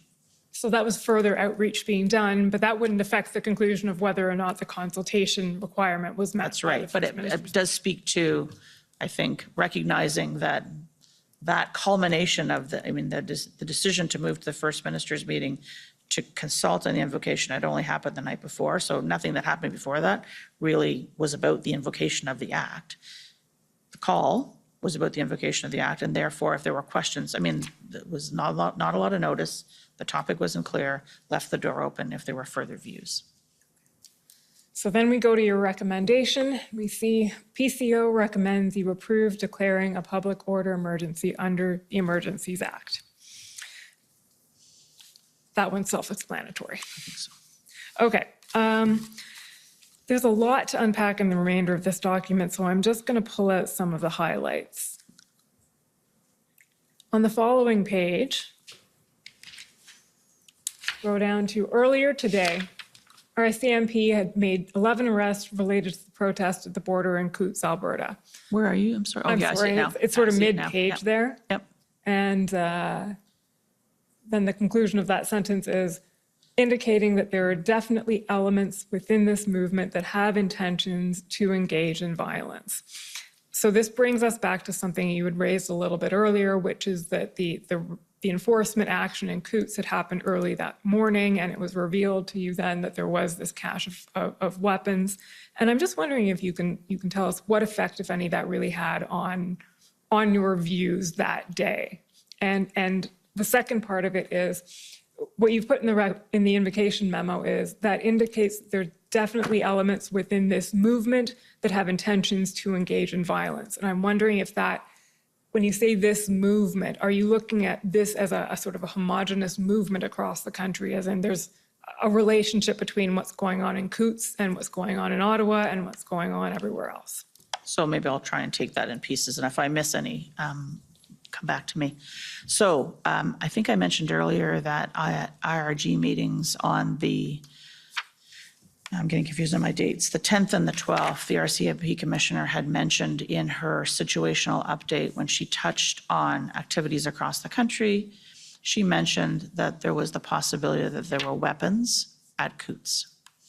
And she certainly left us with the impression, both in the IRGs, but as well in the parallel meetings that are going on with deputies, that the situation at Coutts was more complex. So why couldn't we solve Coutts? Why couldn't we solve Coutts? It looked like it was getting fixed, then it was not getting fixed. It looked like it was getting fixed, not. And so earlier in the day, we had seen in the media, the RCMP having made these arrests, 11 people, and there being weapons in the protest. I can only speak for myself in terms of what my expectations were. The quantity of weapons and the ammunition that was discovered by the RCMP in conducting that law enforcement activity was more than I would have expected. So that, to me, indicated a seriousness and a scale of the illegal activity that was either contemplated at Coutts or people were ready to engage in at Coutts or ready to do at Coutts that was beyond what my prior expectations, based on not a lot of information other than there were weapons. I think the second part of your question, if I remember correctly, is related to the movement, the comment about a movement. I think that what we knew at the time, what we suspected at the time was that there was some degree of organization and coordination going on between what I would describe as kind of cells of protest activity going on across the country, but it did not look like a homogeneous, this was one central plan or anything like that. It did look like there was communication. We could see it happening even to the extent that we could follow in the social media. And in some of the open source, open media commentary that was going on, it looked like there were connections between the individuals that were involved. But I wouldn't say that this movement, beyond what's described here in terms of what was happening in Coots, was one holistic, everybody in the country all joined together in one big thing. And so that would then apply also to the next sentence, which says the movement has moved beyond a peaceful protest, and there's significant evidence of illegal activity underway. Right. So cells of sort of disparate cells as opposed to one organized movement.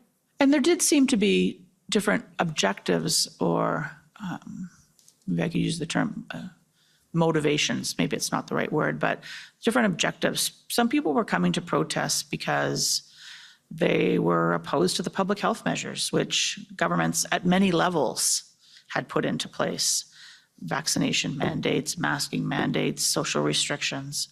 There were some that were coming to protest because they had they had different objectives. There was talk about overthrowing the government and installing a different government with a governor general, and that this new government would pass different rules in terms of public health or other rules. So there was definitely anti-public health measures. There was some people who just came because it was a protest and they wanted to join and they wanted to say they were opposed to things the government was doing. But there was this other element, and we couldn't just write it off. We had to take that seriously as well. Okay, we're going to flip through pretty quickly the next parts of the memo. So this is just summarizing municipal and provincial responses. Keep scrolling down, please, Mr. Clerk, until you see, actually keep going. Mentions no involvement of the Canadian Armed Forces. And here we get to the crux of in a sense, the memo, test for declaring a public order emergency.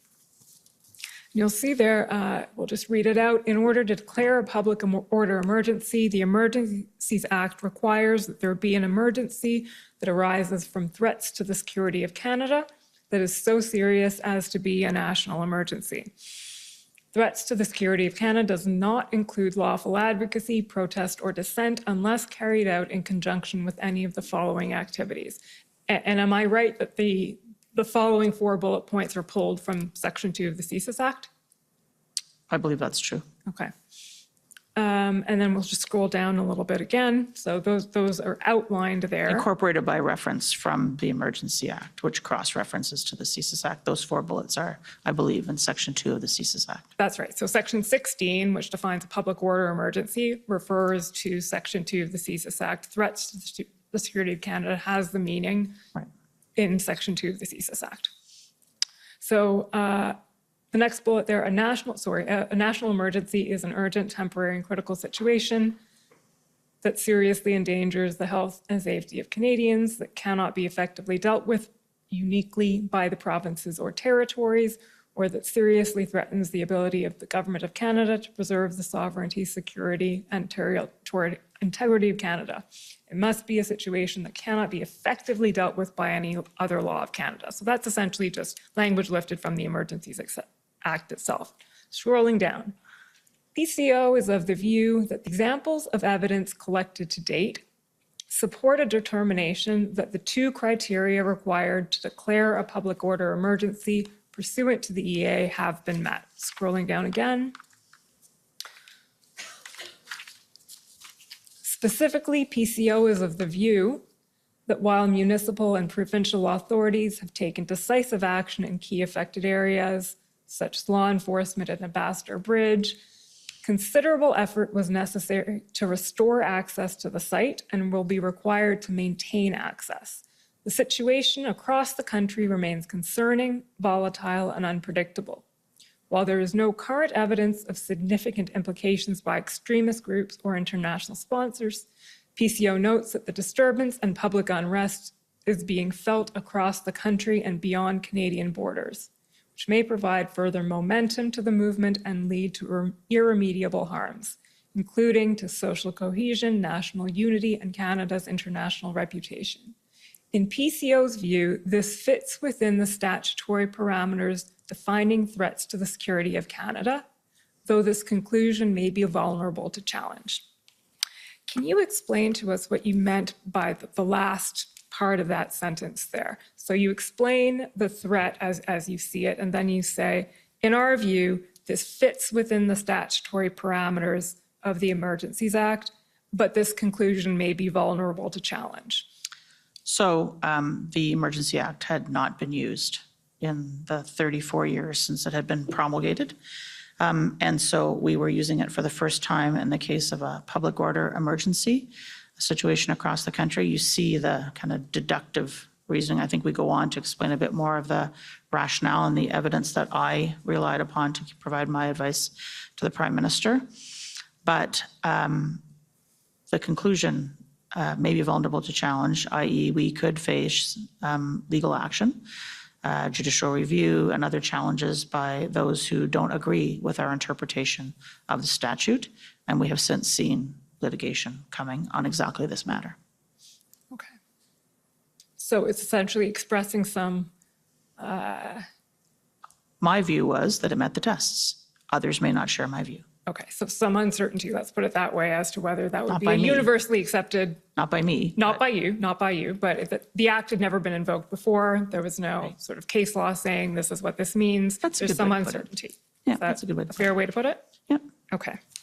Uncertainty that others will share my view. Pardon me? There may be uncertainty that others will share that view. Okay, so your view is firm. Yep. There may be some uncertainty as to whether everyone agrees with it. Fair enough.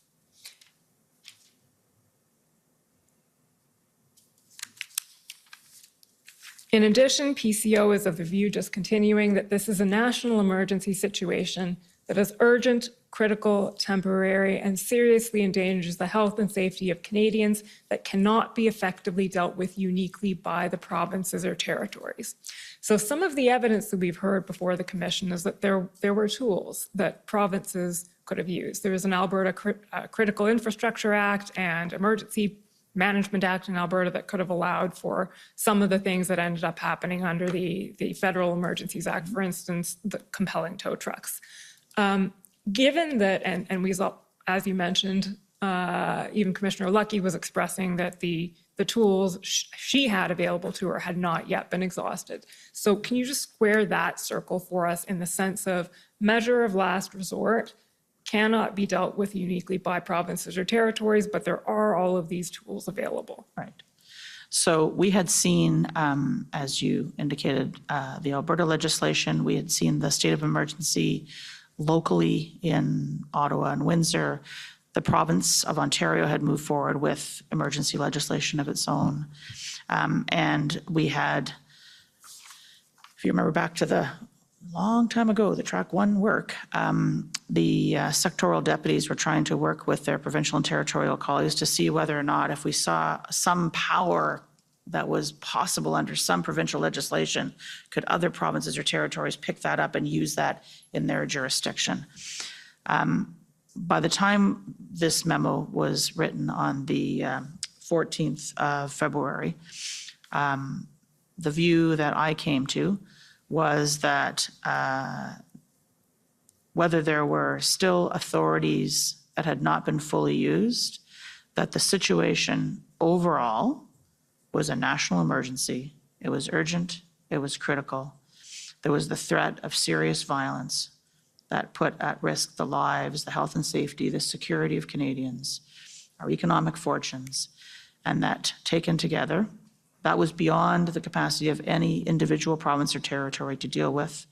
We were seeing this on a national scale, breakouts or incidents from coast to coast to coast, including, cross-border traffic, even between, I think it was Alberta and one of the territories. This was a situation which had been escalating. I think we were on day 18 of what was happening in Ottawa. This was a scale, this was an escalation, this was a series of volatility. It didn't seem that there was any province or territory that had the power to deal with this uniquely on their own. But there may have been individual agencies that could have dealt with a piece of it. There were individual sites that could have been dealt with through specific tools. There were potentially individual threats that could have been dealt with by one agency or actor or another. But if you look at the totality of it all, that's what lies behind this advice. So just taking you back to the statutory parameters for a minute, Ms. Shannett, you're very firm in your view that the statutory parameters were met. I am. Okay. Are you able to articulate how they were met? In the sense that, and I'll just put it out, there's a bit of an apparent contradiction with Section 16 referring to Section 2, threat to the security of Canada. We have evidence saying that Mr. Vigneault, and on behalf of CSIS, assesses that the protests do not constitute a threat to the security of Canada under Section 2 of the CSIS Act. So how do you come to the conclusion then that the statutory parameter is met? So I'm going to give you the layman's interpretation. Absolutely. And my colleague may have things to add, being more skilled in the dark arts of the law. Section 2 of the CSIS Act is about CSIS being able to exercise its authorities to launch intelligence gathering activities against a person or group because they represent a threat to the security of Canada. The decision maker there is CSIS. They judge the nature of the threat and they recommend the activity be taken. Now let's go over to the Emergency Act. The decision maker in the Emergency Act is not CSIS. There's nothing in Section 16 which says the governor and council, who is the decision maker, who's being asked to make the decision, has to ask CSIS if it's okay. The governor and council is asked to assess whether, on reasonable grounds, there is a, I want to make sure I've got my words right here, that there are reasonable grounds to think that there is an urgent, critical, national situation where the health, safety of Canadians, their lives, their livelihoods, the national security of the country is at threat of serious violence. That goes back to the CSIS definition and the threat to the security of Canada. If you look under, I think it is, this is dangerous, but 2C of the CSIS Act that we rely on, it is either serious violence or the threat of serious violence. And so the governor and council is asked to see if they have reasonable grounds to believe that there is all of the other criteria, urgent, critical, national, beyond the scope of an individual province or territory to deal with, that is of a nature that would be a threat to national security, which is the threat or existence of serious violence. So the governor and council is asked to make that, and in my view, given the totality of the evidence that we'd seen about the fact that we had protests happening, Ottawa, Windsor, Coutts, Emerson, Manitoba, we haven't really talked about, probably a dozen other ports of entry.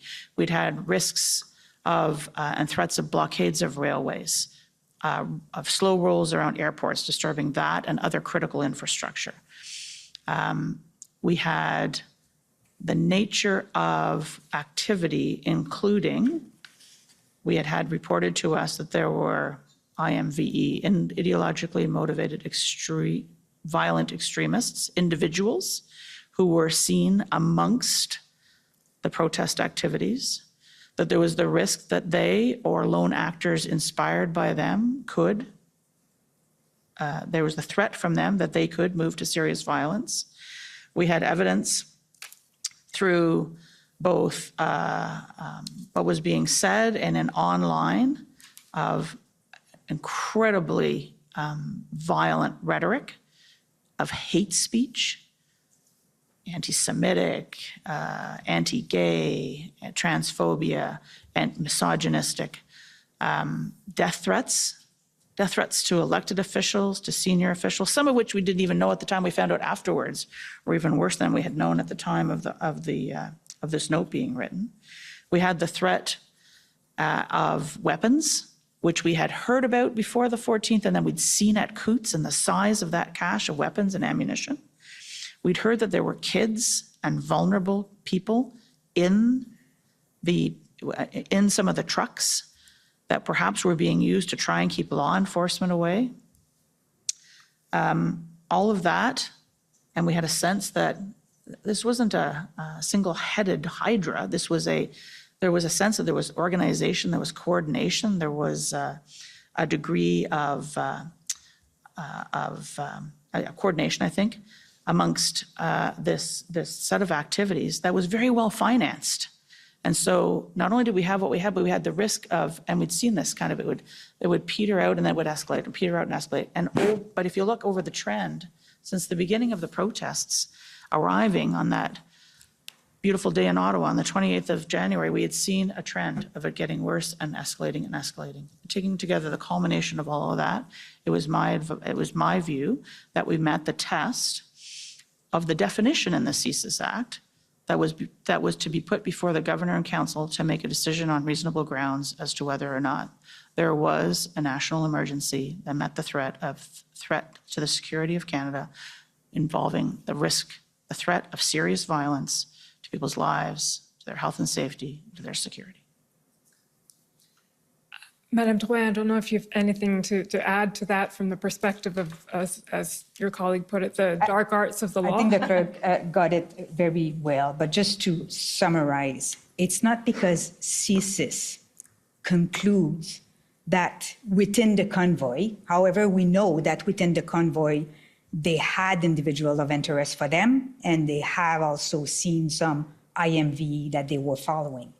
It's not because they conclude that no other individuals or groups met the trigger, that the convoy as a whole doesn't represent a serious threat to Canada.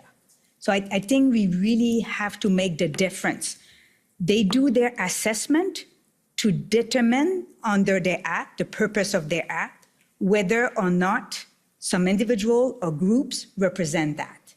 We did an assessment based on what CSIS was telling us in terms of the presence and all the other examples, what GAT was telling us, what finance was telling us, what CBSA, I'm sorry for all the acronyms, but I think you got used to them.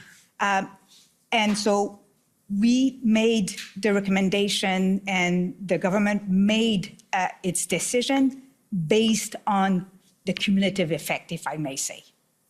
Okay.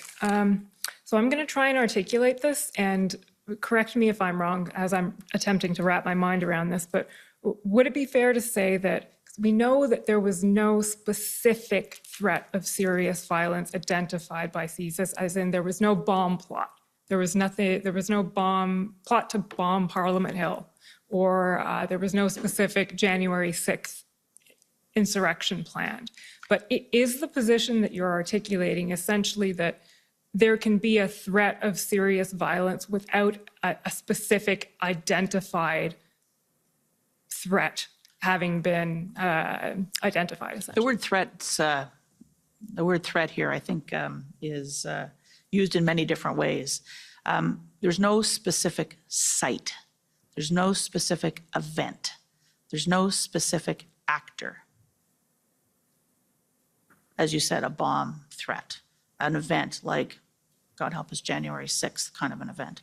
There was a series of indicators which, in our view, were the threats of serious violence for all the reasons that I think Madame Drouin and I have tried to explain. Individual IMVE extremists who were seen in the crowd, targets, subjects of interest to agencies. So it's the combination of all of these things and the escalation of all these things, which taken together were enough for me, in my advice to the Prime Minister, relying as I do in everything I do on the inputs from the community of deputy ministers, the product of my interactions with my PCO colleagues and almost 40 years of experience now as a public servant. That together represented my advice. Maybe another way to articulate it, or maybe to frame an example in our head. Not all potential criminal offenses will be followed by CSIS. So let's say we are in face of potential family violence. This is serious violence. But that doesn't mean that it is a threshold for CSIS to investigate. So we were in face of a lot of potential criminal offenses, but that doesn't mean that one individual or a group of individuals were meeting the threshold of CSIS. Okay. Can I try the inverse of that? Just for, CSIS does use Section 2 of the CSIS Act to trigger the gathering of intelligence about a person or group of people that they think are a national security risk. We don't trigger the Emergency Act every time CSIS triggers Section 2 of the CSIS Act. So there's a definition in the CSIS Act. It isn't necessarily the fact that CSIS is not the decision maker in the invocation of the Emergency Act. That's a separate process by the governor and council, which relies on the definition but has a different construct. That's the total layman's attempt. Okay, well, that was a helpful layman's attempt, certainly. From there, I just want to bring in another piece of what was relied on in the sense to invoke the act. So we're skipping ahead now. I'm leaving the invocation memo and going to, and I'm just going to, I don't know that we need to turn it up, but this eventually results in, once the decision is made, what we've come to know as the Section 58 report. So this is the report to Parliament explaining the justification for having invoked the Emergencies Act, made the declaration of a public order emergency. And I understand that report was prepared by PCO in conjunction with the Department of Justice and a few others. Is that right? It was a collective. It was a collective effort. Collective effort. Right. There's not a lot of time between, I think we had 7 days under the legislation to actually produce and table this document, and it was tabled 2 days after the invocation because we were trying to move as expeditiously as possible. So it was a team product. But ultimately, I think it's fair to say PCO would have been involved as the pen holder. You'll be relieved to know I'm not going to any specifics unless you no correction of our grammar or. Yeah, no typos. Not picking on typos. What I do want to raise is that a large part of that Section 58 explanation relies on something other than serious violence. It talks about the threat to Canada's economic security. And I think there are at least 3 or 4 points, and we can bring it up if you'd like to see it in front of you, but the talk about the threat to Canada's economic security that has arisen as a result of these various border blockades and everything that we've been talking about over the last couple of weeks, everything Mr. Sabia was discussing and his colleagues were discussing with us yesterday. So how does that factor in this sense? Economic security is, again, not something that is articulated within the Section 2 CSIS Act definition that is the trigger of a public order emergency. So how does that work? So to my way of thinking about this, there was what was necessary to meet the threshold, but there were other considerations. The term national interest, for me, takes a step back and says, okay, so what is in the national interest of the country? So safety, security, ability to protect lives, that's core to national interest.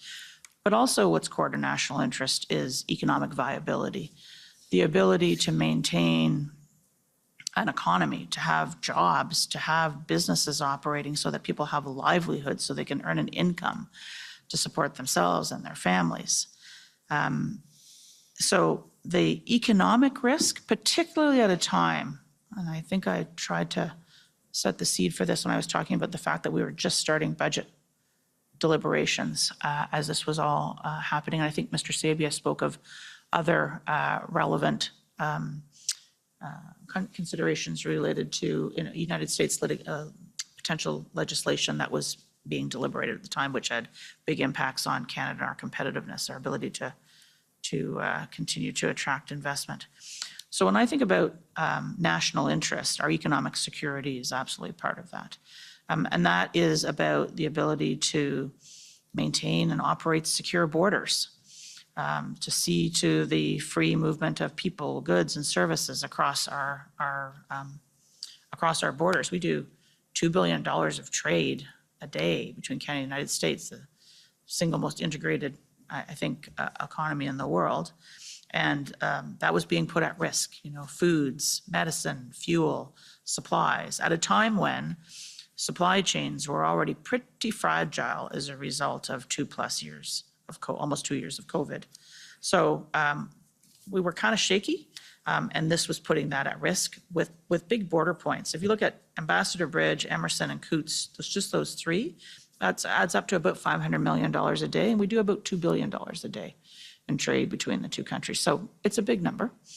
It's about a quarter of the trade that was impacted just of those three sites. So economic security in terms of being able to access those things, our ability to be a trusted trading partner. So we are Canada's an export-dependent economy, and we are in the business of trying to attract investment to be able to open new businesses, expand businesses here. There was lots of conversations going on about trying to attract big company names to locate in Canada. That's about jobs. That's an important part of our national interest, is being able to do that. And investors don't like uncertainty. They don't like volatility. They like the rule of law. They like stability. They like predictability. And this whole situation was putting that at risk. And I guess finally, which is a little less on the economic, but I think also reflected in the Section 58 piece that was put before Parliament, is Canada's international reputation. We are a G7 country. We are committed to the rule of law. And what was being seen in some other parts of the world were protests. I think we saw them at a minimum in France, in the Netherlands, in New Zealand, if I remember my media coverage right, with trucks with Canadian flags on them. The Prime Minister was getting questions from international leaders about just what was going on in Canada. So the culmination of all these things are about our national interest. And so in pulling together Section 58, it was about the threshold, but it was also about the other factors that went into the deliberations around the invocation of the Act. And if I could, while I'm talking about Section 58 just for a minute, I mean, because we kind of got out of the invocation memo, part of what I relied upon in my advice around the advice to invoke the Act was the nature of the Emergency Act itself, temporary, time-limited, targeted measures that would supplement provincial and territorial, not displace, that were compliant with the Charter. So it was not just about invoking the Act, was what the Act was allowing government to authorize to have happen. So it was about the nature of those measures, but also the accountability framework that is built into the Emergency Act that had not been used before, including things like tabling before Parliament, a justification on why the Act was invoked, an explanation about the consultation with provinces and territories, a requirement for a vote to be held in the House of Commons to approve, and the Senate. We know the Senate vote didn't happen because the Act was revoked, but the House of Commons approved the invocation of the Emergency Act. There is a process to establish a joint House-Senate committee.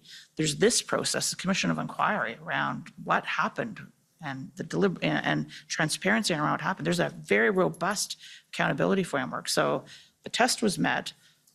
I had a level of comfort in terms of the nature of the measures, extraordinary as they were, as last resort they were, and an accountability framework. Just to complete the thought. So if I understand correctly, then the economic security piece was less related to the actual threshold in terms of Section 2 of the CSIS Act, and more the threshold, the aspect of the threshold or the aspect of the Emergencies Act that goes to, this is in the national interest. It is in the national interest to invoke the Emergencies Act here because Canada's economic security is being threatened. I'll say both, really. I mean, when we talk about threat to economy, like there's the way we measure economy, is one thing, but the impact is on workers, is on job, is on day-to-day lives of people. I didn't say that at the beginning about my credential, but my background is really on enforcement and white-collar crime enforcement. I can tell you that when people are facing financial issues, this is a lot of stress and this is violent. in terms of stress. So I think our point here was when we were receiving calls from unions, receiving calls from auto plants, receiving calls from trade partners, the impact on the economy was impact on people. Like we talked those days about food security, economic security is also an important component. Well, I think, and I think you heard about this from the National Security Intelligence Advisor yesterday.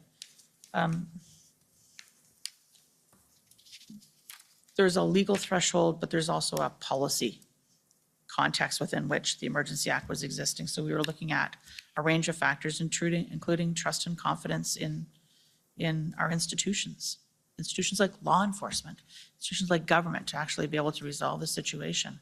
And we were seeing a level of public unrest in the country where citizens were thinking about taking matters into their own hands. People were doing counter protests. They were going to the Billings Bridge, infamous counter protest, to try and show that they were not supportive. This is a volatile, risky situation. So I think there's a legal threshold with all of the additions that Madame Birouin made and a broader policy context around all of this. Is there anything else you'd like to add on that point? Or should we leave invocation and leave the threshold? And very, very briefly, I am way out of time. The last area that I would just ask you to address briefly, if you've nothing else to say on invocation, is revocation. And I know that there was a lengthy memo you prepared. The flip side of the invocation memo is the revocation memo. In the interest of time, I don't think we have time to go through it in any detail. But can you explain the thinking around when the Emergencies Act was revoked, why you advised when you did that now is the time? So the discussion about when was the time to revoke the Emergency Act started relatively quickly after it had been invoked. The threshold was it necessary to deal with the situation, the totality of the situation facing us? We started to see the impact. We saw Windsor holding, Coutts was holding. Now we started to see pop-ups in other parts of the country, but one of the biggest situations we were looking at was the situation in Ottawa. We were going into the fourth weekend. There were daily IRGs happening starting on the 15th. Thank you for correcting me about the 14th. Starting on the 15th, where there was a daily sense of what's happening, what measures are being used, what else? It wasn't just like the Emergency Act was invoked and then everything else went out the window. What else can and should we be doing to try to help to address and resolve the situation? And day by day, ministers and officials were looking at whether or not the situation, the sum total of the situation, still was of a size and a criticality that we needed to continue. Now, the early days, it's fair to say, we were mostly focused on implementation of the act after invocation and who was doing what and what effect it was having. But I would say, as we saw the law enforcement activity really starting to take hold in Ottawa on the fourth weekend, the days of the 18th, 19th, more pointy questions were coming back from the Prime Minister and from ministers. How much longer do we need the Emergency Act? It had been made, I think the view with the invocation is no longer than necessary. And if we could move out of it as quickly as possible. And so we started to work on, okay, so what were the criteria for invocation? What are the criteria for revocation? And I believe you had some discussion with Mr. Hutchinson in particular about that earlier in the day, maybe with Ms. Bogdan as well. But there started to be deliberate conversations at the incident response group around, were we in a position to revoke? Were we in a position to revoke? And finally, that culminated in a discussion that took place on the 23rd of February at the incident response group, in which the Prime Minister asked everyone in attendance, were you ready to revoke the act? And following that, he had taken his counsel from his ministers and officials. Again, the group production of a note was done. That was provided to the Prime Minister. He chose at that point the decision was to proceed to revocation, and that was announced on the 23rd. So just to close the loop on that, I'll bring it up very briefly to situate everyone in what that looked like, the revocation memo. It's ssm.nsc.can 403227.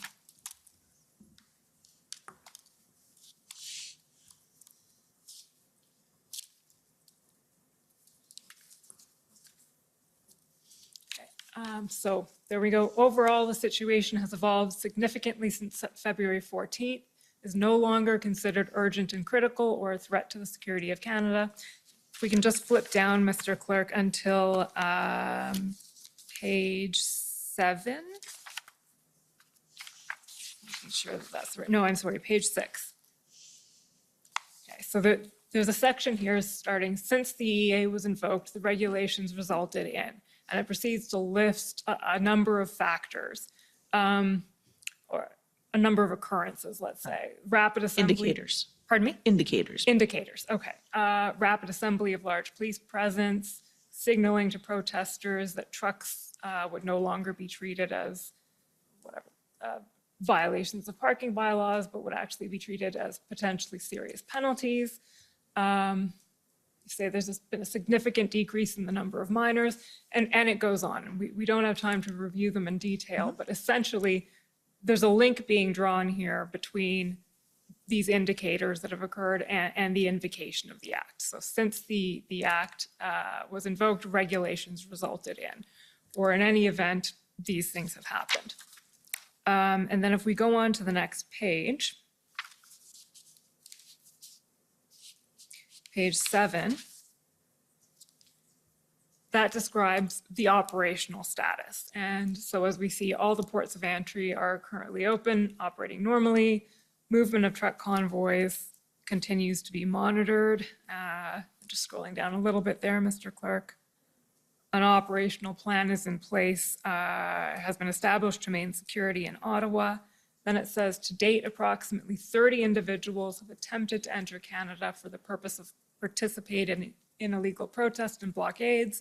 And I think we know now from, and it says there from Mr. Sofsky, 2 individuals were turned back using the Emergencies Act authorities.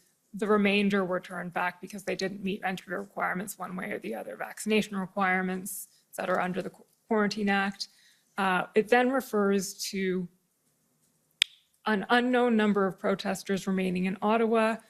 It's difficult to assess the potential of that group to engage in illegal protest, but then it refers also to, since the end of the occupation, small numbers, and it says here 20 to 30, have gathered at the War Museum to protest. So far, these gatherings have been orderly, nonviolent, and legal. So there was some lawful protest continuing, at least at the War Museum, going on.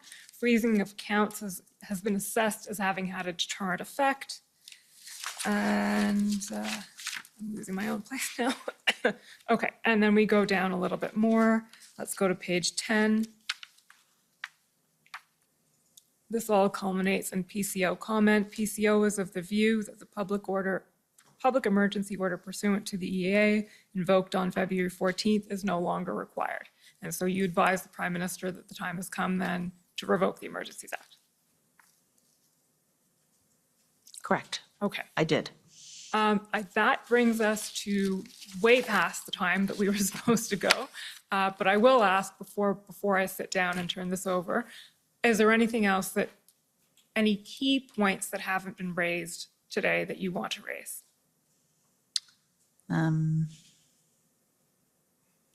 I don't think so. I just wonder if you have covered the fact that we consider trust in institution as one of our criteria as part of the threat, and what can be the consequences if, population is really losing confidence in our public institutions. So I can do it all.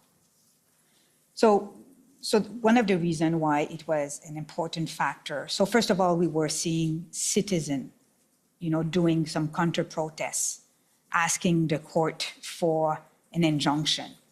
So when you see the population trying to se rendre justice because they are not comfortable that law enforcement or government will do. That is for us like a beginning of a symptom that something worse can happen. We know what's going on in countries when the populations do not have confidence in our public institutions. That brings some anarchy and a lot of uncivilities. So this is why it was an important element for us, the taking into account the erosion in public institution and making sure that we can address that as soon as possible to avoid the worst, if I may say. Can I go back to revocation for just a moment then? Yes. I think when we arrived at the 23rd of February, it wasn't like it was peace and calm across the land, totally. But the assessment, which is represented in this note, is that we had arrived at a point where the Emergency Act was no longer necessary. Those extraordinary powers that came with the Emergency Act were no longer necessary, that we could rely on the existing tools, resources, and authorities to be able to deal with, to the degree that there was any illegal activity going on. But also, we knew as the protest was being taken down, the blockade was being taken down, occupation in Ottawa, that some trucks were going to other sites. They were going to Van Cleek Hill and amongst other places. And maybe there was other activity going on, but it wasn't of a scale, of an intensity, with the threat of serious violence that we faced at the time of the invocation of the Act. So it's not like everything was unicorns and rainbows is my expression, but probably not appropriate here. We had not arrived at, there was still a level of activity, including some lawful protest activity, which is reflected in this note, but there was still some level of illegality going on. But we were confident at that point that could be dealt with through, without the extraordinary measures of the Emergency Act. Mr. Commissioner, those are my questions. Okay, well, our schedule has gone out the window, which is probably bad news for our panel. We're used to staying late. I'm sure you're also used to working late, but what I'm going to do is take the afternoon break for 15 minutes. And given the time, I will come back and I'll be a little more flexible with the questioning and cross-examination because we have a rule here. What goes in direct goes in cross. So I think we have to be fair, but I will be reasonable, only modest, not the degree requested by some. So I'm sure, sir, you're not talking about little old me. no, I wouldn't want to single anyone out. So I'll take the break for the afternoon, 15 minutes, please. The commission is in recess for 15 minutes. La commission levée pour 15 minutes.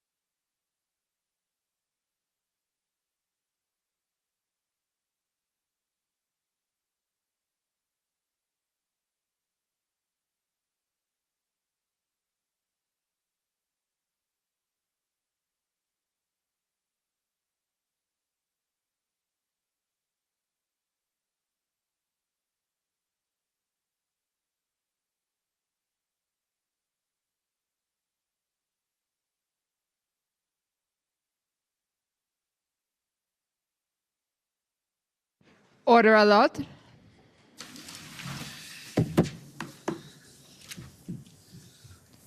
The commission is reconvened. La commission reprend. Okay, so we're ready to proceed? Of course, yes. Okay. The convoy organizers, please.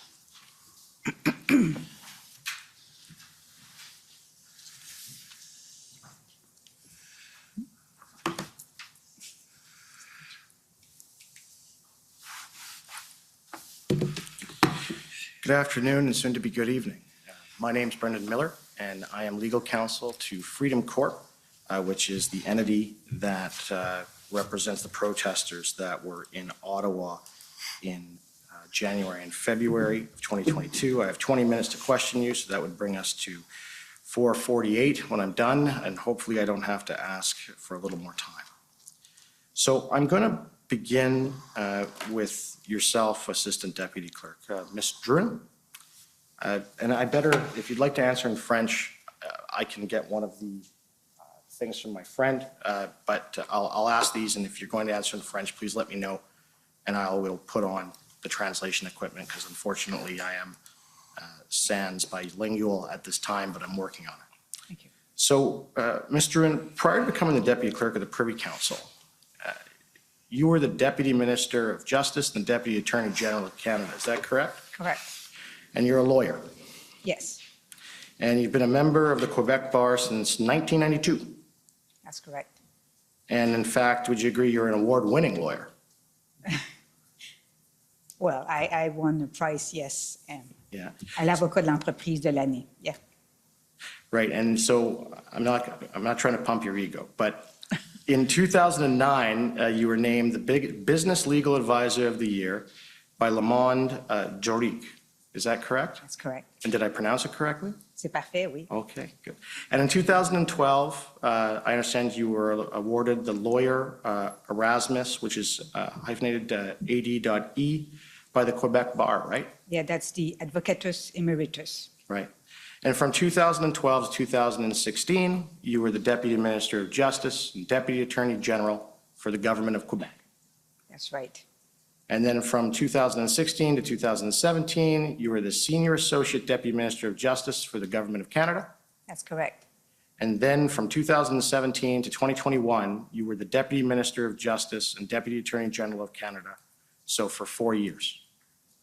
That's correct. And you can agree with me that that position, the Deputy Minister of Justice and Deputy Attorney General of Canada, is the highest ranking position within the Department of Justice. Within the Department of Justice, yes. Right. You answer to the Attorney General of Canada. I answer or I serve the Attorney General. I also respond to the clerk of the time and to the Prime Minister. Thank you. And now, while you were in that office, you publicly described your role of the Deputy Minister of Justice and Deputy Attorney General of Canada as follows. And I just want to know if you agree with this. I'd like to begin by describing my dual role as the Deputy Minister of Justice and Deputy Attorney General of Canada. I've been in this position since June 2017. In both these roles, I support the Minister of Justice and Attorney General of Canada in fulfilling his or her responsibilities. My duties include giving legal advice and coordinating the legal advice given by the Department of Justice and supporting the development of legislation. That's true. There's also the part of managing litigations. Yeah. Right.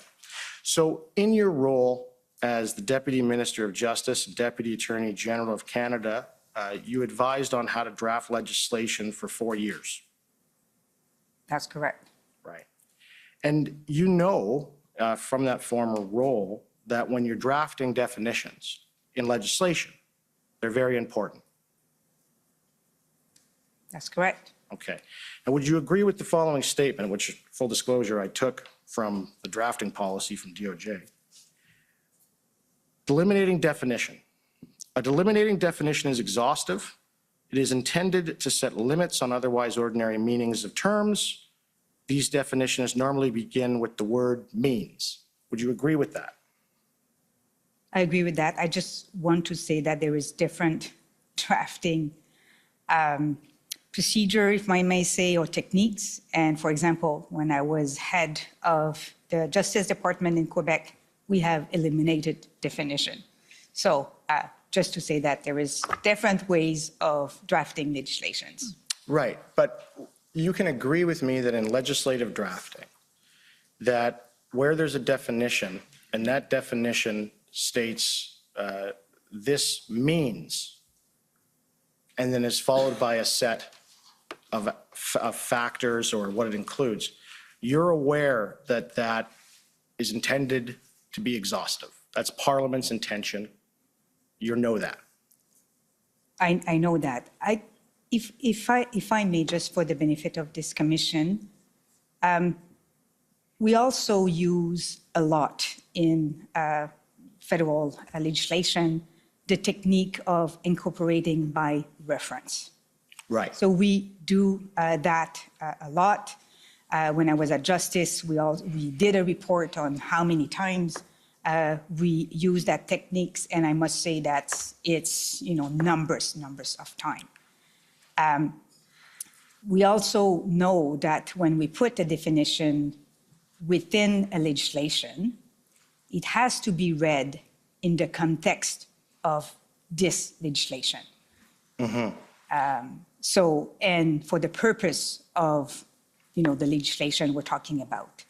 So I'm just saying that because meaning can have different meanings at the end, depending in the context in which you are looking at those words. But you know, and you can agree, that the purpose when you're drafting is to try and carry out the intent of Parliament. That's the objective of drafting, yes. Okay. And you know that Section 2 of the CSIS Act, prior to listing what constitutes a threat to the security of Canada, states threats to the security of Canada means, and is then followed by the 4 threats. Fair? You know that. Yeah. And you know that under Section 12 of the CSIS Act, that in order for CSIS to open an investigation, CSIS has to conclude reasonable grounds to suspect that a person or group is carrying out activities constituting a threat to the security of Canada as defined in Section 2. Yeah, that's how the CSIS Act operates, yeah. All right. And you know, and we talked about this, that the Emergencies Act, it states that threats to the security of Canada has the meaning assigned by Section 2 of the Canadian Security Intelligence Service Act, right? You know that. That's in the EA, yeah.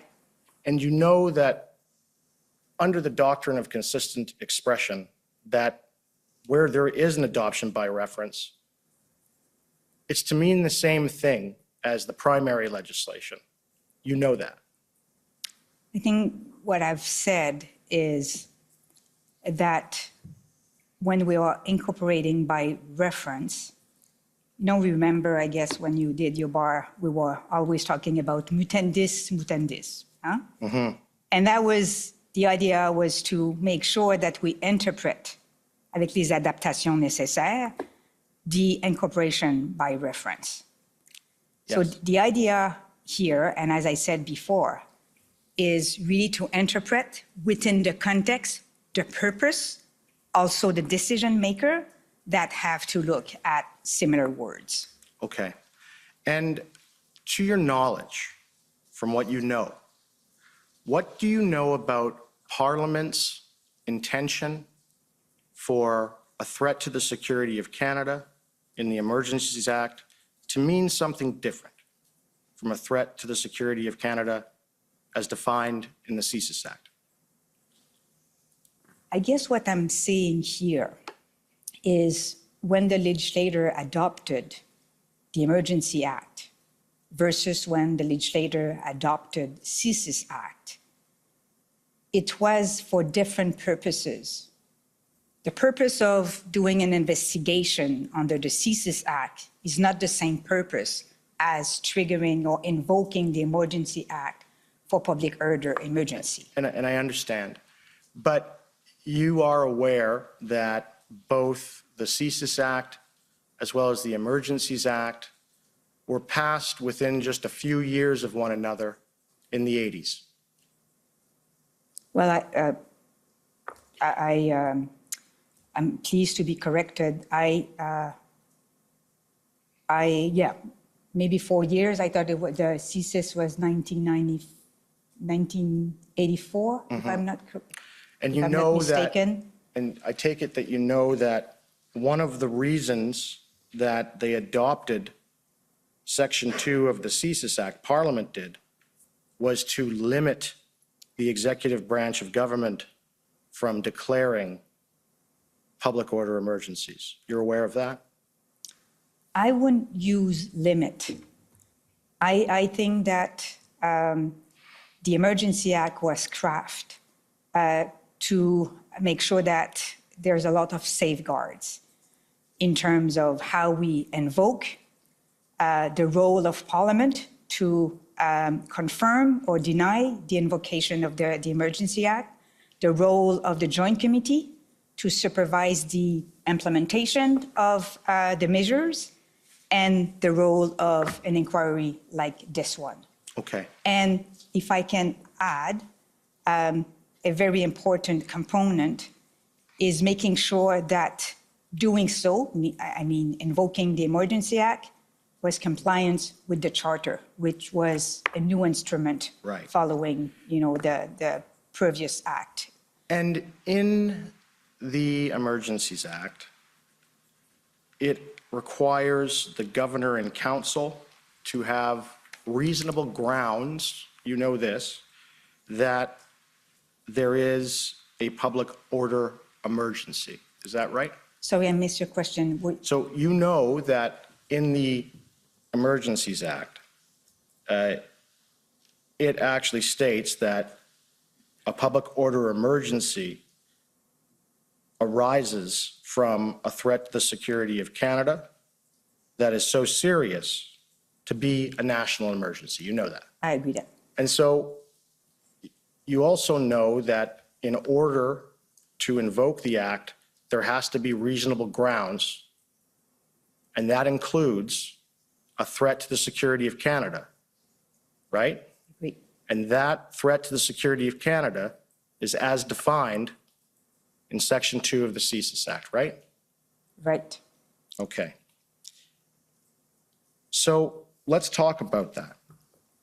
Can you agree with me that there was not reasonable grounds of a threat to the security of Canada as defined in the CSIS Act and adopted by reference? I in the don't agree. Emergencies I don't agree with that. Okay, so let's go through those grounds. Okay? So, I can help. I know your time is, yes, and let me. it's really, what we use is really 2C. Right, so then we can throw out any other grounds, it's fair to say, Yeah, other than 2C. the main, like the real ground was 2C. All right, so activities within or relating to Canada directed towards or in support of a threat or use of acts of serious violence against persons or property for the purpose of achieving a political, religious, and ideological objective within Canada or a foreign state. So that is the ground. And that is the single ground, from your understanding, of why the Emergencies Act was invoked. That's the main ground. Some can say that there's other ground, but that's the main ground we used. Okay, so let's talk about threats of acts of serious violence and acts of serious violence. Can you summarize for me the threats of acts of serious violence that the invocation was based upon? I'll do that. I think the clerk will probably add. So if you just look at what you went through this week, who you heard. So we heard from CSIS, not CSIS, but we've heard from some players, for example, that IMV were present in some of the protests. We've heard also that ex-militaries and ex-law police agents were present. We heard the presence of firearms. We heard also a threat to our economy, threat to and impacts on workers. We just talked about that before. We heard impact on our trade relationship and from GAC. We've heard from CBSA that our port of entry was affected, disrupted, and other port of entries, even, after the main war were clear. Okay. So we heard from transport also that some rails can be affected by blockades. So we've heard from not only, you're going to hear from CSIS Monday, but, when you look at the composition of DMOC, you've heard about that many, many times over the week. Many departments are part of that DM's committee. Why?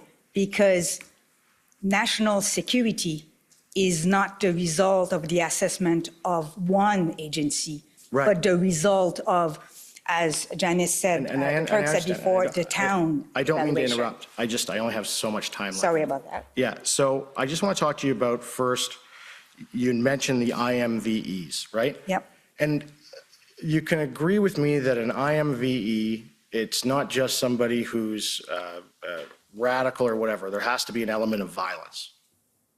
So a couple of things here. And when you look at C, we want to talk about that.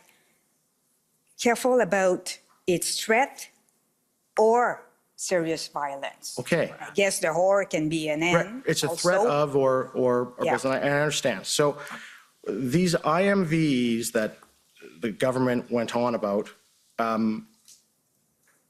first, we've already established that the government wasn't aware of the individuals in Coots at the time of the invocation that were arrested by the local police department. I think what we were aware in Coots was, first of all, they were about to do enforcement, and then I think it was around the 10th or the 11th of February, we heard that they were slowing down enforcement because of the presence of risk of violence and guns. That's the only thing we knew at our level, because we're not privy to all the operational risk. So that's what we knew at Coots. But of course, Commissioner Lucky and her people, they were aware of what was going on. They just couldn't tell you. Exactly. Right. And you're now aware, I'm sure you've heard the evidence, that they, in fact, as of the February 9th, had 2 undercover officers embedded with these gentlemen. Are you aware of that? I was not aware at that time. When they do uncover operation, this is the, we don't know those things. And these gentlemen that they were going after, they were actually local to the Coots area. You know that? I can say I didn't know at that time, no.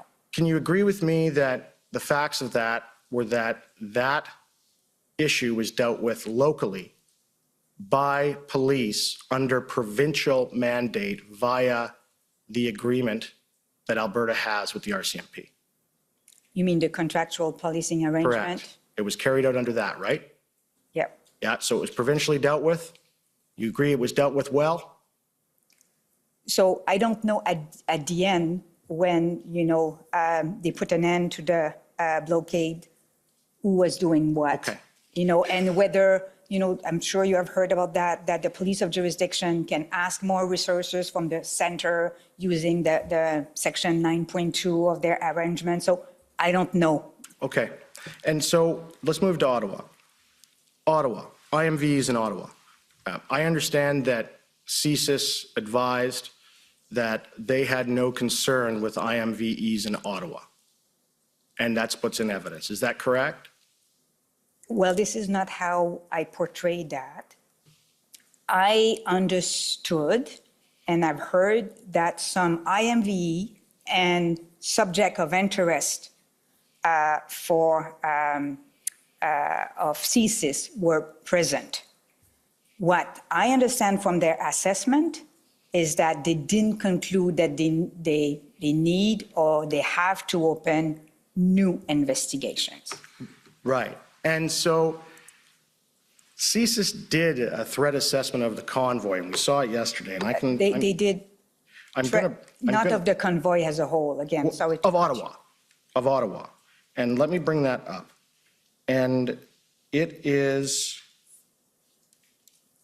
the document ending it's ts.nsc.can.001.0000159_rel_0001.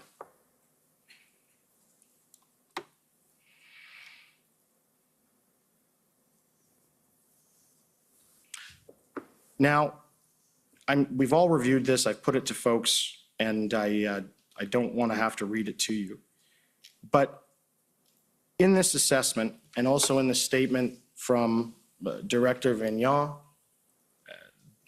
they concluded that there was no CSIS threat, reasonable suspicion of a CSIS threat in downtown Ottawa.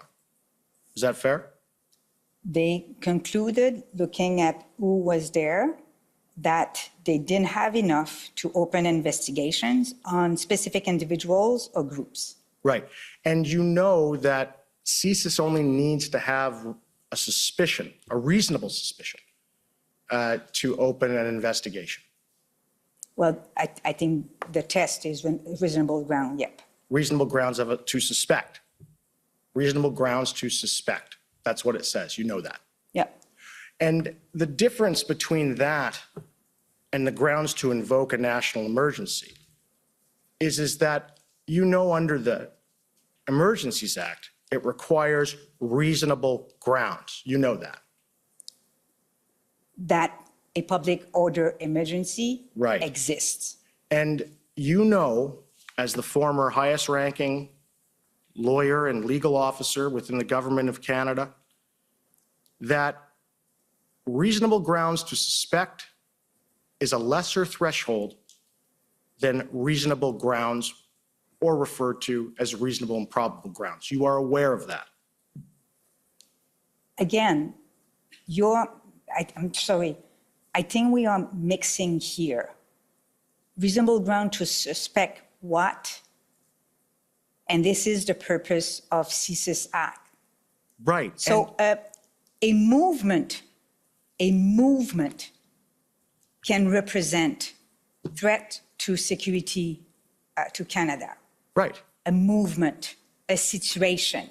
An activity. An activity. An activity. Without having individuals or groups into it that do meet the threshold of CSIS. So I think we need to make the difference between what the movement represented at that time for Canada versus the composition of the movement, whether or not we had individuals that, so there's... But ma'am, I understand what you're saying, but you're saying that you want to look at the group as a whole. All right. And so I've asked you about Coots, that was taken care of. I've asked you about Ottawa, all right? You knew that the group, the assessment was that it did not meet that. And now Windsor. Can you agree with me that there was no Section 2 CSIS Act threat with respect to Windsor? You've mischaracterized the witness's evidence. She didn't agree with you that CSIS had assessed the group, the entire group in Ottawa. Right. So let me just move over to Windsor. Can you agree with me that you are aware of no Section 2 CSIS Act threat with respect to Windsor? I think I can go again through everything we have heard from all departments, and that the clerk, with my advice in particular, considered to determine whether or not we believe that the threat, the test under the Emergency Act. Let me try and rephrase it this way. What evidence and what information of violence at Windsor were you aware of when the act was invoked? I think it would have been a mistake to do assessment site by site while we were facing a national movement and situation. Thank you for answering my questions. Thank you. Next, I'd like to call on the province of Saskatchewan, please.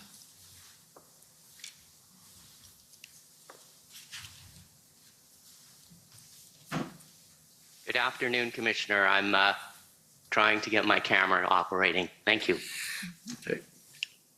We won't deduct the time. Thank you. Good afternoon. I'm Mitch McAdam. I'm one of the lawyers for the government of Saskatchewan, and I have a few questions this afternoon for you, Madam Charest.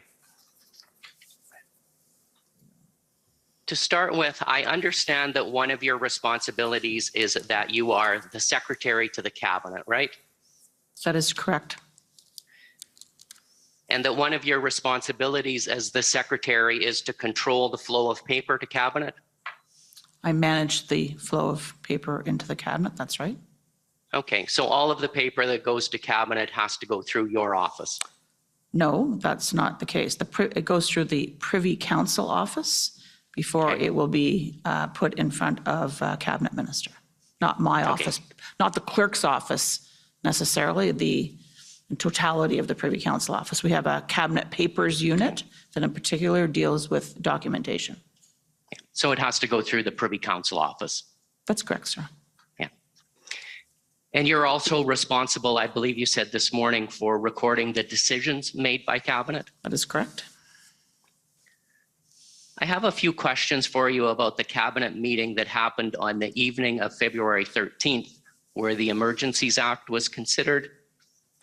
First, can you confirm for me that there were no papers or documents that were provided to cabinet ministers in connection with that meeting? That is not correct. Okay, there was paper provided to them? There was a document made available to ministers. I believe I referred to it earlier, which had to do with an input. I believe I can say this. I'm not making sure I can say this. It was a assessment from the from CSIS, which related to considerations on invoking the Emergency Act. But there was no, in the usual course of decision-making by cabinet, ministers would be considering a memorandum to cabinet, which would frame a decision for them. There was no such memorandum to cabinet. Does that help? No, so yes, it does. So there was no memorandum to cabinet, and that was an unusual situation. That is not correct. the usual course. That is correct. It was an unusual cabinet, an extraordinary cabinet, called on the evening of the 13th of February. Okay, and I understand you attended that cabinet meeting, correct? I did, sir. Okay, and I'm not going to ask you about what the deliberations were at that meeting, but you said a moment ago that one of your responsibilities was to record the decisions made by cabinet. And can you tell me exactly what the decision was made at cabinet that evening? I think you said earlier that the decision was to direct the prime minister to have a first minister's meeting or to have a first minister's meeting the following day. But I just want to make clear in my mind that I understand exactly what was decided that evening. The decision was that the prime minister would convene a meeting with first ministers to consider the invocation of the Emergency Act and to brief them on the situation and consider any other measures necessary to deal with the totality of the situation facing the country. Okay, thank you. Next, I'd like to turn to the events on February the 14th. Sir. And you would agree with me that the invitation for the First Minister's meeting, I think we talked about it a little bit earlier today, or you talked about it a little bit earlier today. It went out on Sunday evening after the cabinet meeting, correct? Yeah, as I said earlier, Mr. McAdam, I wasn't totally sure. I could check and be happy to, whether it went out Sunday evening or very early Monday morning. I think we would have endeavored to try and get it out as soon as possible after cabinet. So that would have been, cabinet was at 8:30. You know, we would have been into probably 10 o'clock Ottawa time, which is still pretty early in Saskatchewan. Yeah, and I believe that you had indicated earlier today that it was a meeting called on short notice, right? Correct. And my understanding from your testimony earlier today is that the invitation didn't indicate what that meeting was all about, did it? I believe between Madame Deroy and myself, that was the information that we provided earlier. Yes, sir. And you also indicated that at that meeting, a number of the premiers voiced objections to invoking the act. What I said was a number of premiers shared their responses. I wasn't in a position to tell you because the deliberations were to be confidential, but we saw subsequently a number of premiers making public comments that they had made at the First Minister's meeting. Yes, it's fair to say, I believe Madame Drouin said, there were kind of three kind of general groups of premiers' reactions, including some that did raise objections. Okay. And I understand that that meeting lasted about an hour. Is that correct? Oof. I think that's plus or minus. Yes, I think that's probably correct, sir. Okay. So it would have ended about. If I may, sir,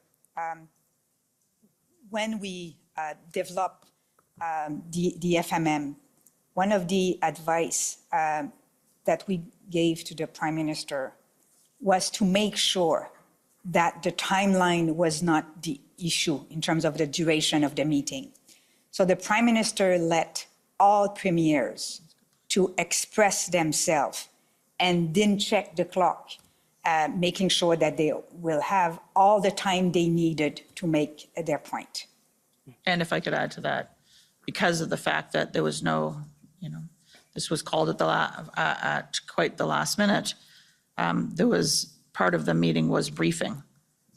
So the Prime Minister it was suggested to him, and he certainly accepted that the meeting would go as long as the meeting wanted, depending on the wishes of premiers and territorial leaders. Clerk, can I ask you to call up document pb.nsc.can 408485, please?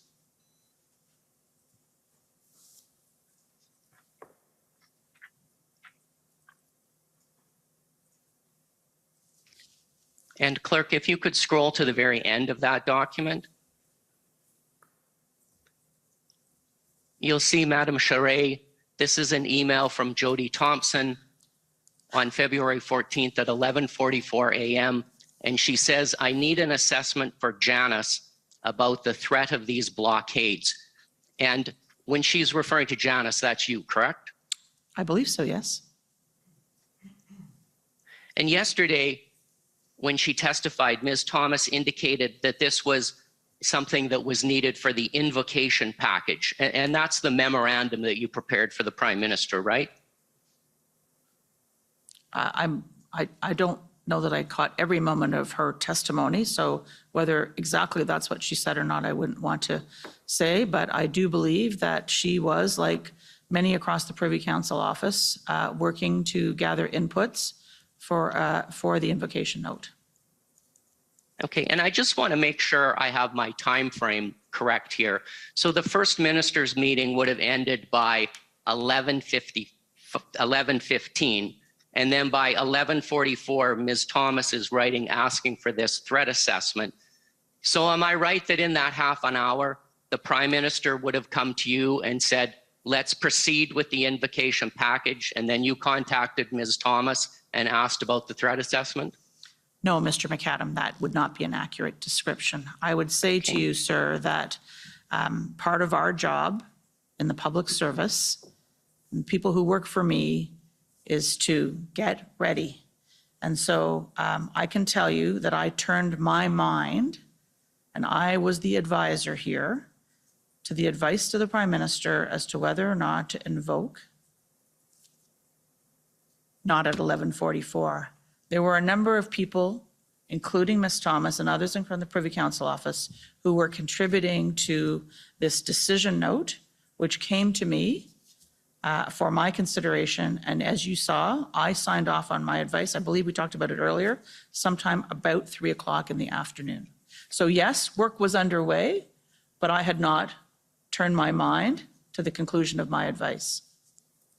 Okay, so had the Prime Minister, did he come to you after the First Minister's meeting and before you completed your memorandum and ask you to go ahead and prepare that memorandum? No, sir. No, so you were doing this based on your understanding of what he wanted? My understanding of what was required in the situation. That's my job. Okay, and you knew that a press conference had been called for 4:30 that afternoon, didn't you? I knew that there was a possibility of immediate availability in the afternoon. Okay, and I think you indicated that you gave the document to the Prime Minister at 3:41 in the afternoon. And then I think you said this morning that he would sign that document to indicate his approval, but I don't believe that you testified about when you would have got that document back from him. It was, I can't remember the exact time, Mr. McAdam, I apologize, but it was before the media avail. So between 3:41 and 4:30. Okay, that's fair. I don't know exactly what time the media avail started. There may have been a scheduling, it may have been a notice that there was going to be an availability. But I don't know actually what time it started. I'm sure the records would indicate that they don't always run 100% on time, so. And at the media availability, it was announced that the Emergencies Act had been invoked? Was being invoked. Was being invoked. Correct. And so what does was being invoked mean? When exactly did it come into force? When the Governor and Council approved the proclamation. And so that wasn't until the next day? No, it was on the 14th, and you'll see that in the Canada Gazette. It was the 14th of February. Okay, and so was there another cabinet meeting on the 14th for cabinet to consider this? No, sir. So cabinet was never advised of the outcome of the meeting with the First Ministers? There was not a loop back to cabinet in an official cabinet meeting, but did you want to say something, sir? Yeah, I'm confused because I think you said earlier today that under the Emergencies Act, it's the Governor and Council that invokes the act. Yeah. So if the cabinet didn't meet again, how did the act get invoked? Was the power to do so delegated to the Prime Minister, or just how did that happen? Yeah, the decision in terms of invocation was left with the was left ad referendum to the decision of the Prime Minister following his consultation with the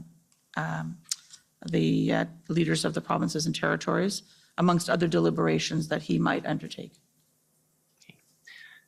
Commissioner, I have a couple of questions about the memorandum that was prepared for the Prime Minister that afternoon. So I wonder if I might have your indulgence to take a few extra minutes to ask those questions. Sure, go ahead. A couple of minutes, but don't abuse. Thank you. Clerk, could you please call up document SSM NSC.CAN 403224, and that's the memorandum to cabinet.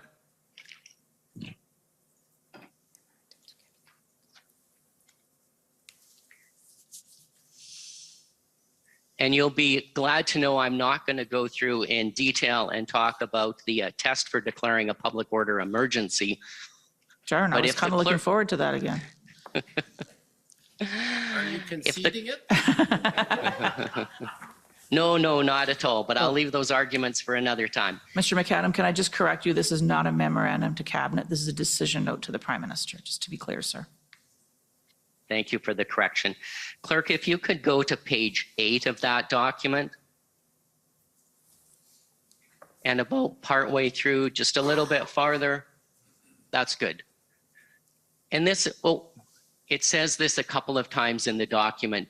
I'll read those words at the top. It says, in addition, PCO is of the view that this is a national emergency situation that is urgent, critical, temporary, and seriously endangers the health and safety of Canadians and cannot be effectively dealt with uniquely by the provinces or territories. And I wondered what you meant by the word uniquely in that sentence. And I know that you had indicated earlier today that there was some concern that provinces were not fully using the powers and authorities that they had. And is that what you were getting at with that word uniquely? I wouldn't say that there was a concern that provinces and territories were not using all of the authorities available to them. I think it was an observation going back earlier in the deliberations around whether or not there was still some scope to work with provinces and territories using their existing authorities to do more to deal with the protest separate side. In terms of the language here, I believe, again, my layman's interpretation is that what we're trying to get at in the invocation of the Emergency Act is that the powers in the Emergency Act are put in place to deal with a situation which is a threat of serious violence, all of those other criteria that you see there, that can't be dealt with by any province or territory acting individually, uniquely. Perhaps awkwardly worded. I can maybe add, if you allow me, that the proposed measure here, we're not trumping any provincial or territorial jurisdictions. So while we were adding measures and authorities, we were not displacing provincial jurisdictions. So they were able, as also law enforcement, to continue to exercise their respective authorities. But we came to the view that separately, they were not able to deal with the national situation. Okay, so I'm still a bit confused about the word uniquely, and I just want to clarify, were you suggesting that the provinces could effectively deal with the situation, but there's something unique about what was happening in February that justified invoking the Emergencies Act? No, I think, sorry, Mr. McCallum, I don't believe that was the intention of this language. It was meant to say that the provinces and territories could not deal with the situation on their own. And that is why the Governor and Council would invoke the Emergency Act to deal with a situation which provides extraordinary powers, which supplement those powers and authorities of provinces and territories to deal with the situation, which we, as you see here, we think met the test of a national emergency. Okay, and one final matter, Clerk, if I could get you to go back to page 4 of that document near the top.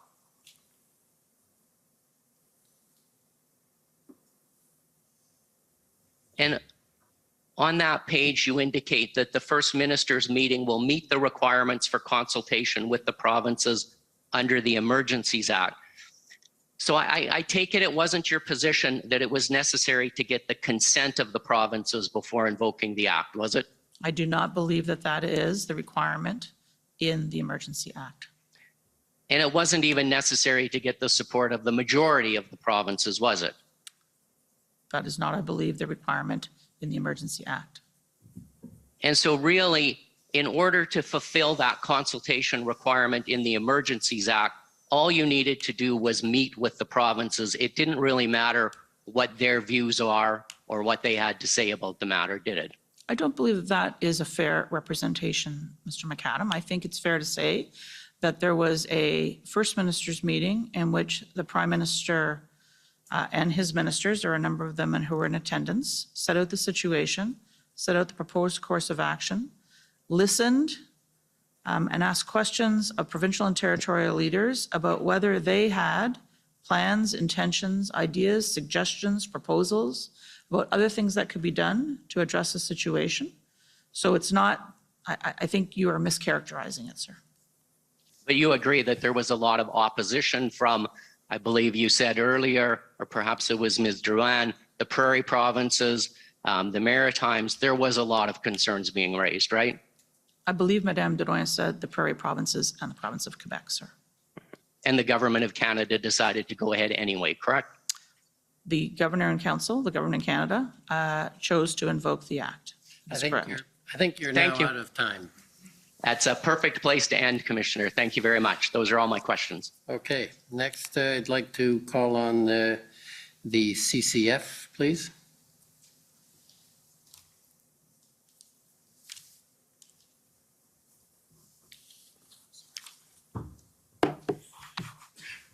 Charette, Ms. Drouin, my name is Sujit Chaudhary. I'm counsel for the CCF. I know it's been a long day, so I just have a few questions for you. Can Canadian Constitution Yes. Foundation. That's for the just so record. you know. Thank you, sir. Sorry. Ms. Charette, you said in your testimony today that one of your roles is to serve as a Secretary to Cabinet. That is correct. And that in that role, you set or you participate in the setting of agendas for Cabinet meetings. You said you determine attendance, and that attendance includes, as we've seen, in the Cabinet minutes put into evidence, not just Cabinet ministers, but many senior officials. I oversee that process. You I don't oversee that process. personally necessarily arrange every single meeting, every single agenda. I have a team that works with me on these things. But yes, you are correct to say agendas, attendance. The agenda, I would say, I should clarify, in case I wasn't clear, Mr. Chowdhury, that the agendas are proposed to the chair and approved by the chair. So we then issue the agenda. Of course. To ministers who then arrive with agenda. Understood. And you attend those meetings yourself as Secretary to the Cabinet. And as you said, you have a responsibility to ensure that if Cabinet is to deliberate or make a decision, that it has all the correct information before it. That is correct, sir. And you also said that they are, unlike Cabinet committee meetings, you said they're run in a very structured fashion where the Prime Minister chairs and officials speak if they're called upon. That is what I said, sir. Okay. So I'd like to take you to the Cabinet meeting of February 13th. I take it that given the importance of that meeting, you were essentially involved in setting the agenda. I was advising the Prime Minister on the setting of the agenda for that extraordinary Cabinet meeting. It was not a regularly scheduled Cabinet meeting. And you also then were centrally involved in determining the attendance at that meeting. And in particular, you were involved in ensuring that Commissioner Lookey, Deputy Minister Stewart, and Monsieur Vigneault were at that meeting. I would say that given the topic, I would have expected those deputies to be invited to support and agency heads to support their minister. I'm just trying to remember whether I actually looked at the attendance list, but I would have expected, and I would have asked that they be in attendance. And the invitation would have come from the Privy Council office, correct? That is correct. If not from you directly, that's certainly by your ministry. I have a team that organizes Cabinet meetings. That's correct. And so we've had testimony. Oh, sorry. Excuse me first for a second. Please, please.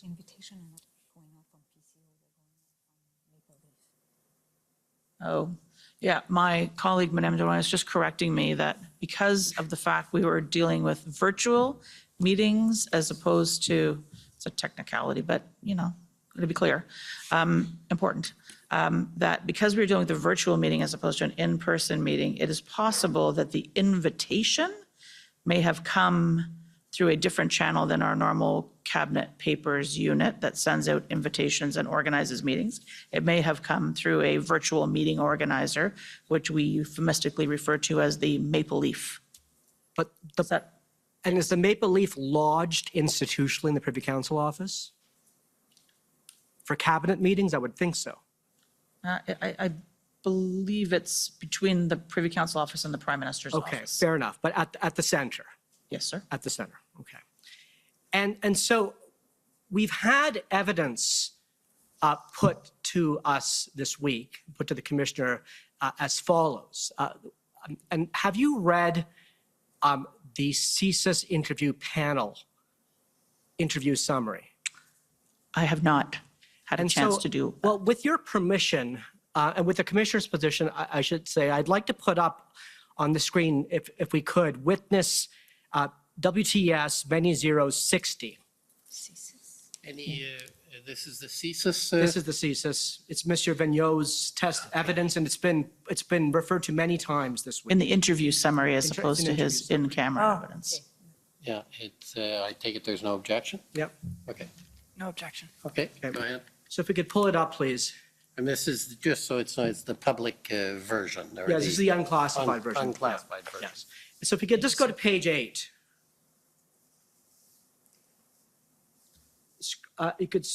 scroll down to recommendation to cabinet. Okay, let's stop there, please. Thank you, Mr. Clerk. So just if you could, I'm just going to read this into the record, and if you could read along with me, please. It's Monsieur Vigneault learned that the Emergencies Act referenced the threat definition set out in Section 2 of the CSIS Act once the federal government began to seriously consider invoking the EA between February 10th and 13th. He requested that the service prepare a threat assessment on the risks associated with the invocation of the Emergencies Act. He felt an obligation to clearly convey the service's position that there did not exist a threat to the security of Canada as defined in the service's legal mandate.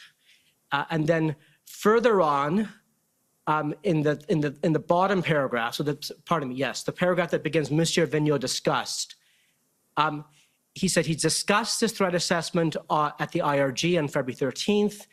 And then he says the document was also available for distribution for the cabinet meeting, but he does not know if it was distributed by the PCO. So can you please answer, was this threat assessment distributed to the cabinet, yes or no?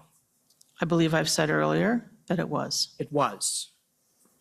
And this was the only threat assessment provided to the cabinet or to the prime minister prior to the decision to invoke the Emergencies Act. Can I just take you to the paragraph preceding that, Mr. Chowdhury? Yes. The threat assessment was with respect to the invocation of the Emergency Act legislation. I believe that I have given testimony already that indicates that the invocation of the Emergency Act, as in many things, is a balancing act between are you acting too early, too late, doing too much, too little, and the threat assessment prepared by the service, which was discussed at the IRG, as Mr. Vigneault indicates, and which was available to ministers, was assessing what the risk was of the invocation of the emergency legislation. And the CSIS assessment was that there was a risk that the invocation of the Emergency Act risked further inflaming IMVE rhetoric and individuals holding, and you can read the rest of it, holding accelerationist or anti-government views. As we came to see the next day, or am I getting this right? No, I'm going to stop there. But Ms. Charette, was the service's assessment that that there was no threat to national security, was that shared with the cabinet? That was not the nature of the threat assessment prepared by the service, as indicated by Mr. Vigneault in this statement. Well, the threat assessment prepared by the service was that the invocation of emergency legislation risked further inflaming the rhetoric and individuals holding accelerationist or anti-government. If I may add, yes, what I said earlier is that we knew that CSIS assessment for the purpose of the application of CSIS Act was done, and that CSIS concluded that for the purpose of their act, the level of threat was not met. And was that view shared with the cabinet? Yes or no? I mean, I can say that I knew. I think it was shared in previous IRGs, but that was not news for us when we gave the advice. But I'm sorry, just a simple question. Was that assessment shared with the cabinet? Yes or no? With the full cabinet as opposed to the... Yes, at the February 13th meeting, was that assessment shared with the cabinet? Yes or no? The fact that CSIS didn't feel that there was a national security, that there was a threat to the security of Canada required to invoke the CSIS powers and authorities. Was that shared with the cabinet? Yes or no? Or do you not know? I'm just testing my memory, sir, to make sure I'm giving you the very best information. I believe that Mr. Vigneault did not speak at the cabinet.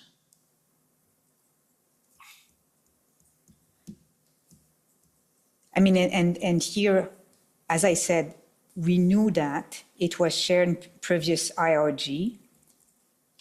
And, some of the cabinet members were not member of the RRG.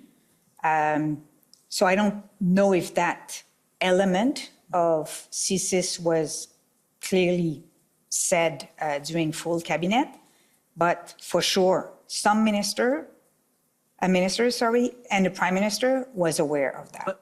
But you're not saying that you don't know if that view was shared with the full cabinet at its meeting on February 13th. I cannot confirm that. And What I neither can confirm, though, is that the threat, as we defined, both the clerk and myself earlier here this afternoon, in terms of the threat coming from, all elements, and I won't go back again, but from transport, GAC and others, that was discussed. And can I go on to add one thing, which is in the discussion at Cabinet, I'm going to be careful here, in the deliberations at Cabinet in terms of the considerations related to the invoking of the Act, it's fair to say that there was a discussion about the nature of the threat environment, the legal threshold, the tests for invoking, and the evidence that the thresholds had been met. But you don't know if Mr. Vigneault's assessment was shared with the cabinet. So just one thing. Mr. Vigneault's assessment on the fact that invoking the Emergency Act can inflame the situation, that was shared. And we've heard that also from provinces. And I'm not asking you about that. Yeah. I'm asking about what he stated in the previous paragraph of his evidence. Do we know if his views? So I think we answered that we cannot confirm that. I think I share with the best of my knowledge that I'm sure that some ministers were aware of that, key ministers involved in the management of the convoy, the members of the RRG, that the Prime Minister, was aware, but I cannot confirm whether or not it was discussed. That CSIS reports to the Public Safety Minister. What he said, we cannot disclose, and to be honest, I really don't know. So I cannot confirm that. And so have you had a chance to review Deputy Minister Stewart's testimony from this week? Well, I've listened to part of it. Just part of it, yeah. So I put to you that under cross-examination this week, Deputy Minister Stewart testified on Monday that CSIS was not asked to provide this assessment to Cabinet. Do you have any reason to disagree with Deputy Minister Stewart's testimony? I believe I said, Mr. Chowdhury, that Mr. Vigneault did not speak at the Cabinet meeting. Thank you. Therefore, he did not speak, he did not read that into the record himself. So I now would like to turn to the memo, Ms. Charette, that you wrote to the Prime Minister. You're going to have to make it very quick. You're way over time already, and I'm generous, but there are limits. There are limits, I know, Commissioner. And in the memo in which you recommended to the Prime Minister that the Emergencies Act be triggered, you were aware of Mr. Vigneault's view, but nonetheless, you determined that there was a threat to national security, correct? We can go, yeah, I'm happy to take you through my logic again if you'd like. I was aware that Mr. Vigneault felt that there was the threshold for CSIS to launch an investigation under the CSIS Act was not met.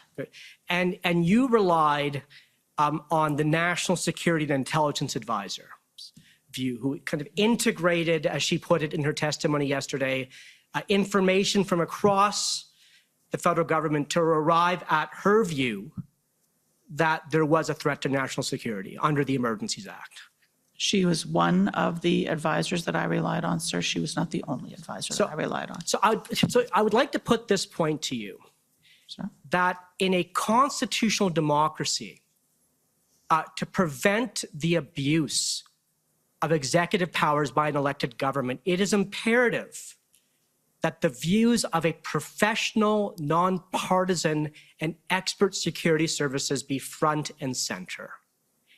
And that they not just be a factor, but they be at the core of whether a government decides to invoke emergency powers. And what you've said today is that you're not sure if Mr. Vigneault's views were before the full cabinet. They weren't set. You've distinguished the legal relevance of his views. And you're suggesting that what the security sector agency says. Are you coming to a question or making a presentation? Are you suggesting that what the CSIS says isn't at the core of what makes it reasonable to determine if a public order emergency exists? What makes it reasonable to determine? I don't understand what your question is. I think that. Yeah, please. I'm sorry if you didn't have the opportunity to, the cross-examination that I had with Mr. Miller, but I think that we talked about the difference between who was the decision maker under the Emergency Act versus who is the decision maker under the CSIS Act. And the purpose of those two acts were different, and what we were looking at was different. I think that what you said when you talk about Madame Thomas is that she was integrated views, but views were coming from Minister of Transport. Views were coming from public safety. I can go on and on, as I said before. Like we saw threats from port of entry. We saw threats in terms of presence of guns. We saw kids, being used as shield. We saw, harassment on the streets. Like the threats that we were collecting, we saw impacts on our trades. Like the threat we were assessing in order to determine was not only coming from CSIS. CSIS is a very important thing. And CSIS made a decision under the Act to determine whether or not they were able to open new investigation. But you will hear from CSIS about the views of the director, and you should ask him that question.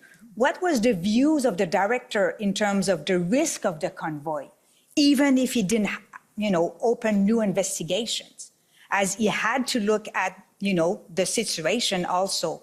So I think we really have to make a difference here between the role of the director in managing his acts versus the role of the director in terms of the input and the information he can provide to us. Commissioner, I think I'm way past my time, so I'll wrap up. Thank you. Okay, thank you. Next is the Democracy Fund, JCCF.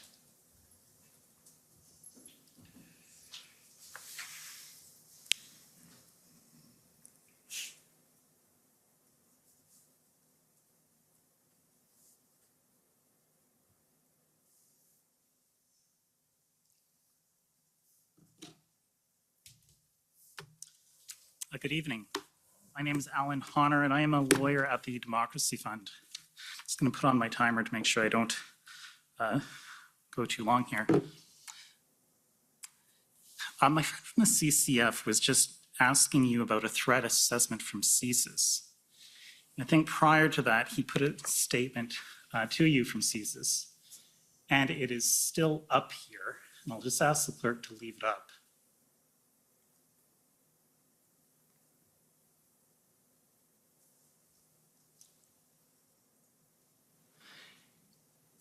And it says here, he requested that the service prepare a threat assessment on the risks associated with the invocation of the Emergencies Act.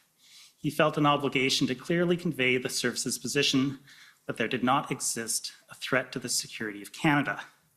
If I can ask the clerk to please pull up ts.ns.can.001.50.172_REL.001.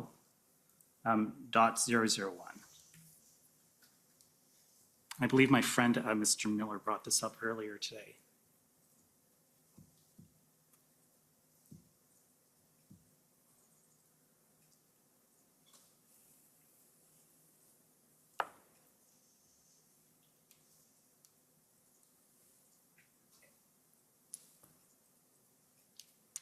just while we're waiting for that document, Ms. Drouin, you would agree with me. Okay, well, can we just make it a little bit bigger, please? And can we scroll down a little bit?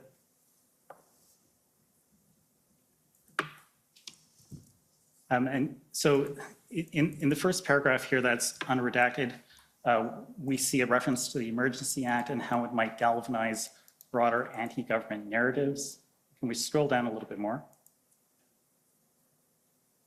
And we see again that it has the potential to similarly radicalize Canadians. I'm sorry. I'm a bit behind. And in the last paragraph that's above us right now, we see that the declaration of emergency by the province of Ontario under the Emergency Management and Civil Protections Act has resulted in a significant increase in violent rhetoric towards the Premier of Ontario and other senior elected officials. And if we go down a little bit more.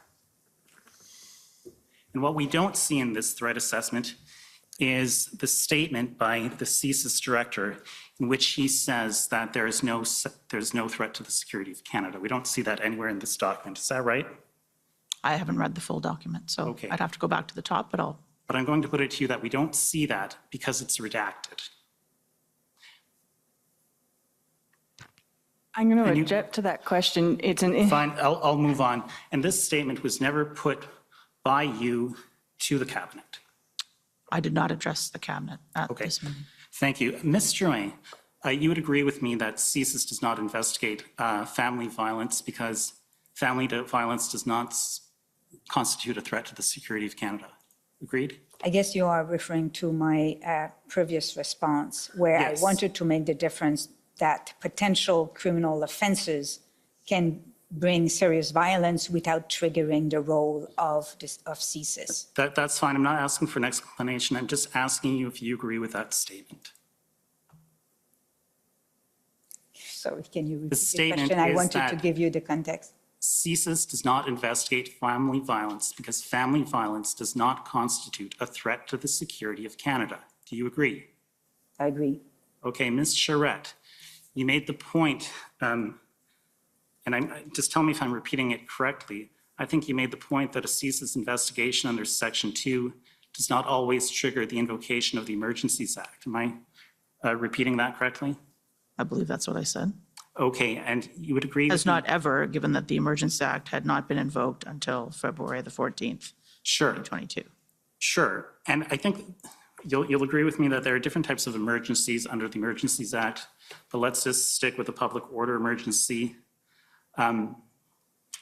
For that type of emergency to exist, there have to be threats to the security of Canada, but the emergency also has to be so serious as to constitute a national emergency. Do you agree? Yes. And it's possible that there would be threats to the security of Canada that that don't rise to the level of a national emergency.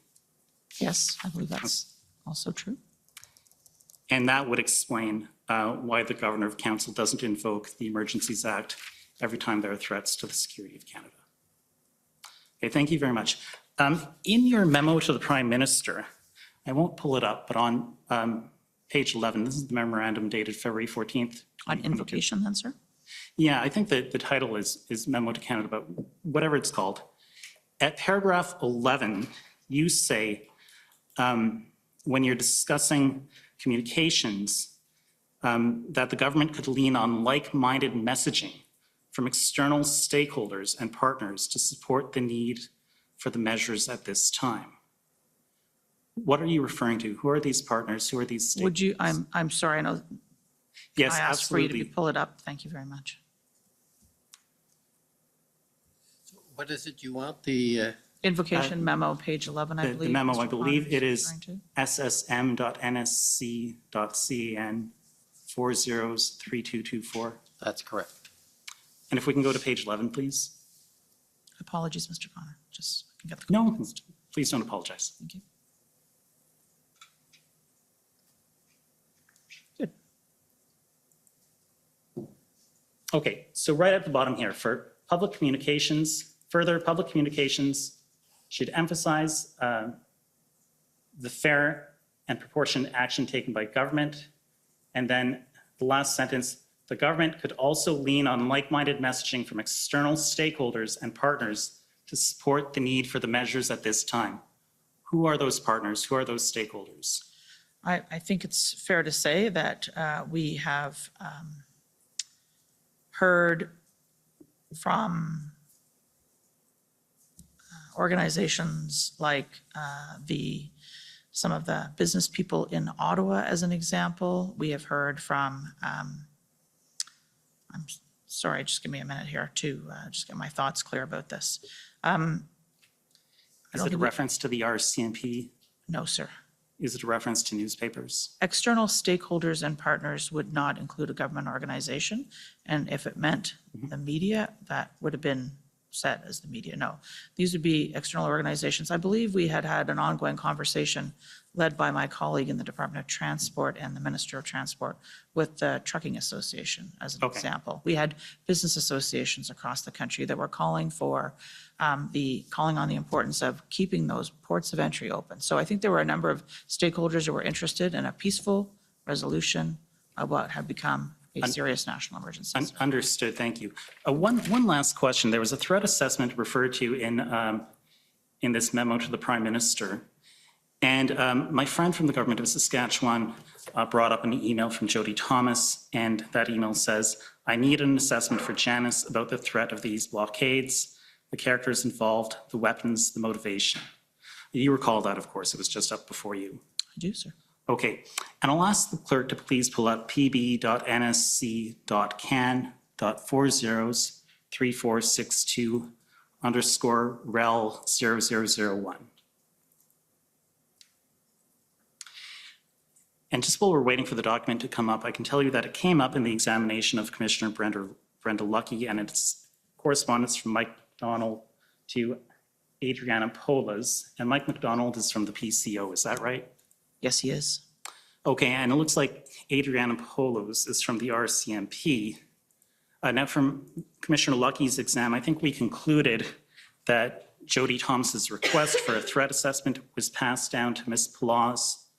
And if we scroll down a little bit here, a little bit more, please. Just a little bit more. Oh, so, I'm sorry, just up a little bit, pardon me, right there. If we look at this email, we see that she identifies 3 groups, and the first group is a group called the 3 Percenters. The second is called Diagolon, if you scroll down a little bit. And the last one is called Canadians First. Canada First. And I put it to you that these are the only IMVE groups that were identified by the RCMP. Those are the 3 groups that are in this email that Ms. Pelosi sent to the Privy Council office. Did the RCMP identify any other IMVE groups to you?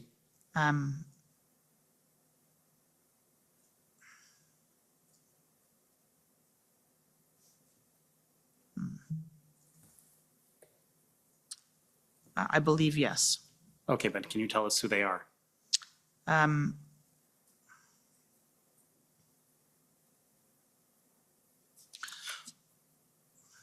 Maybe I'll do it the inverse way, which is, to be clear, as I said, this is an email between someone in the RCMP and someone in the Privy Council office. This information was not contained in the memorandum that went to the Prime Minister, the decision note. I'm not sure that I turned my mind to the details of who the IMVE extremists were, other than to be reported by the RCMP and other security agencies that there were known IMVE, I think they used the word targets, subjects of interest, involved in the protests. I'm sorry, I just didn't hear that last part. Okay. Just the last sentence, please. That I believe that I was told that there were IMVE extremists by the RCMP and other security agencies, but I'm not, the specific identification of those, I can't give you a comprehensive list. Okay, and I'm out of time here, so let me just ask you one last question here.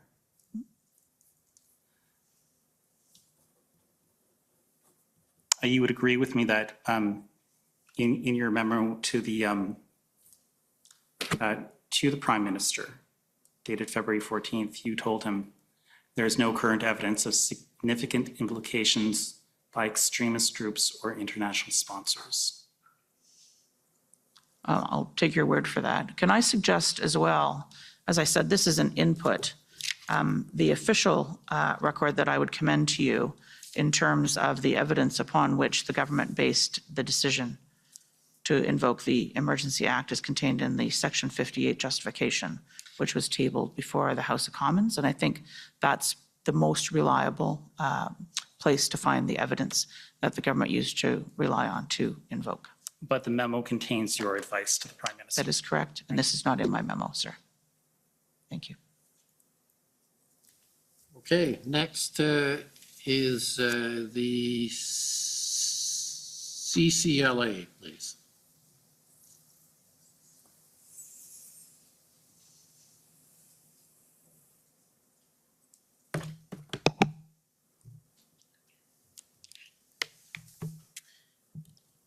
Good evening, Clerk Charette and Madame Drouin. My name is Eva Krajewska, and I'm counsel for the Canadian Civil Liberties Association. So I know we've spent a lot of time on the CSIS part of the thresholds to invoke the Emergencies Act, but with respect to Section 3 of the Emergencies Act itself, there is two categories, 3A or 3B. And 3A is that there is a national emergency that is urgent and critical of a temporary nature that seriously endangers the lives, health, or safety of Canadians and is of such proportions or nature as to exceed the capacity or authority of a province to deal with. And I understand that that is the part that the government relied upon to invoke the Emergencies Act, correct? Agreed. And those two parts, capacity and authority, I read those as authority meaning legal authority and legislative tools that were available to the government. Would that be a fair reading of that? Is that how you understood that? Yes. And capacity, to me, the word capacity connotes an issue of resources, correct? Operations, I agree. Operational capacity. Yeah. And Madam Charette and Madame Drouin, from your witness statement, I understand that leading up to February 9th and February 14th, you both expressed frustration, or maybe not frustration, but frustration with the inability of the local police officers in both Ottawa and Windsor of being able to execute on their operational plans. Do you recall stating that in your witness statements? So I don't think I've used frustration. No, sorry. I will read you the part that you said. You said she, which I think refers to you, Madame Drouin, she recalled losing hope that local police forces in Ottawa and Windsor were capable of executing on their operational plans. Is that fair? I think that I don't recall talking about losing hope here. I think that what I've said at the beginning of this is we were facing a situation where all the indicators were towards federal symbols, and that we were being asked to do something, and yet we didn't have jurisdiction to do a lot of things. So we were asking ourselves, and of course we were getting worried, if I may use that word, especially on week 2 and week 3, whether or not we were going to see an outcome or a result, or that the situation will be resolved. But I don't think that we lost, I don't think that I've said that we lost hope. We were worried. We were really worried. And we came to the conclusion that maybe the actual resources, tools, and authorities that provinces were having were not bringing the successes we were looking for, or being used and being inefficient. Okay, and if I can take you to your witness statement, just so that you can recall, because I want to take you to another passage. This is WTS 6074. yeah. I think Commissioner Lucky, it says that Commissioner Lucky grew frustrated with the lack of action by police agencies. And then it states, if you can go to page 11, please, Mr. Registrar, thank you. This frustration was shared by Ms. Drouin and Ms. Charette, who felt that existing authorities, such as municipal bylaws, for instance, were simply not being used to clear protests. Yeah, I understand the context, yeah. Yes, but at the same time, you appreciated that there was a need to respect police independence and not that neither the public service nor the politicians could direct police officers directly, correct? Correct. Correct. And I put that to you in the context that later on, coming up to the IRG meeting of February 13th, you were taken to this earlier. I think the evidence is that by February 13th, the RCMP, the OPS, and the OPP had signed off on a plan to remove the demonstrators from Ottawa. But I think the evidence we heard from Commissioner Lucky is that she did not express that directly to the IRG on February 13th. And I think, Madame Charette, you confirmed this today, that that is not something that you heard at the IRG meeting on February 13th, correct? I believe we heard there was a plan to deal with the protests in Ottawa. I would not characterize it the way you just did, which is to clear entirely. There was, as always, and I think is implicit in the paragraph that I'm trying to read very quickly, and I think we've talked about this, there were authorities, there were bylaws that were not being fully enforced. That was a decision of law enforcement, local and law enforcement, as to whether or not they thought they had the resources to do that safely without impairing officer safety. We saw, for example, that they were trying to enforce restrictions on the movement of fuel in and around the convoy in Ottawa. And we saw cases where police officers who were trying to enforce that were being harassed and intimidated and threatened. We saw protesters filling those cans with water as opposed to gas. So there was lots going on. So when it came to the plan was about how to, as I understand it, the various iterations of the plan were about two parts of this. One was about how do you try and get the numbers down to the core, and then so that whatever law enforcement resources were going to have to be used in terms of actual enforcement, you could kind of get the size of the problem down. And the plan, as I believe had been explained to us, was about two-phase, but the details of the plan to clear the occupation in Ottawa was not available to us on the 13th of February. Right, the details of the plan were not available to you, but I think I also understood that you may not have known that the RCMP and the OPP had signed off on a plan that they had confidence in could remove the protesters in Ottawa as of February 13th, correct? We had heard, as I said many times, about plans that didn't get turned into action.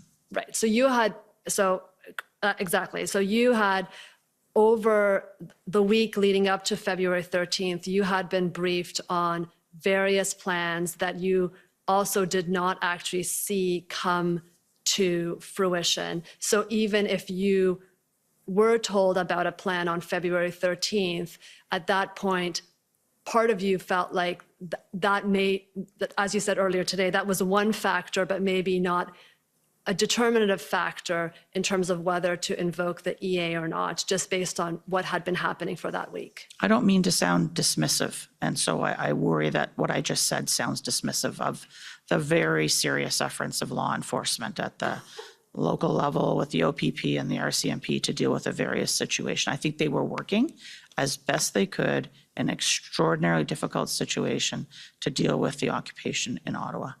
And I do believe they gave serious effort to trying to figure out how best to do that. We had heard about this a number of times. The details of any kind of tactical plan would never have been shared with us.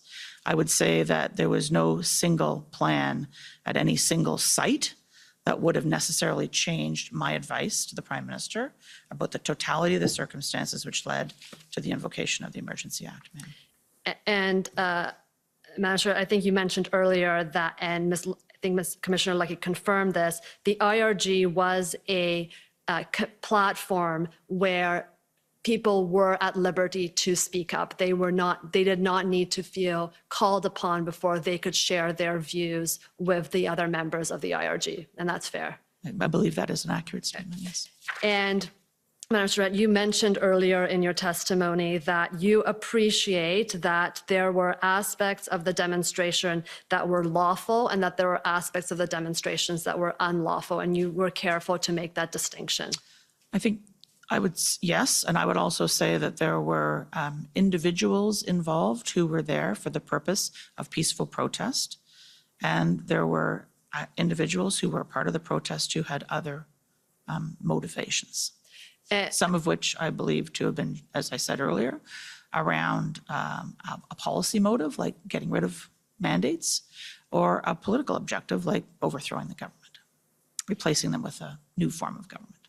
But once the Emergency Act was invoked and there were restrictions placed on public assembly, including geographical restrictions, that demonstration by definition became unlawful. Would you agree with that? I would agree with that. And therefore, the ability for those protesters or demonstrators to voice their political views against mandates or other public policy options became much more limited, or would have to have been provided in a different locale. I think that's part of the reason, and we didn't have a chance to look in detail at that communications section, but an important part of the rollout and the implementation of the Emergency Act was to make sure that those who were involved in what was becoming covered by the Emergency Act knew to go home. They had heard from ministers and the Prime Minister, they'd heard from the Premier,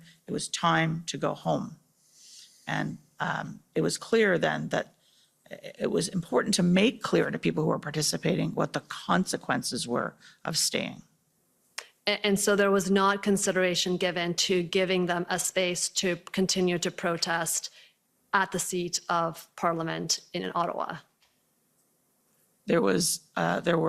There's lots of other places to go and protest in Ottawa.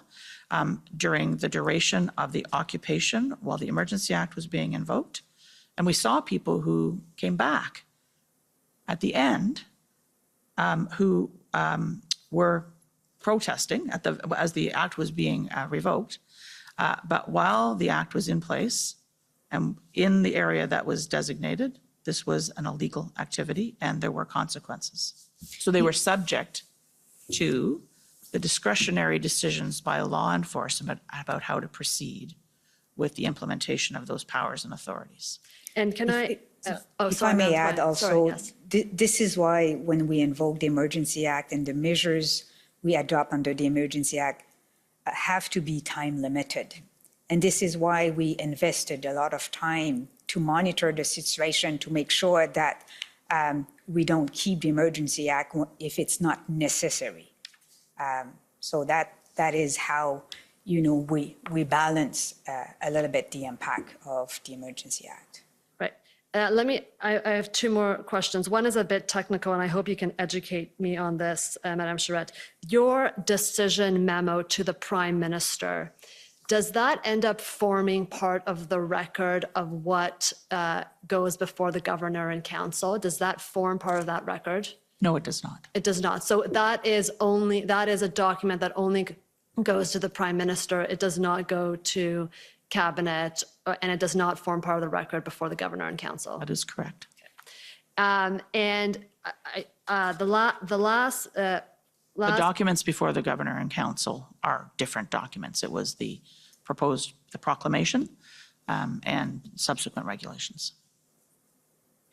The last part is with respect to the definition of the CSIS Act, and you were taken to this. And I know that you've disagreed with Council that who is the decision maker versus CSIS versus the governor and council. But I think you agree that it's the definition in the CSIS Act that applies. It's not a different definition, correct?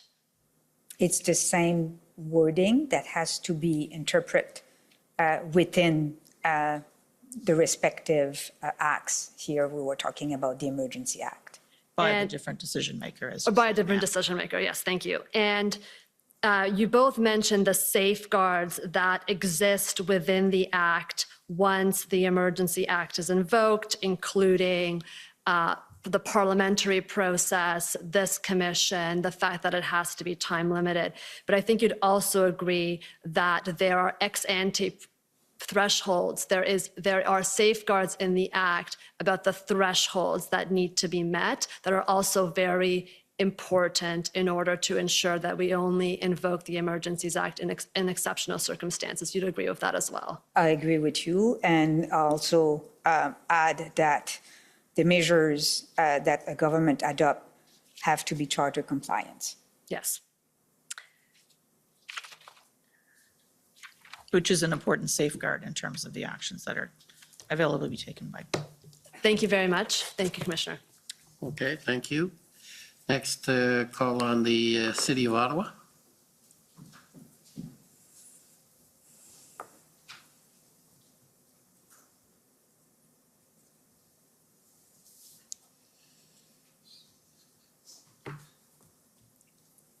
Good afternoon, almost evening. My name's Alyssa Tompkins. I'm one of the lawyers representing the City of Ottawa.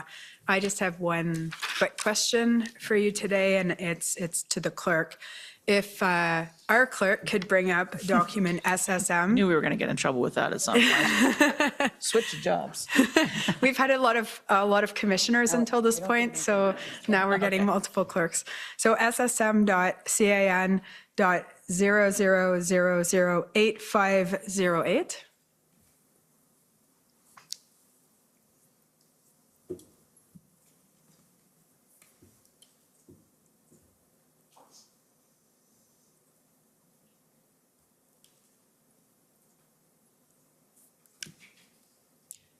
So if we can just scroll down to the bottom of page 2, just so the witness can see what we're talking about. So there's an email from Rob Stewart, and it's attaching the engagement proposal I'm sure you're familiar with. And if we scroll up, we see Ms. Thomas forwards it to you.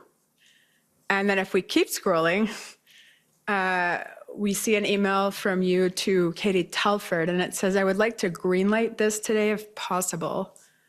So were you wanting to, my question is just, were you wanting to greenlight it? I wanted the proposal around engagement to be considered by the incident response group of ministers. Okay, so you were neutral as to the engagement proposal yourself? Oh, I have a point of view. However, I probably did have a point of view at this point in time. This is about the decision to put the engagement proposal before ministers and the Prime Minister at the incident response group, which happened on the 12th of February.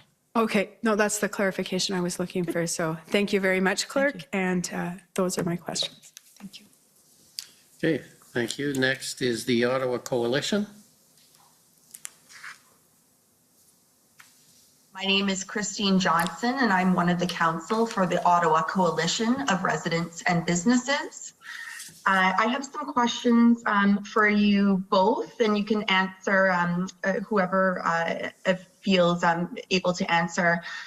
With regards specifically to your assessment of the threat posed by the situation in Ottawa.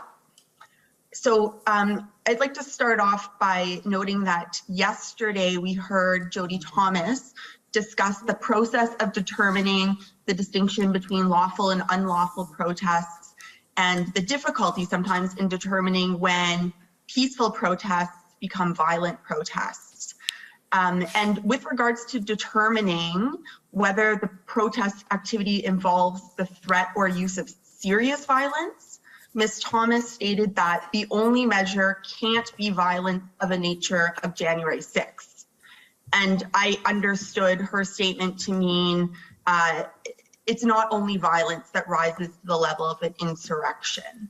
And I would take it from your testimony today that you would agree with that statement? Start? No? So can I? Sure. I'm not, I want to say two things if I could, Ms. Johnson. First is that in the note, the decision note that I sent to the Prime Minister, I did not do a specific assessment of the threat in Ottawa. What I was looking at was the national picture. As for your question about violence, I think was the, or was that the second part of your question? Sorry. Mm-hmm. I think violence has a lot of different meanings.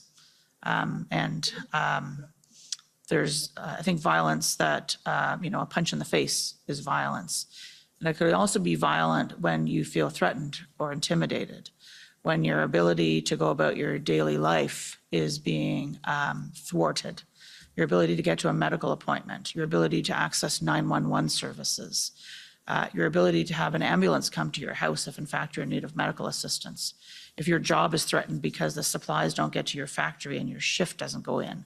There's a number of different manifestations of violence, short of the kind of, spectacular, I think, violence that might have been implicit in something like, I think, the events of January the 6th, which I think I can tell you, as a proud Canadian, I hope I never see here. Mm-hmm. Thank you for that answer. And it feeds into my next question, which was, is it correct that to your knowledge, neither the Emergencies Act nor the CSIS Act defines the term serious violence? I do not. And it's in fact, sorry, I was just going to continue to say it's in fact open to interpretation as you suggest. I believe that to be the case. But I think you have to read the two words together. I certainly, when I put my mind to this, thought about the test of serious violence. Right. And you've testified today that you believed that the definition of a threat of serious violence or acts of serious violence under Section 2C of the CSIS Act, that definition was met and justified the invocation of the Emergencies Act. Is that fair? That was my testimony, yes, Ms. Johnson. That's correct. Thank you. And you gave some examples to my friend, Mr. Miller, and this is for Ms. Drouin. You gave some examples of my friend, Mr. Miller, of the types of things that you considered in looking at, from all of the inputs you were receiving of what was going on at the ground, the types of serious violence that occurred. And you gave examples of threat to the economy, impact on trade, impacts on workers, disruption at ports of entry, as well as, the on the ground harassment, intimidation, these sorts of things, assaultive behavior. So is it fair to say that your understanding and interpretation of serious violence included more than just physical violence, but also economic and psychological violence? I agree. Okay. And just, if I may have just a couple of minutes, Commissioner, just to ask specifically about the situation in Ottawa and how certain things factored into your decision-making. We've heard testimony from both residents and law enforcement about people in Ottawa who experienced harassing and assaultive behavior. We've heard that not all of this was reported to police. And in some circumstances, when it was reported to police, it wasn't always followed up on, in part because sometimes the nature of these circumstances were difficult to pinpoint perpetrators and follow up and investigate. Was this something that factored into your consideration of the serious violence that was occurring? I would say that the total picture in terms of what was happening in Ottawa, including, but certainly not specifically, the fact that law enforcement resources were extraordinarily taxed to be able to deal with both the occupation as well as the regular, if I could call it that, regular policing requirements in Ottawa, was a sign of the magnitude of the threat and how the threat had escalated through the piece. And I think that both the kind of the substance of that as well as the dynamic and the escalation were factors in my consideration. And would you consider the fact that residents of Ottawa were subjected to the display of hateful symbols and messages. We've seen flags. Would you accept that people experiencing that kind of conduct, especially and in particular minority communities, would consider that sort of conduct a form of violence towards them? They may well, yes. And would you consider that a form of violence? If I was the subject of it, I may well feel that way, but I mean, the groups that you're describing, Ms. Johnson, I think it's fair to say have some form of vulnerability. And so if, if you're a 2SL LGBTQI plus individual and you are subjected to a threat against your choice of your sexual preference, your sexuality, you may find that quite intimidating. And similarly, misogyny, anti-Semitism, and so on. So some form of identity being threatened or intimidated or criticized, I think can be quite jarring. And was there consideration, again, in your understanding of whether there was serious violence involved in these protests? What about the situation of swarms of maskless protesters entering into stores and restaurants, posing serious risk potentially of illness to employees, business owners, other patrons? Would that be a form of violence that you considered? I think in my earlier explanation, I indicated kind of public unrest, including the kinds of behavior you describe, with or without the public health dimension, would be a manifestation of a situation which would be part of that broad threat and risk environment. You're well over your time, so if you could wrap up, please. I'll leave it there. That's fine, Commissioner. Thank you very much, panel, for answering my questions. Okay, thank you. Next is the OPP.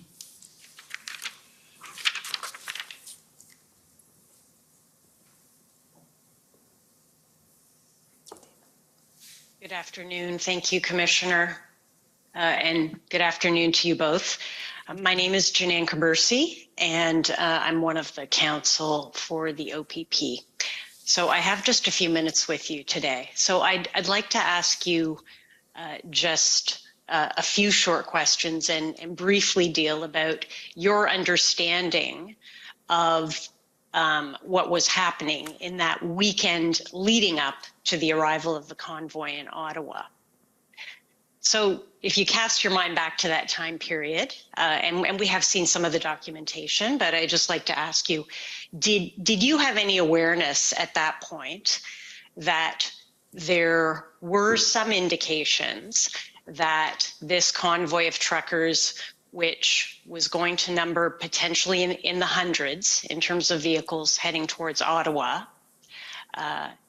were you aware of that basic fact at that point? So, Ms. Caversi, you're speaking about the week beginning the 24th of January, the Monday, is that what you're referring to?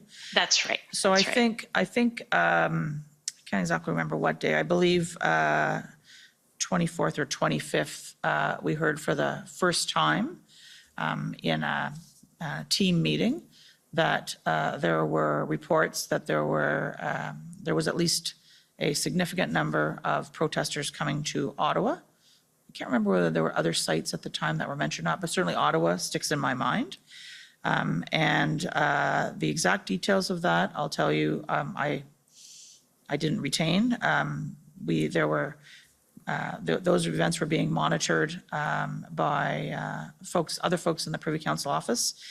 You may recall earlier I said that there was a cabinet retreat underway, and a lot of my attention was focused on supporting the cabinet retreat, but I had others in the organization, in the Privy Council office, who were monitoring that and conducting daily briefings with ministers' offices and meetings between the PCO and PMO, which led into the ministers and so on and so on. So that was the beginning for sure. Right. And understandably, you had other matters that you were dealing with, of course. So can I take it as you're saying you had some awareness and you have some recollection of hearing that there were going to be a large number of truckers, perhaps Vehicles. not a specific vehicles. Thank you for that correction. Vehicles that would include some trucks, were on their way to Ottawa. And did you have any awareness at that time that there was some indication that some members of this protest group, if I call it that, were intending to stay in Ottawa until their demands with respect to vaccine requirements were met?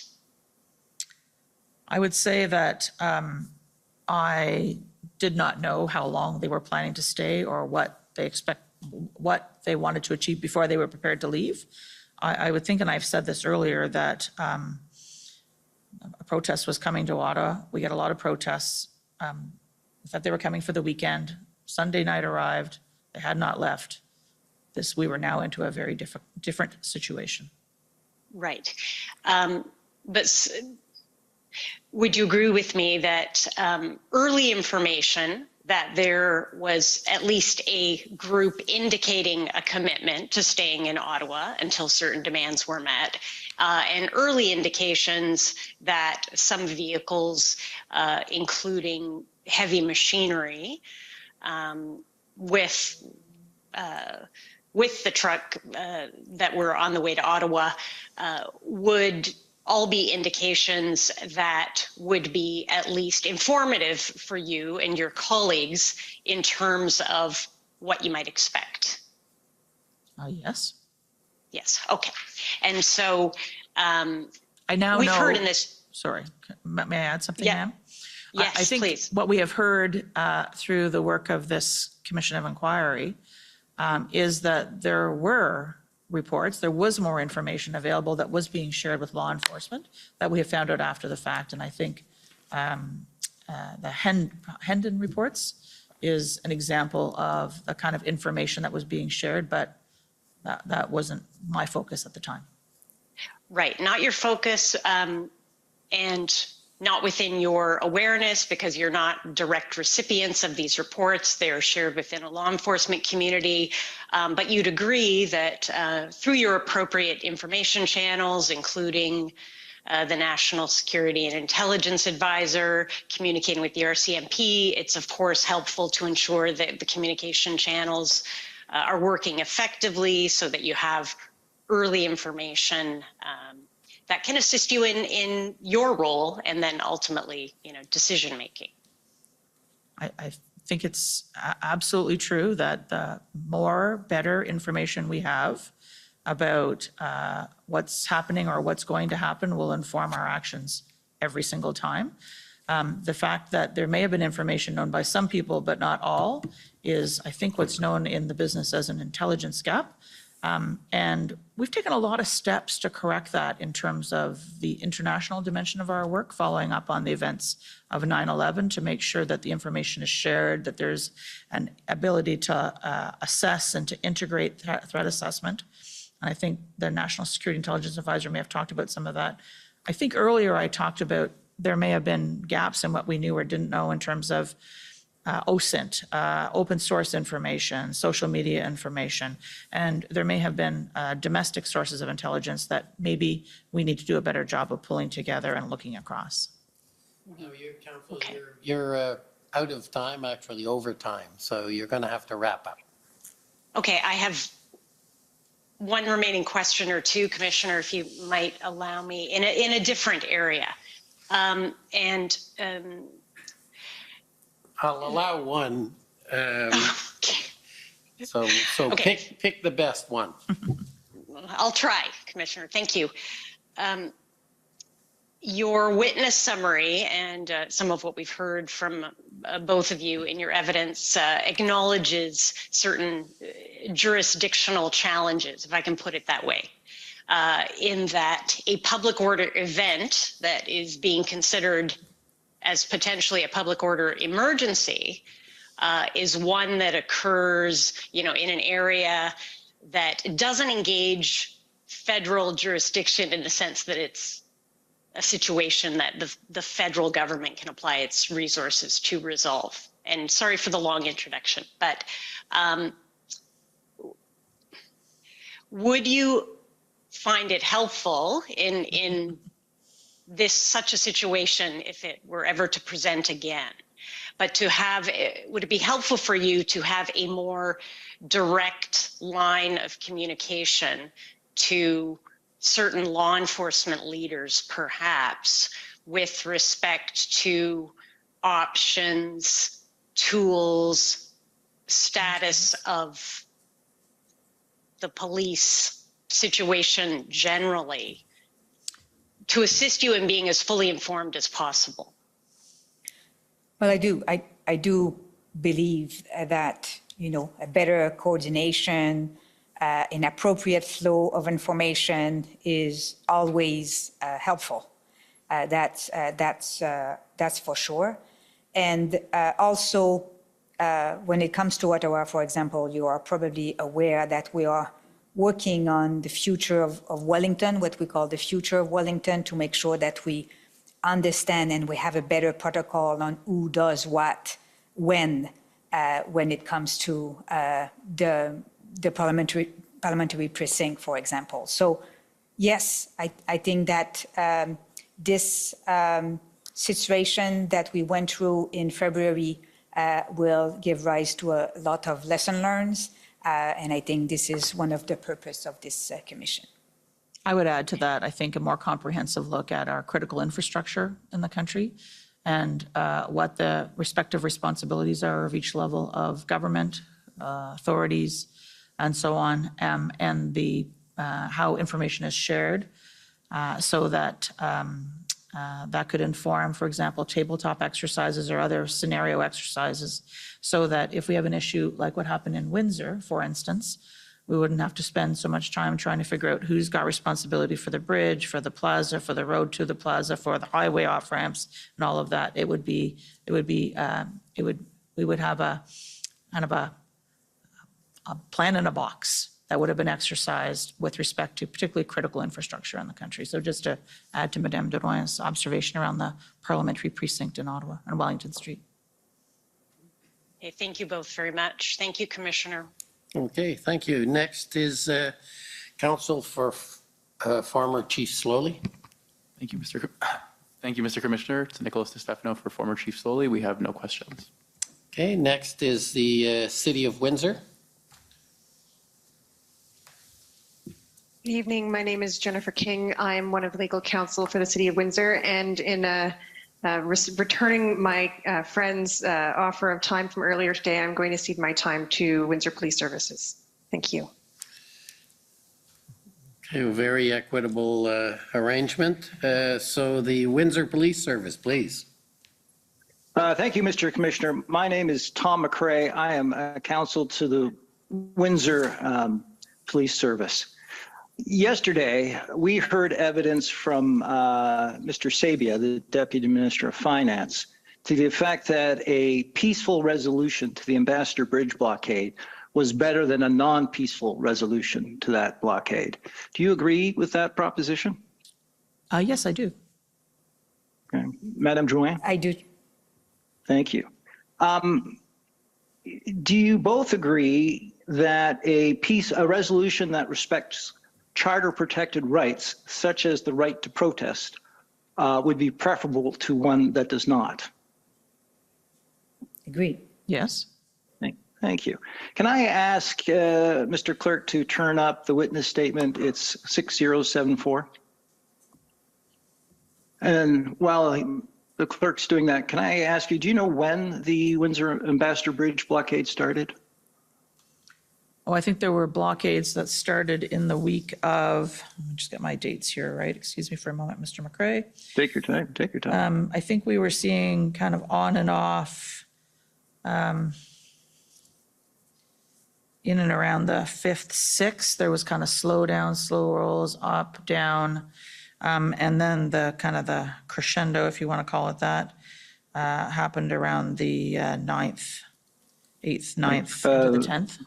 Is that fair, I sir? think it was the 7th. Actually, when a truck just stopped in the middle of the road there. There you go.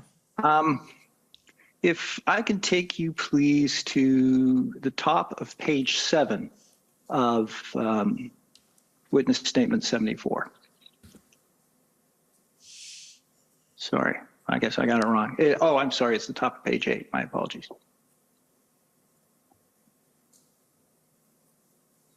And this has the time frame of this, and maybe you could scroll up a bit just to give the witnesses the proper context. I apologize for that.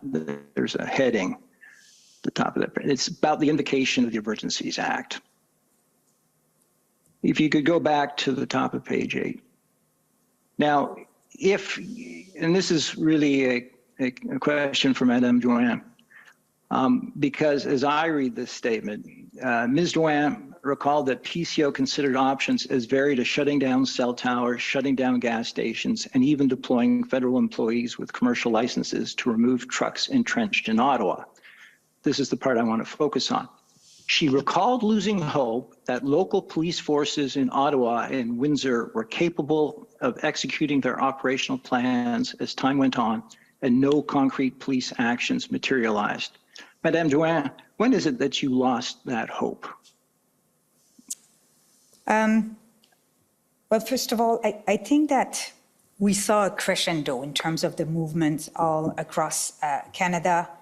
And when we were approaching what I think the clerk will call the third weekend, so the week of February 9 until the 13th, I think this is where, and I think we talked about that a lot, we were hearing about we have a plan. And then the plan was not being executed. And that was true for the different sites across Canada.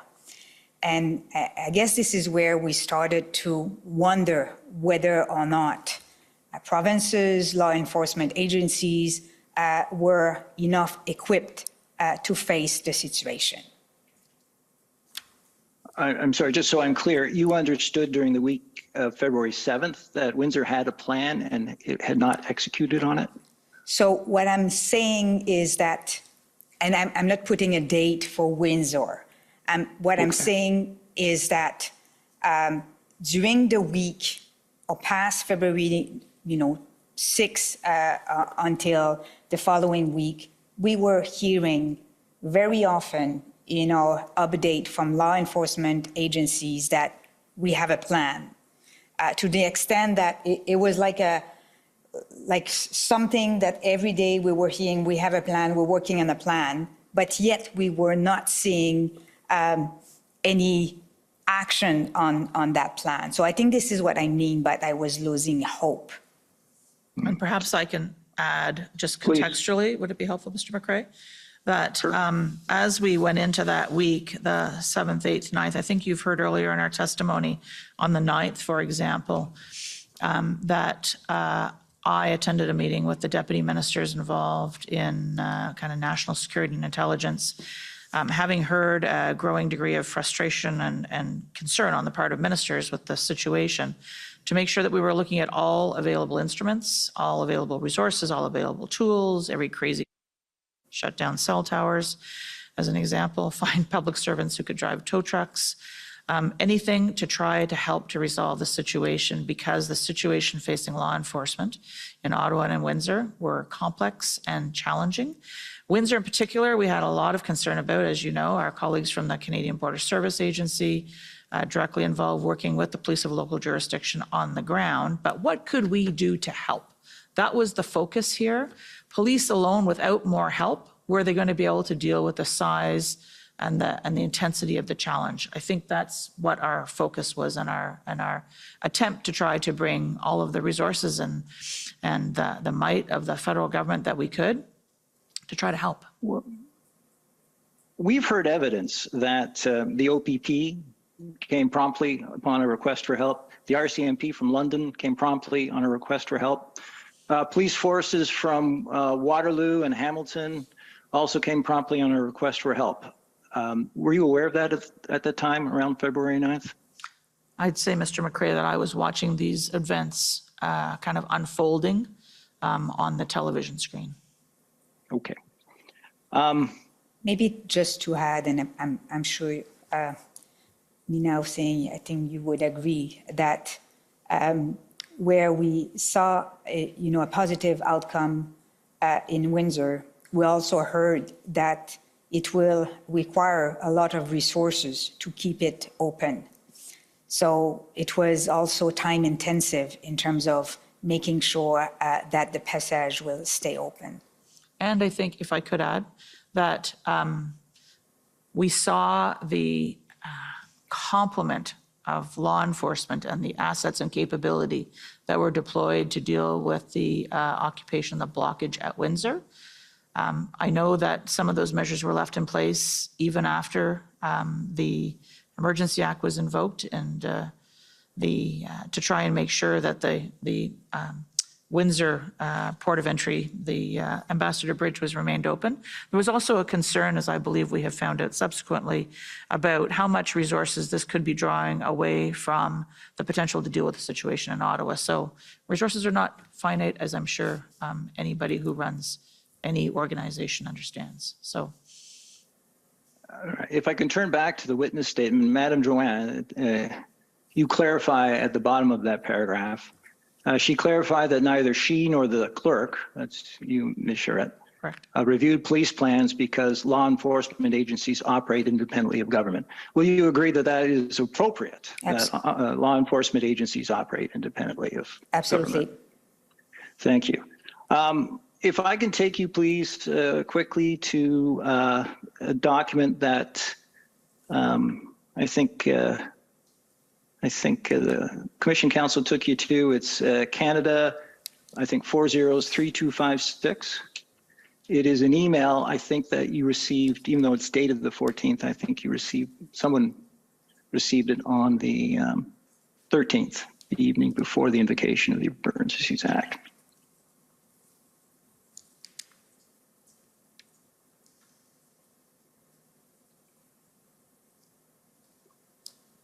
It's from Brenda Leckie. In this email, as I understand it, when it was taken to you, and I think it was you, Ms. Charette, it mentions, if you scroll down a bit, where she talks about, this is from Brenda Leckie, she talks about arrests. Could you please keep going? This said, I'm in the view that we have not exhausted all available tools. And I believe in that context, Ms. Charette, you suggested that there hadn't been enough arrests yet, or any arrests. Was my recollection of your evidence correct? I do not believe that would be correct, because we had seen a lot of law enforcement happening in Windsor. And so, but there, as I said, this was about not just a single site, not just a single threat, not just a single event. All right. And in fact, is it your recollection that Windsor was cleared up on February 13th and the bridge was reopened just after midnight on the 14th? I believe that is correct. And I also know that federal ministers were focused on what it was going to take to keep that absolutely critical trade corridor open, sir. Thank you. We heard from, this is my second last question, we heard from the Deputy Minister, Mr. Sabia, yesterday, and in questions from my friend, Mr. Aylward for Canada, who asked just how quickly had they to act, what timescale did Mr. Sabia have in mind? Was it an issue of days or weeks, or what was the time frame? Mr. Sabia's evidence, and this is in the transcript, but I don't know how to call it up, but it's the one that's publicly available, was that they varied the length by where they were in the country, but these disruptions had already gone on for a reasonable period of time, so reasonably lengthy period of time. So our objective here was we were thinking about this in a period of several days or a week or a bit more than a week. So do you agree with Mr. Sabia, at least as I read his evidence, that a week to resolve a protest is a reasonable period of time? I don't think I can really answer that question, Mr. McCrae. How big of a protest? What kind of a protest? Where is the protest? I think that's... Oh, let's focus on the Ambassador Bridge blockade. Do you think a week to resolve the Ambassador Bridge blockade was a reasonable period of time? I think it depends who you are. If you are a manufacturer operating a large car assembly plant in Southern Ontario, depending on just-in-time delivery of critical supplies to run that plant and keep your production line going, I don't think a week is necessarily going to be fast enough. If you are worried about the transport of food or fuels or medicine, which are coming across that critical supply point, I think you may have a different measurement, sir. If you're Maybe keeping in if I mind, can- oh, please continue. If I can add, after Windsor Bridge was clear, we had also threat about other port of entries.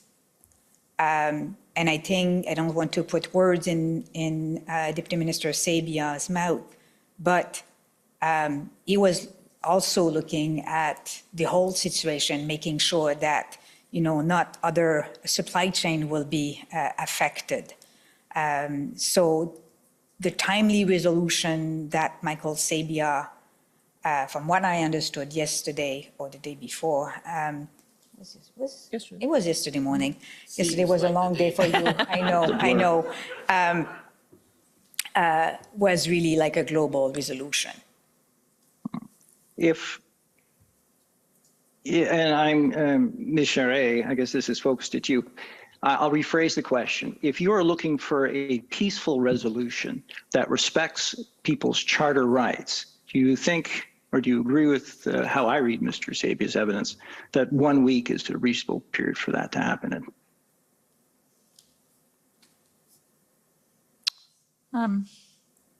I'm sure everybody would have liked it to happen faster, but I think in terms of making sure that I think issues of officer safety and so on were taken into consideration, that a peaceful resolution is really the most important criteria. And if it takes a week, it takes a week, sir. Thank you. I'm just tying up something you said earlier, and then I'll be done. There is evidence before this commission that, for example, if there's a car crash on the Ambassador Bridge, it is the Windsor Police who respond. Did you know that? I did not know that. Okay. Those are my questions. Thank you very much for your time and have a good evening. Thank you. Thank you. Next, you call on the province of Alberta, please. Good evening. My name is Stephanie Bose. I'm counsel for the province of Alberta. Ms. Charette, I believe that your evidence today was that you learned about the arrests in Coutts sometime on the morning of February 14th. Is that correct? That is what I said, ma'am. Okay. And this commission has heard evidence that the arrests and the discovery of the cache of weapons by the RCMP was a trigger for the protesters involved in the Coutts blockade to indicate a desire to leave the protest, and that their intent to do so was communicated to the RCMP that day. Did either you or Madame Duran learn that the protesters indicated an intent to leave the protest site? Well, I was not aware of that. No, that's not true. I've heard about potential breakthrough in Coutts. And when it comes to your previous question, we were aware of potential presence of firearms in Coutts, but prior to the enforcement action, we didn't know about the cache. Okay, but in terms of a breakthrough in Coutts, at least as with respect to the protesters clearing the site and no longer blockading the port of entry, when did you learn about that? So what I do recall during the FMM meeting is Alberta being aware, being afraid that invoking the Emergency Act can put potential breakthrough in danger in Coutts. So we were aware that it was imminent. Okay, thank you. Now, in your decision document for the Prime Minister, which for the record is ssm.nsc.can.403224, we've looked at it a number of times today. I don't intend to bring it back up, but was invoking the Emergencies Act the only option presented to the Prime Minister? in that document? It was the decision that was sought in this document. Okay. But just to be clear, and I think that if you look at the many IRG trackers, many other options have been looked at. And the Prime Minister was present during the conversations when we looked at the different options. So All fair right. to say then, this was a decision note about a specific decision that was being sought, and there were other activities underway with the Prime Minister's full knowledge. But Okay, it was so the at that topic of time, this the note. only option was Emergencies Act, yes or no? No, ma'am, that was not what I said. It's not No, the only, the option in the note, excuse me, I should Yes, be. that's what sorry. and I'll Forgive me. clarify, that's what I Forgive mean me, yes. in the decision document. The Prime Minister can decide to invoke, he could decide not to invoke, he could decide to ask for more information, he could call for a meeting. I mean, he has a number of options available to him. To invoke, not to invoke would be two very obvious ones, to be fair, Ms. Bose. But the Prime Minister can write us back and say no, or call and say, there are alternative courses I'd like to pursue here. And did any of that happen? We got an affirmative decision to invoke the Emergency Act and to proceed with the implementation. All right, thank you. And Madame Duran, I believe your evidence today was that Canada first started thinking about the Emergencies Act in the context of these protests after the demock on February 9th. Is that correct? That's what I said, yeah. Okay. And then the two-track process where the Emergencies Act was identified as track 2 was started on February 12th?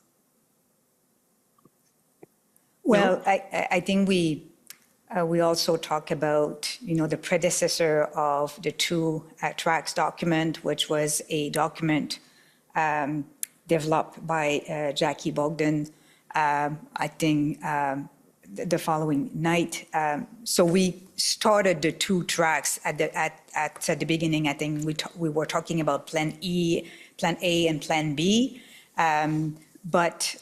So it was, I think it was before the IRG on the 12th, maybe more the one on the 10th, that we first developed the track 1 and track 2 document. We were doing our, all right. May I add, we were doing our homework on the 9th to feed into the deliberations, which became at the incident response group on the 10th.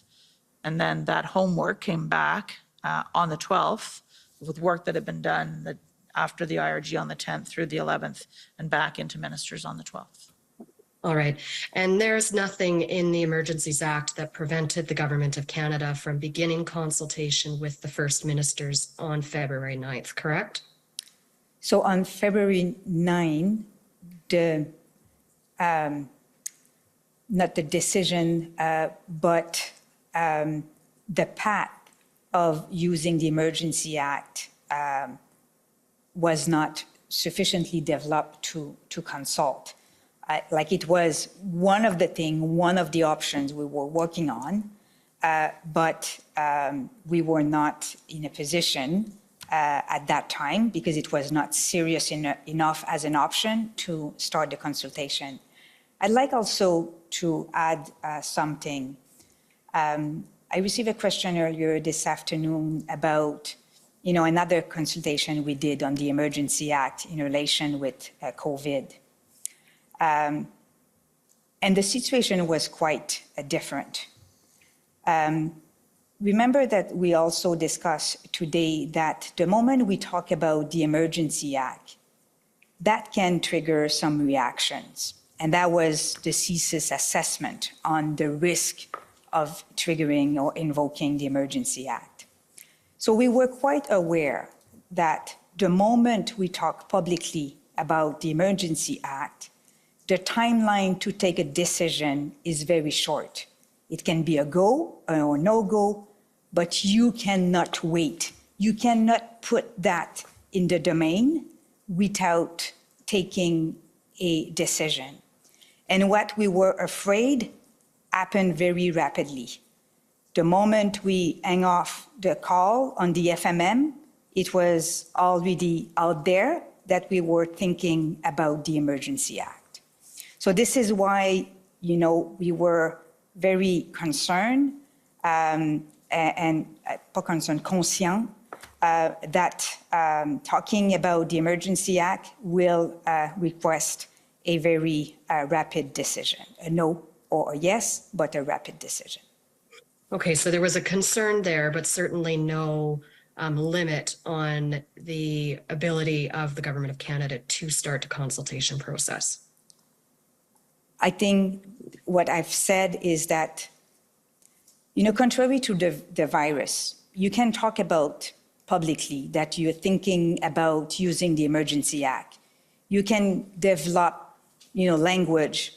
You can put in writing proposal to provinces, receive their comment, and that will not change how the virus behave. If you engage in a more lengthy process when it comes to protests, that can change how the protest will evolve and how protesters will behave. So this is why we were conscious that the time limit to make a decision was very, very short the moment it was public and out there that we were considering invoking the Emergency Act. And then you would agree that that concern, which limited the amount of time that you felt could be given to the First Ministers before they were consulted, meant that the First Ministers weren't able to prepare for that meeting and have briefing from within their public service, from the experts who understand the legislation, the powers that exist in the province, the resources that exist in the province, and what the police of jurisdiction in the province might need if the Emergencies Act were going to be invoked. I think this is why, after the FMM, first of all the conversations, all the FPT engagement prior to the formal consultation on the 14th really support and feed also our decision and our assessment on whether or not a single province can deal with the situation. But this is why after the FMM, we maintained open channel with provinces. We offered briefing and we were also, if I may say, comfortable with the fact that the Emergency Act was time limited, that we were not displacing any provincial jurisdiction, that any law enforcement was not also displaced. They were able to continue to exercise their authorities. So we also find comfort with that. And also, as I said, we maintained the channel open, and we were also offering possibility, for example, to amend the two measures that we were proposing. All right, thank you. Those are my only questions tonight. Okay. Next, I'd like to call on the National Police Federation. Commissioner, they've ceded their time. They've ceded their time. Do we know who to? Just at large, so we can get out of here 5 minutes earlier. Okay, so it's a weekend gift. Thank you. Okay, well then the Government of Canada doesn't get it, and they are next. You'll be happy to know, Commissioner, on a Friday evening that I have no questions for these witnesses. Okay, any re-examination? No re-examination, Commissioner. Okay, well, I just have a few short questions, and if you tolerate this with me. And forgive me while I try and find them.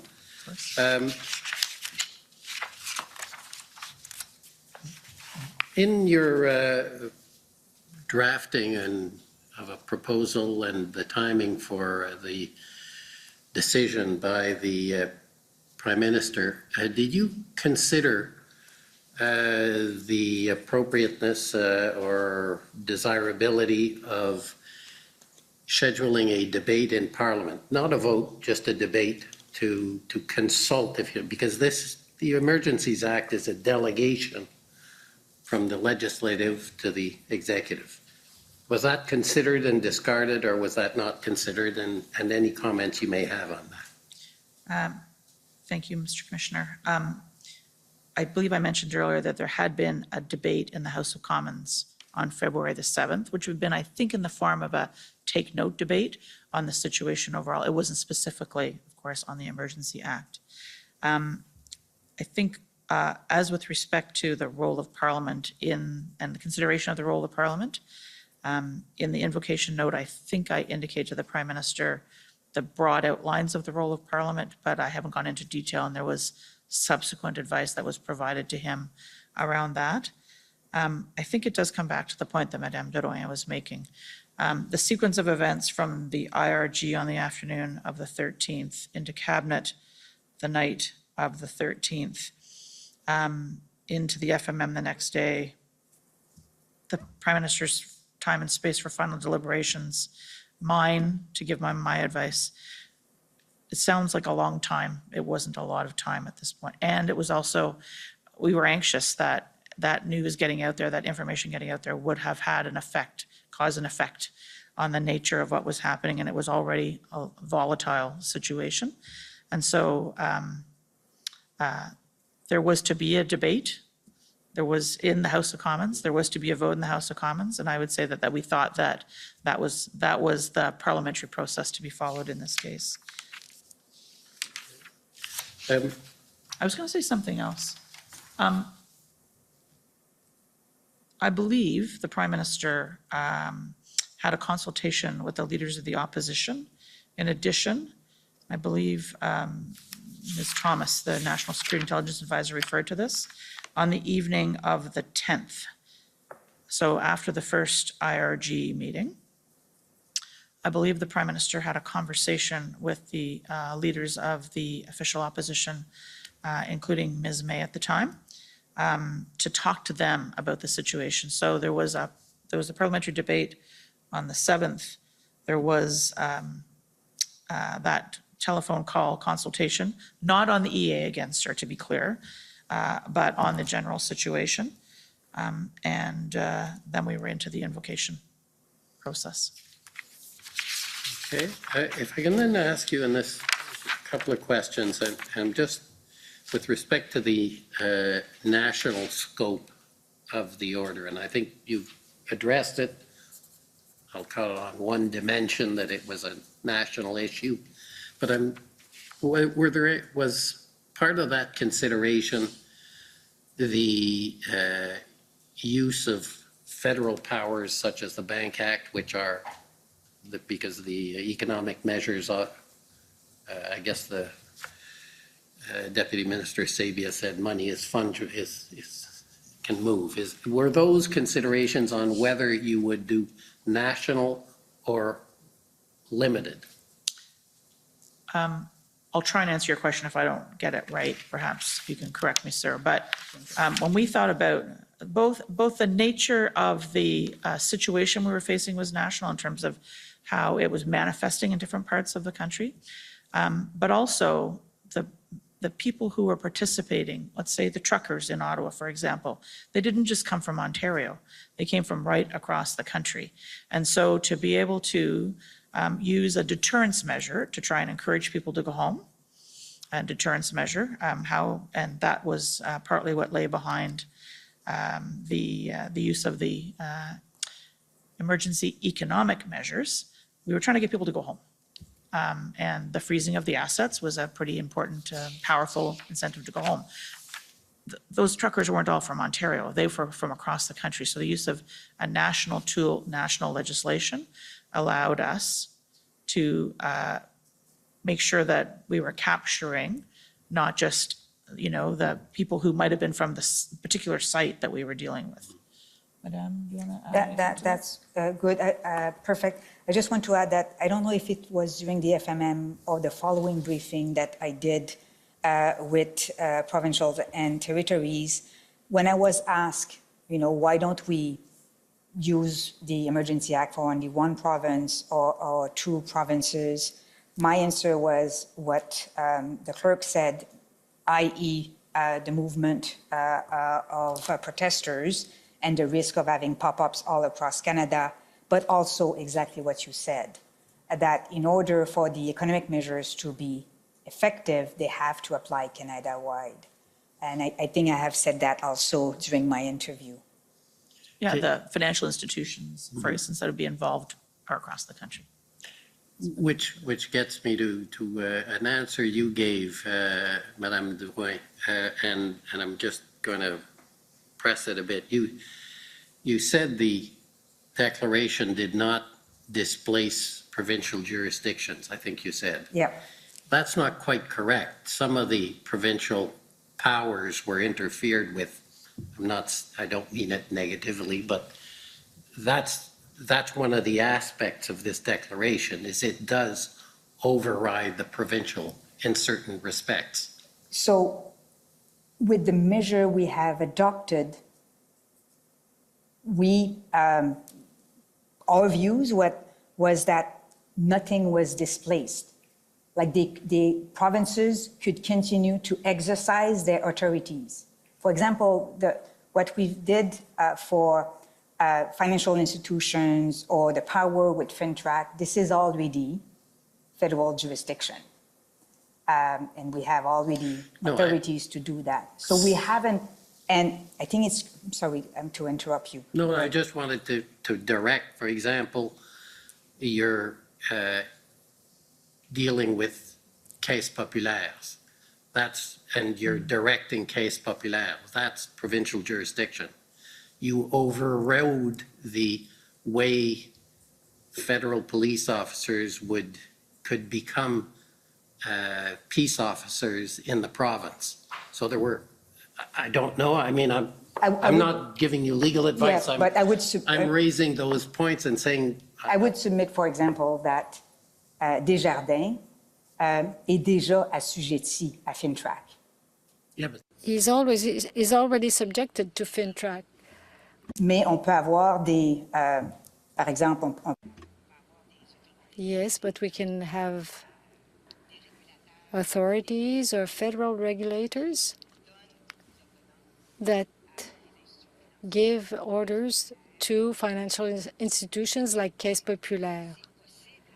So it's possible for a federal entity to submit to some orders or regulations, or it's possible for Desjardins and other financial cooperatives to be subjected to federal orders. Yes, but the question is, how do you get there? And if there is any displacement. And the other example that I gave is the fact that the RCMP could come without going through the provincial process to become peace officers. So I don't know, but I'm asking the question. It's only to understand the scope of the order concerning the sharing of powers. Well, it may be a matter of wording. Submit factums, but I think when I say displace means that what we are offering was in addition of what provinces and law enforcement agencies can do. Like, this is what I mean by not displacing. It was supplementing and not reducing. Yeah, I understand the intention, and maybe it's a quibble, but I was just wanted to raise it because I think the issue of federal provincial is simply what I have wanted to raise with you. Commissioner, could I take up the matter of the RCMP point? And no doubt our fantastic legal advisors will correct me if I'm wrong in their eventual information they'll file before you. But I believe what we were trying to achieve there was a facilitation tool that was available to be taken up, not something that was being forced on. So it was discretionary as opposed to obligatory, as that's, so maybe I'm not trying to quibble either. I'm trying to. No, You no, help me understand. I'm just raising these things because obviously that's Important part of matters. the exercise. Of course. And it's an odd process, to say the least. Those are all the questions I had, other than to thank you very much for taking the time, especially on a Friday, and to allow us to have extended it beyond what was planned. So thank you very much, and we will adjourn until 9:30 on Monday morning. Okay. The commission is adjourned. The commission est adjournée.